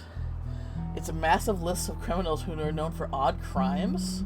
Oh, and his brother is a police cop. Ouch. Although Mark's nickname would imply he hails from Florida, a lot of others would list or Australia. Mark is listed as being from Los Angeles. He's a pretty big entry. He seems to be a real piece of work. There's a small note about him being the basket boy of 1950, but most everything else comes from his adulthood. He lost his job at 95 as a pilot for a regional airline, and he tried to board the wrong airplane's plane. He was drunk. He was charged for trespassing and assault. Is criminal an option? He was arrested for transporting smuggled animals over the Canadian... Oh, gosh. Illegal reptile supply. Oh, that's where the crocodile comes from. He was apparently quite successful for the first 4 years. He was caught when he had to take an emergency landing to Portland after being bitten on the foot by a crocodile, hence the nickname. Apparently the Portland Telegraph was created as being given him his nickname. His measurements from the incident has been added to your photos. In 1933, he was released on parole, but his freedom didn't last long. He was arrested for violent attempt to visit his daughter's graduation. He famously punched the principal, a man named Billy Sims. Wow, okay.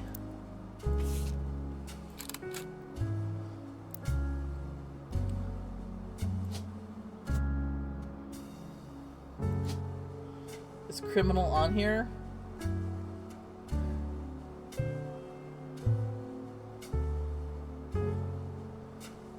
How do I even...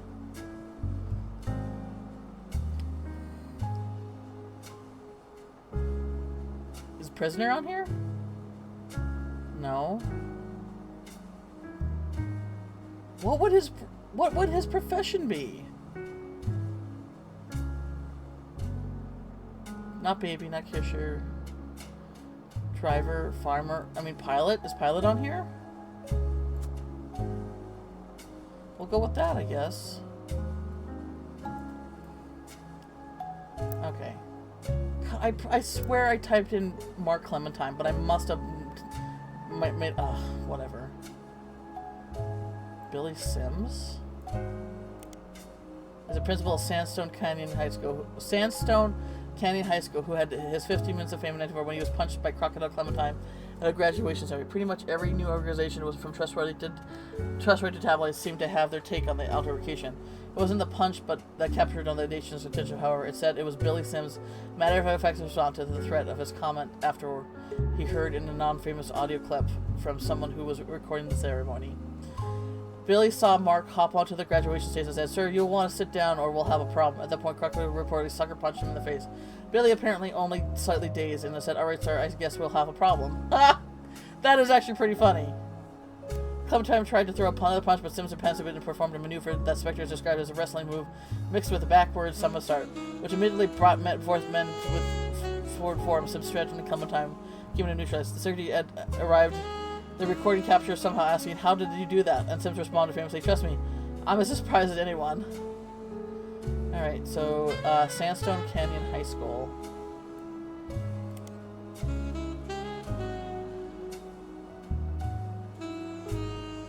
Okay. So who's...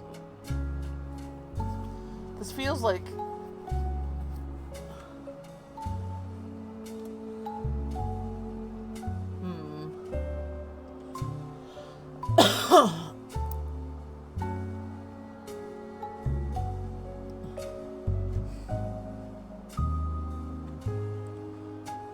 Multnomah?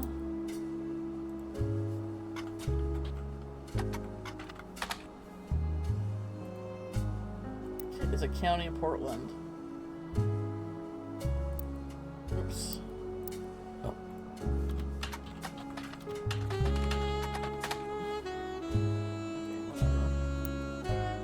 So I got his picture now.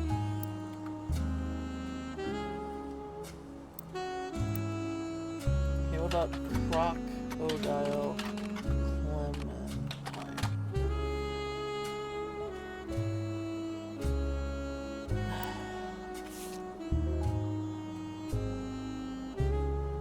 Clement. Yeah, see, I've been spilling. Oh,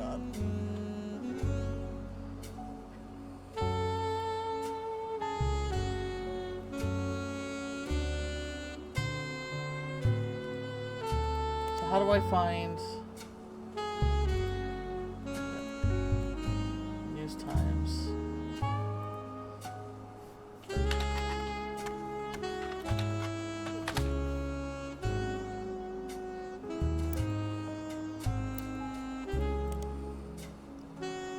Oh, 2M, 2M's.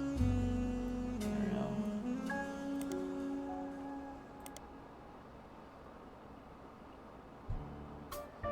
News Times did a small piece about the fight between Sims and Crocodile, but tried to approach from a different perspective. The goal is to paint a picture of who two men evolved from others who know them best.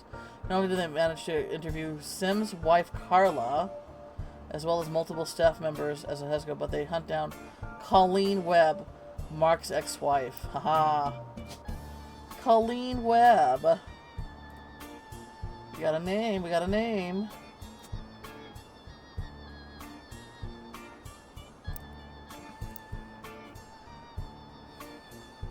Going to the study lecture with Colleen, she and he met when he worked for an airline. She worked as an airport. When he worked for, okay, so he would be applied. He was a drinker, and he would often have mood swings. When he changed with charged himself of a fellow pilot and lost his job, they divorced. At the time, she was pregnant with their second daughter, and she felt she needed to get out before it got worse. She left him and moved to San Diego to live with her sister, and told her oldest that her dad had to fly planes for the army. She raised them both by herself. And though she never went through the trouble of changing their names legally, they used the web name so that nobody would connect them to their ex-husband.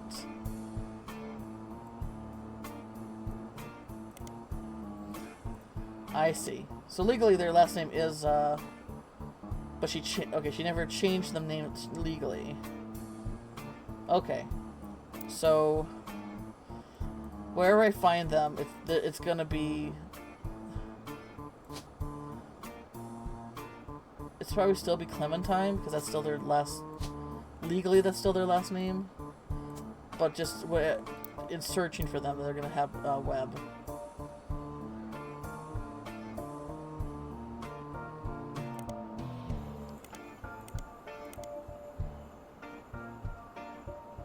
Billy Sims. Come on. Alright. Sandstone Canyon High School. Is there any way to, like... There's not much information, but I mentioned a lot of articles about this Billy Sims incident. I mean, I'm trying to look for, like, student pictures or some shit like that.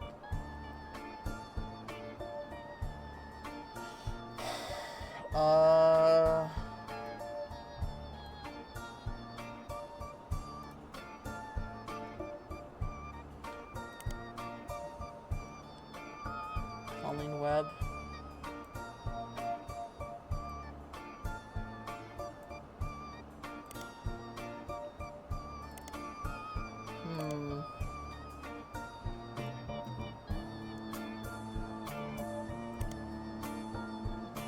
Come on, man.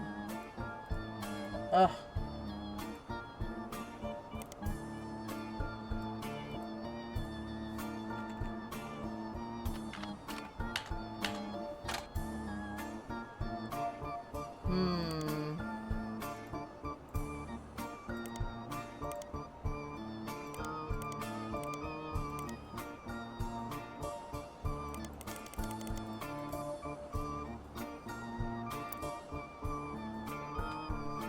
I'm so confused.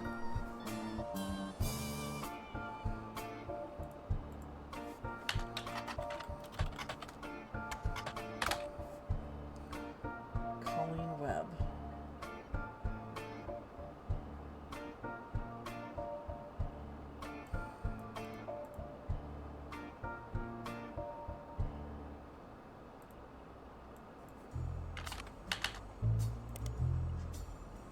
I don't know what to look for now. She left him and moved to San Diego.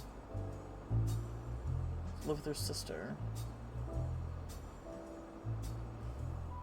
She went. They used the web name.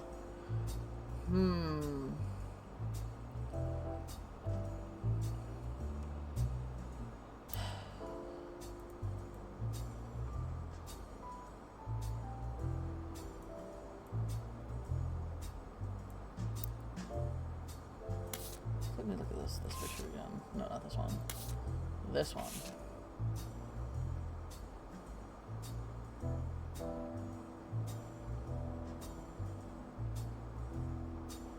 Guy Hudson.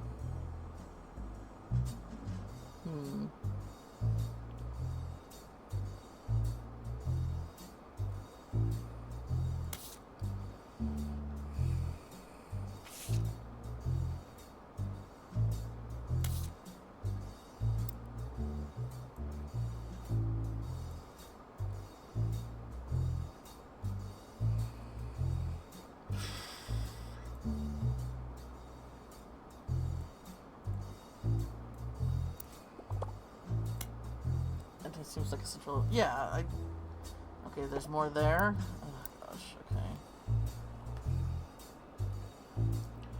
Business watch. Yeah, that's how I was finding. Okay.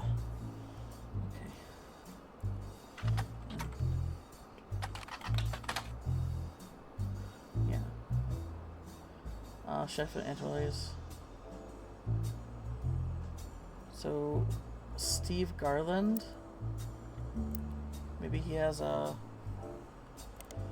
He's a chef. Steve Garland. Ugh.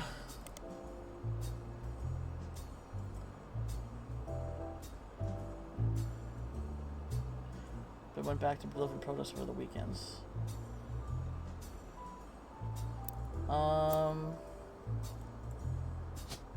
Secretary.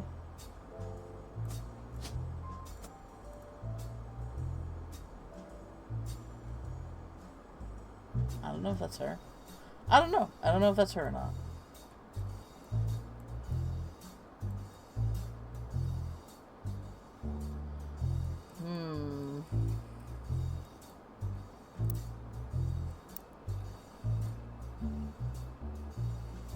Rochelle Zimmer.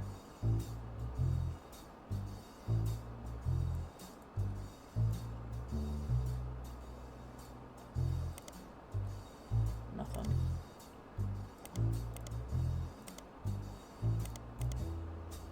Oh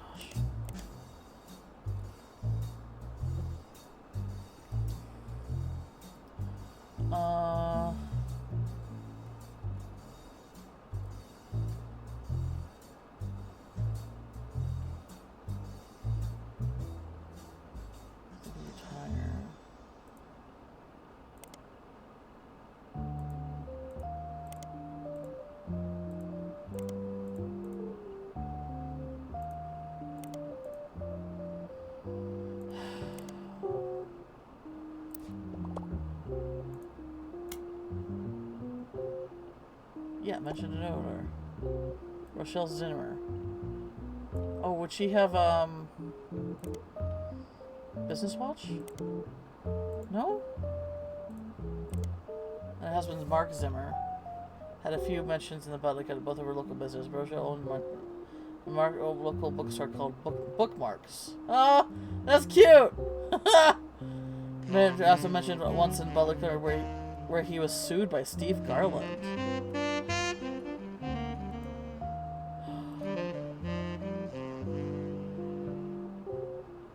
Mark Zimmer, Bookmarks. Oh my god.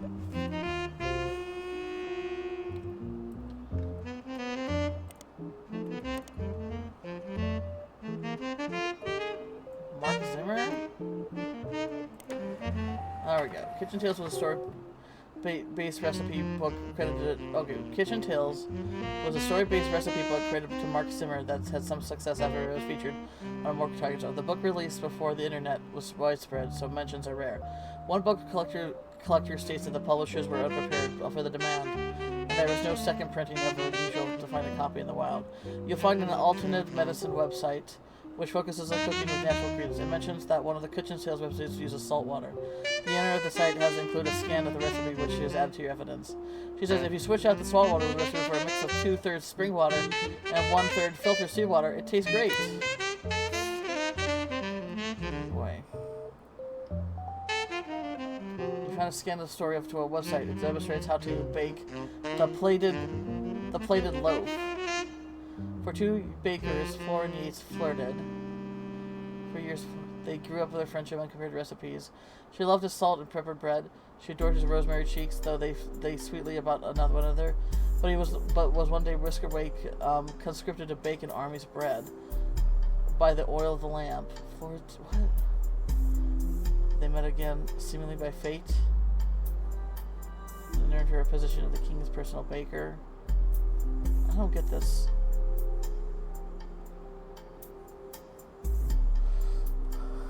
How to bake the what? Like the story must like be based on something that actually happened, right? Yates, okay, sorry. She loved his salt and pepper bread. He adored her rosemary cheeks. They thought sweetly about one another, but he was one day whisked away to bake the army's bread, so left for war.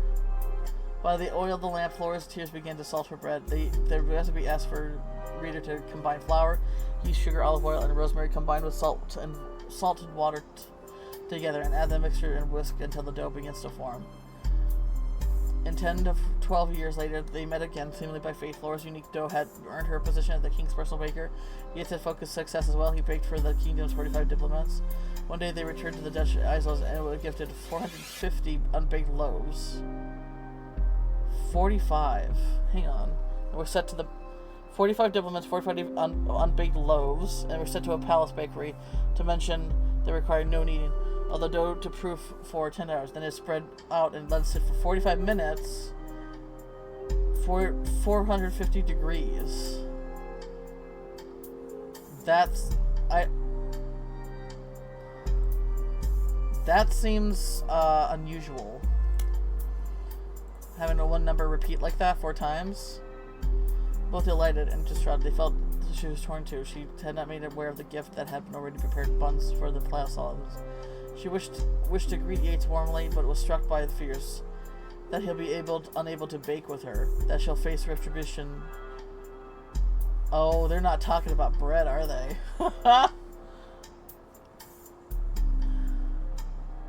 She cried to Yates, adding more salt to her dough. Cut the dough into 2 equal pieces and lightly... Okay. She felt as she was torn in 2. She has not been able to make aware of the gift and had already prepared buns for the palace ovens.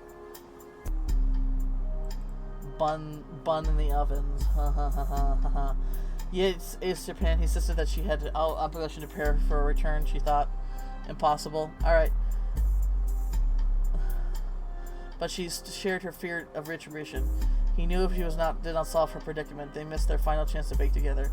In the instant of wallowing in the present, they worked together to shape the future. They twisted and entwined their doughs and baked them out of one. They were born with the plated loaf. Word quickly spread of the new delight, the king's decree on the royal parchment that it would be considered a delicacy.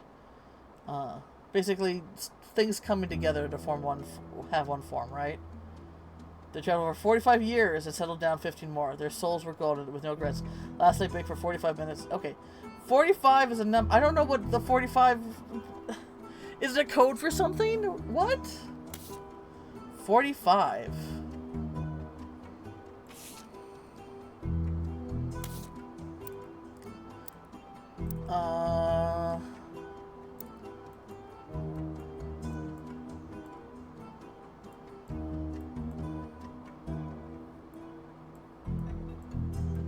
Yeah, I don't know though. Yeah, like 1945, but there's nothing significant that I can see about that. Ugh.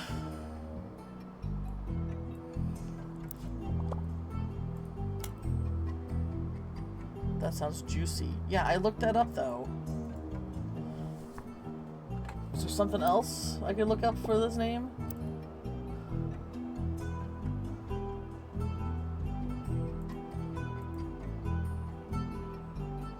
Story-based recipe book. Kitchen Tales. Kitchen Tales by Mark Zimmer. Let's look up a public library. Mark Zimmer. Kitchen.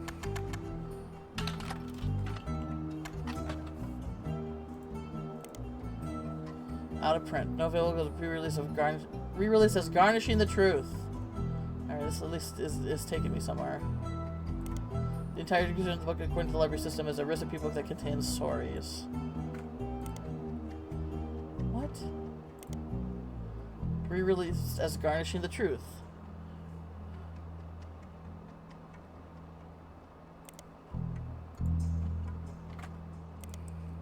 Garnishing the Truth, that took a credit of Garland and Zimmer. Oh, both of their names. It was actually quite successful after the duo appeared to be promoted on a daytime talk show. They have been multiple printing since. According to the book review, their websites are accompanied by stories that help them... Wait, Garland and Zimmer?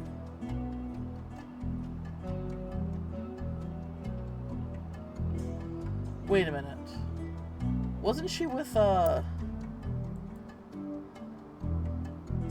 Steve Garland? Holy shit.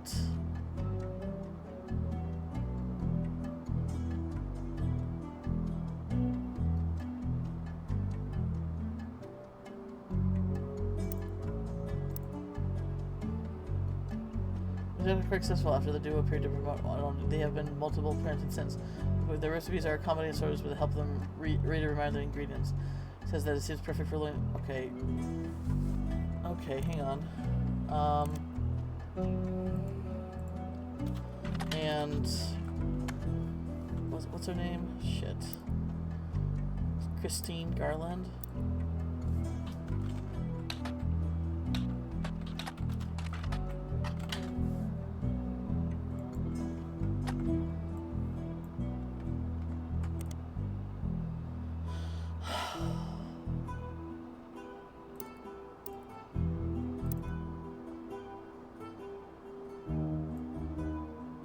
So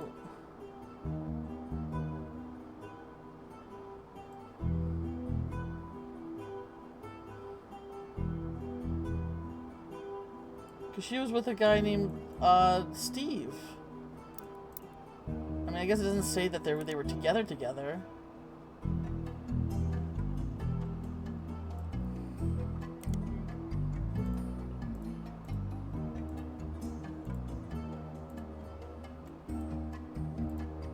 Stop it.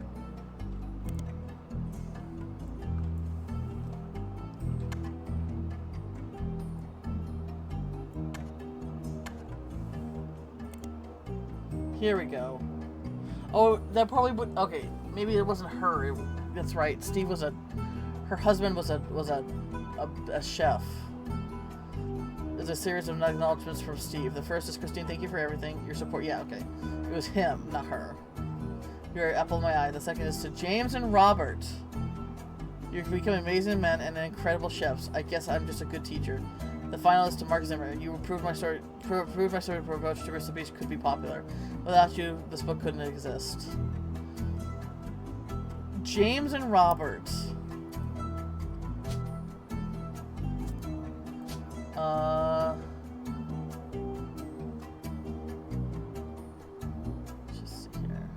James.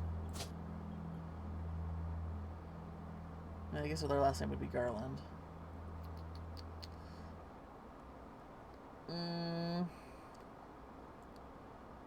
Hang on.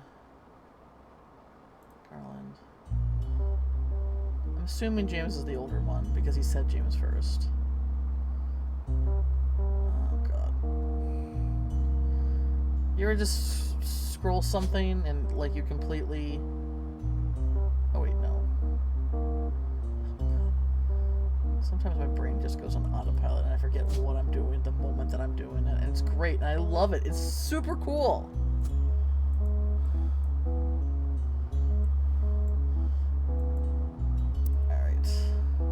There's also a foreword by Mark Zimmer. I first met Steve in 1978 when he taught a cooking class. The next time I saw him was over a decade later when he was suing me for stealing his recipes. Yes, really. So you might wonder what I'm doing in this extra direction. Well, it turns out Steve and I had more in common than we thought. Instead of settling in court, we settled in Mick Karen's brew house over a game of darts. They said that they'd give us the first drink of the night free for an entire year for mentioning them. By the end of the game, he and I agreed we'd both rather make a ton of money together than spend a ton of money on lawyers. It's pretty rare to meet your best friend so late in life, but when I decided to retire, I moved to Boston just so that we could hang out. So if you're browsing this book in a bookstore, please buy our book. We need more money for when the free beer runs out, and the bookstore could probably use the sale. Make Karen's Brewhouse. A website. Apparently the bar has been around a long time. One of the sites lists of famous people who have been drink there, including former presidents. Not of the Roottrees Company, Kennedy. There's also a few listings of television shows that have mentioned McCarran's as well as how they came up. One of them is Garnishing the Truth, which the site has this to say about. Local and regular Stevie G wrote a book, Food About Food. We prefer cocktails, but they gave us a shout out, and we ain't gonna say no to the free press. So grab a bite, kids. Join Fry Try, and then swing us to meet a drink. Okay. No pictures though.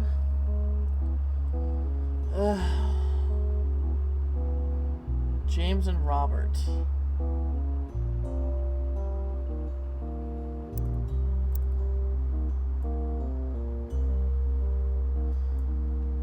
I have a feeling that he knew about... So they met in 1978.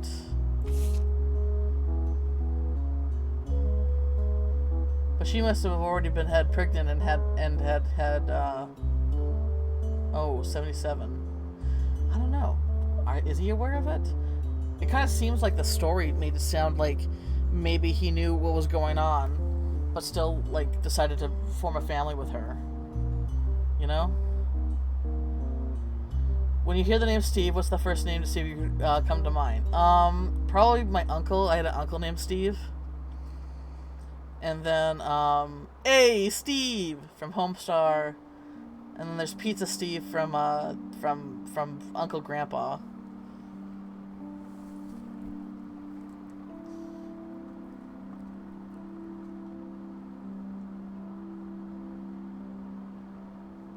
Ugh.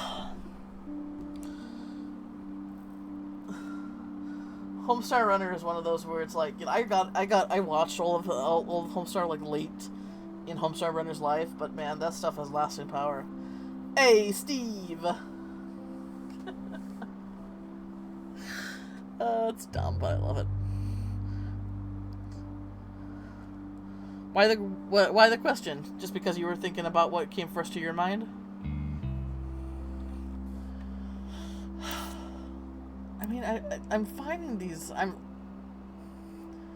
feel like I'm finding these things, but it's like, but now what?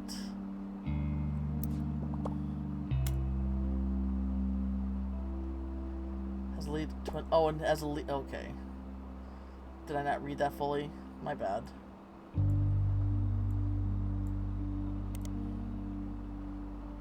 One site is famous.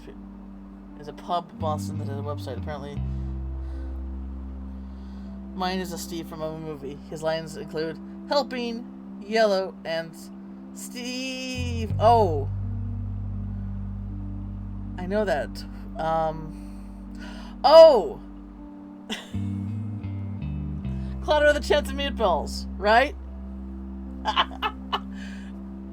Yes, another good Steve, right? Like, the actor who played him, famous guy. I can't remember his name suddenly.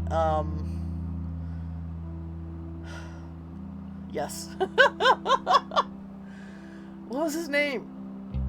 He played the Toy Master in Doctor Who that I just watched recently. Why can't I remember name? Like, the moment I need to remember something, I don't remember it. Neil Patrick Harris. Thank you. Thank you. Apparently, he was offered a different role in the movie, but he wanted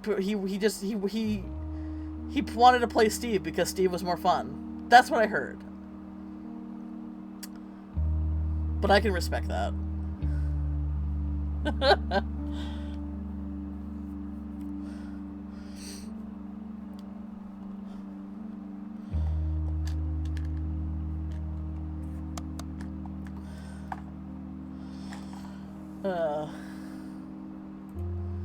Okay. Apparently the bar has been around time. The famous people who have drink, including the former president. There's a few listings of a television and books that I've mentioned, as well as how they came up.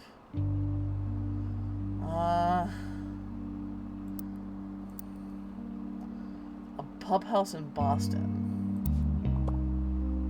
has a lead to another Boston restaurant. Where? Has a lead to another Boston restaurant.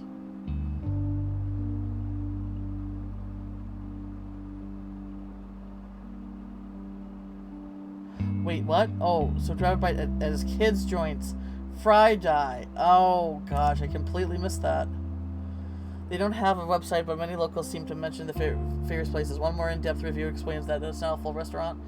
Just as front door in a very similar interior with a window. Usually the restaurant only serves vegetables, but a lot of reviews say that despite of that, it's delicious.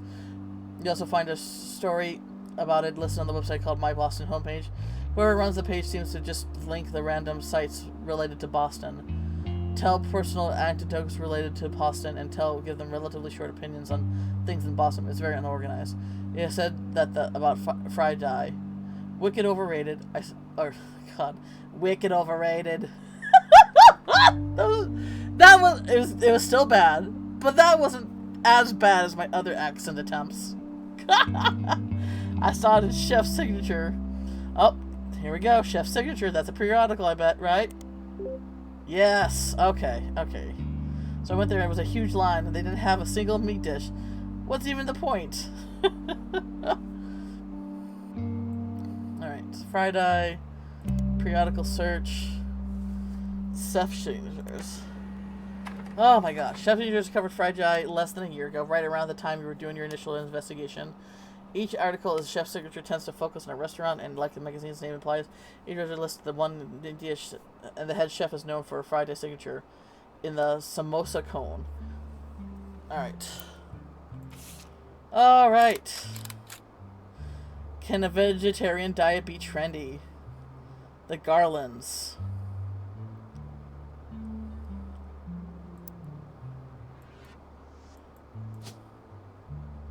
I don't know who's who. Okay. Featuring James and Robert Garland. Okay, James and Robert Garland on the cover of the... Okay. According to the article, the two brothers own a small walk-up window to Boston called Fry Die. Many of the offerings heavily inspired powerful special type of foods. Is the samosa cone. Robert, who is 3 years younger than James. Okay. Robert, who is 3 years younger than James. Okay. Jokes that although the age difference has left him delicate to wear the sous chef's jacket. Oh. He doesn't mind. As a result, James answers, okay. So Robert. The sous chef. Okay, so that's Robert. And that's James. Right? And they're chefs? Yay! Oh my god! What a slog.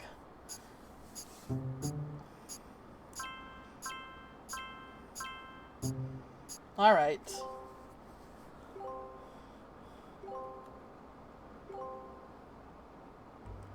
Booyah! Hey, Clark. Sam reached out to me finally. I think I have you to thank for that one. My family's in a bit of a rough patch. Even though the candy is selling better than ever, everyone is fighting over the trust. Makes sense. The majority of us want to dissolve it. On paper, it seems like the right decision. The arguments about what to do next are endless and heated. More than a few Roottrees are worried about losing their wealth. So they rather, dissolve it so nobody gets anything. I don't know.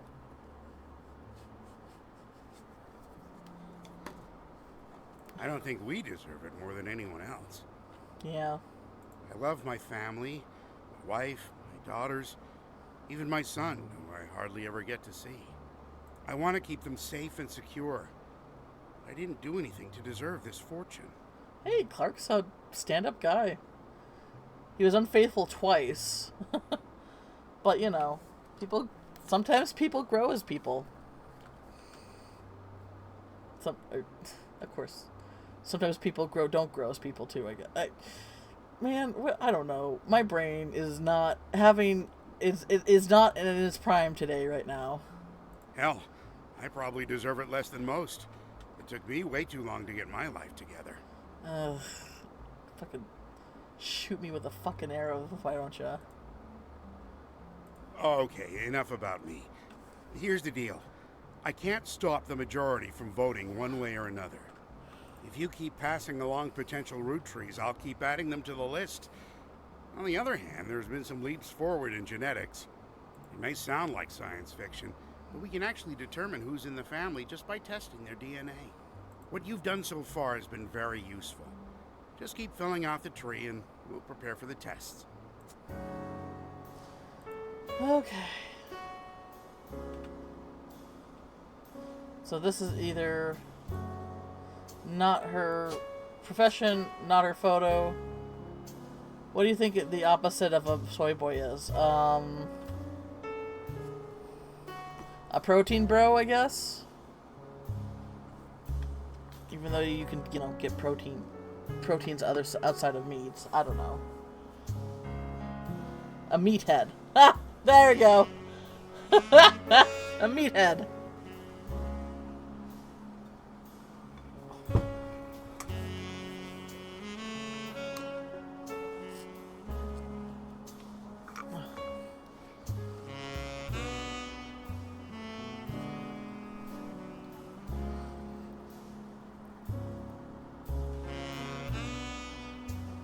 Oh.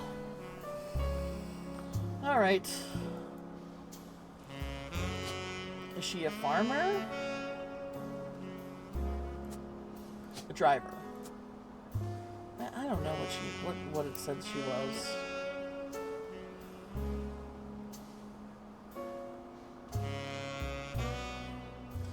Wanted to contain some sort of female term, though. Oh. I guess so. I mean, okay, if you wanted...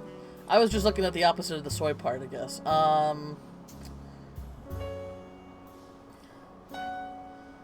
don't know.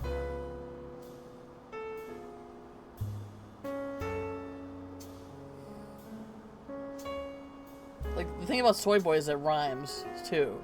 So what's something that rhymes with a female term? That can be meat related?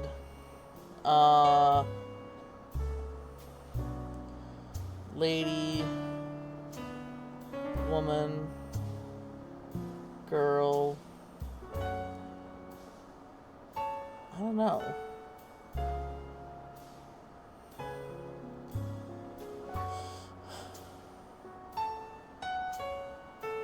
Yeah, nothing's coming to me. That's why you're having trouble with it?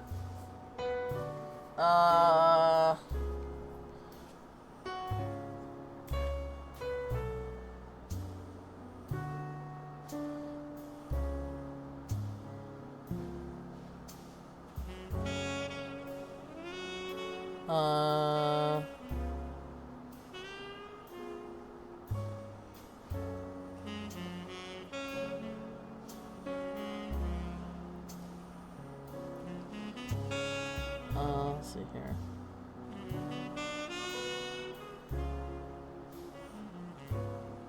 I mean, I can give you alliteration. It won't rhyme.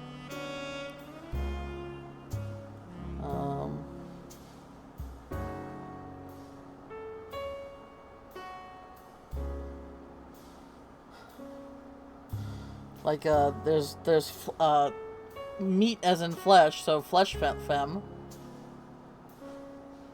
Meat mama. That might work, yeah. Can be vegan, be trendy. I would say meat mama works pretty well, actually, yeah.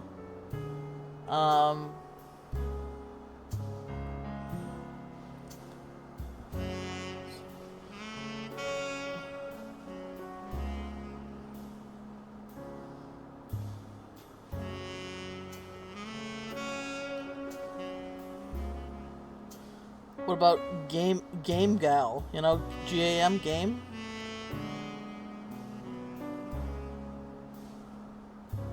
or GAME, Game Gal.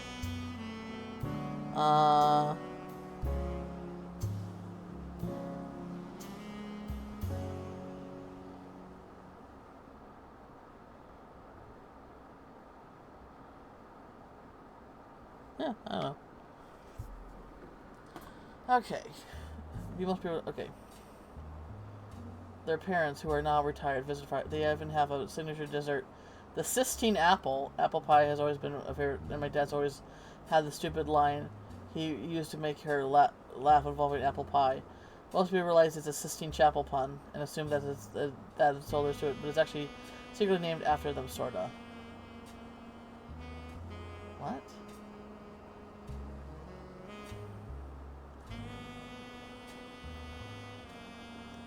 We always go shopping and cook for a family in those days, and they thought they were hyper kids running around and causing a ruckus. Mom always had an eye for the best vegetables for him to work with, and she did her best to pass them on to us. Is she a farmer? Maybe she's a farmer. I know she was delivering things, but maybe she's a farmer. I don't know.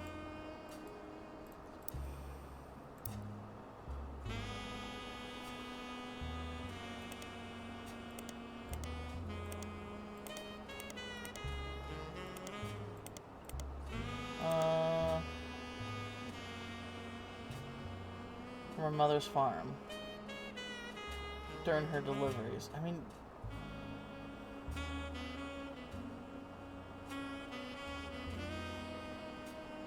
delivering produce. I mean, is she like a... I don't know. Deliverer's not on here, though. Driver seems like it... I don't know.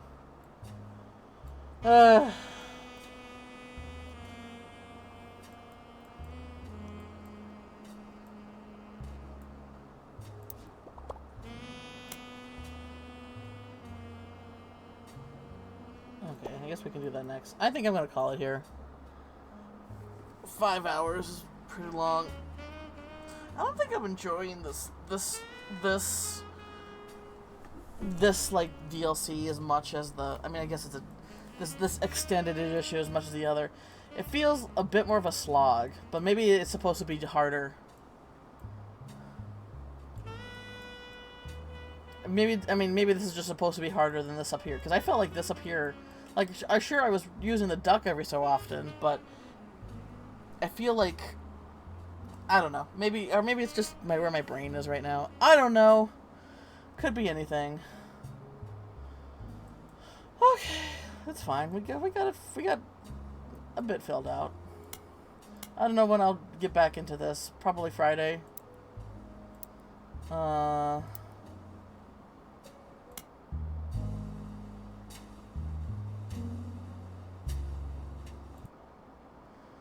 Whew. All right.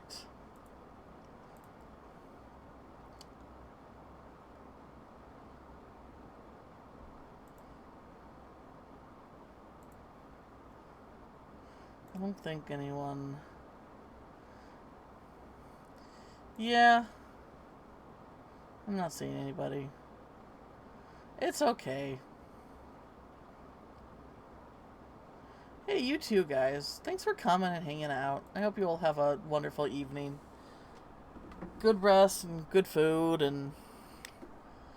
Thanks for coming. Thanks for your wait, Jen. You sliding into my stream is always a highlight.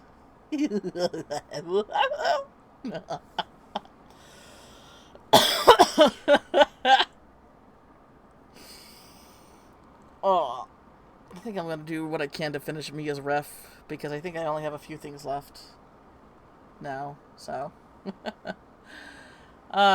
Anyway, have a good night, guys. Sleep well, or whatever the fuck you do, and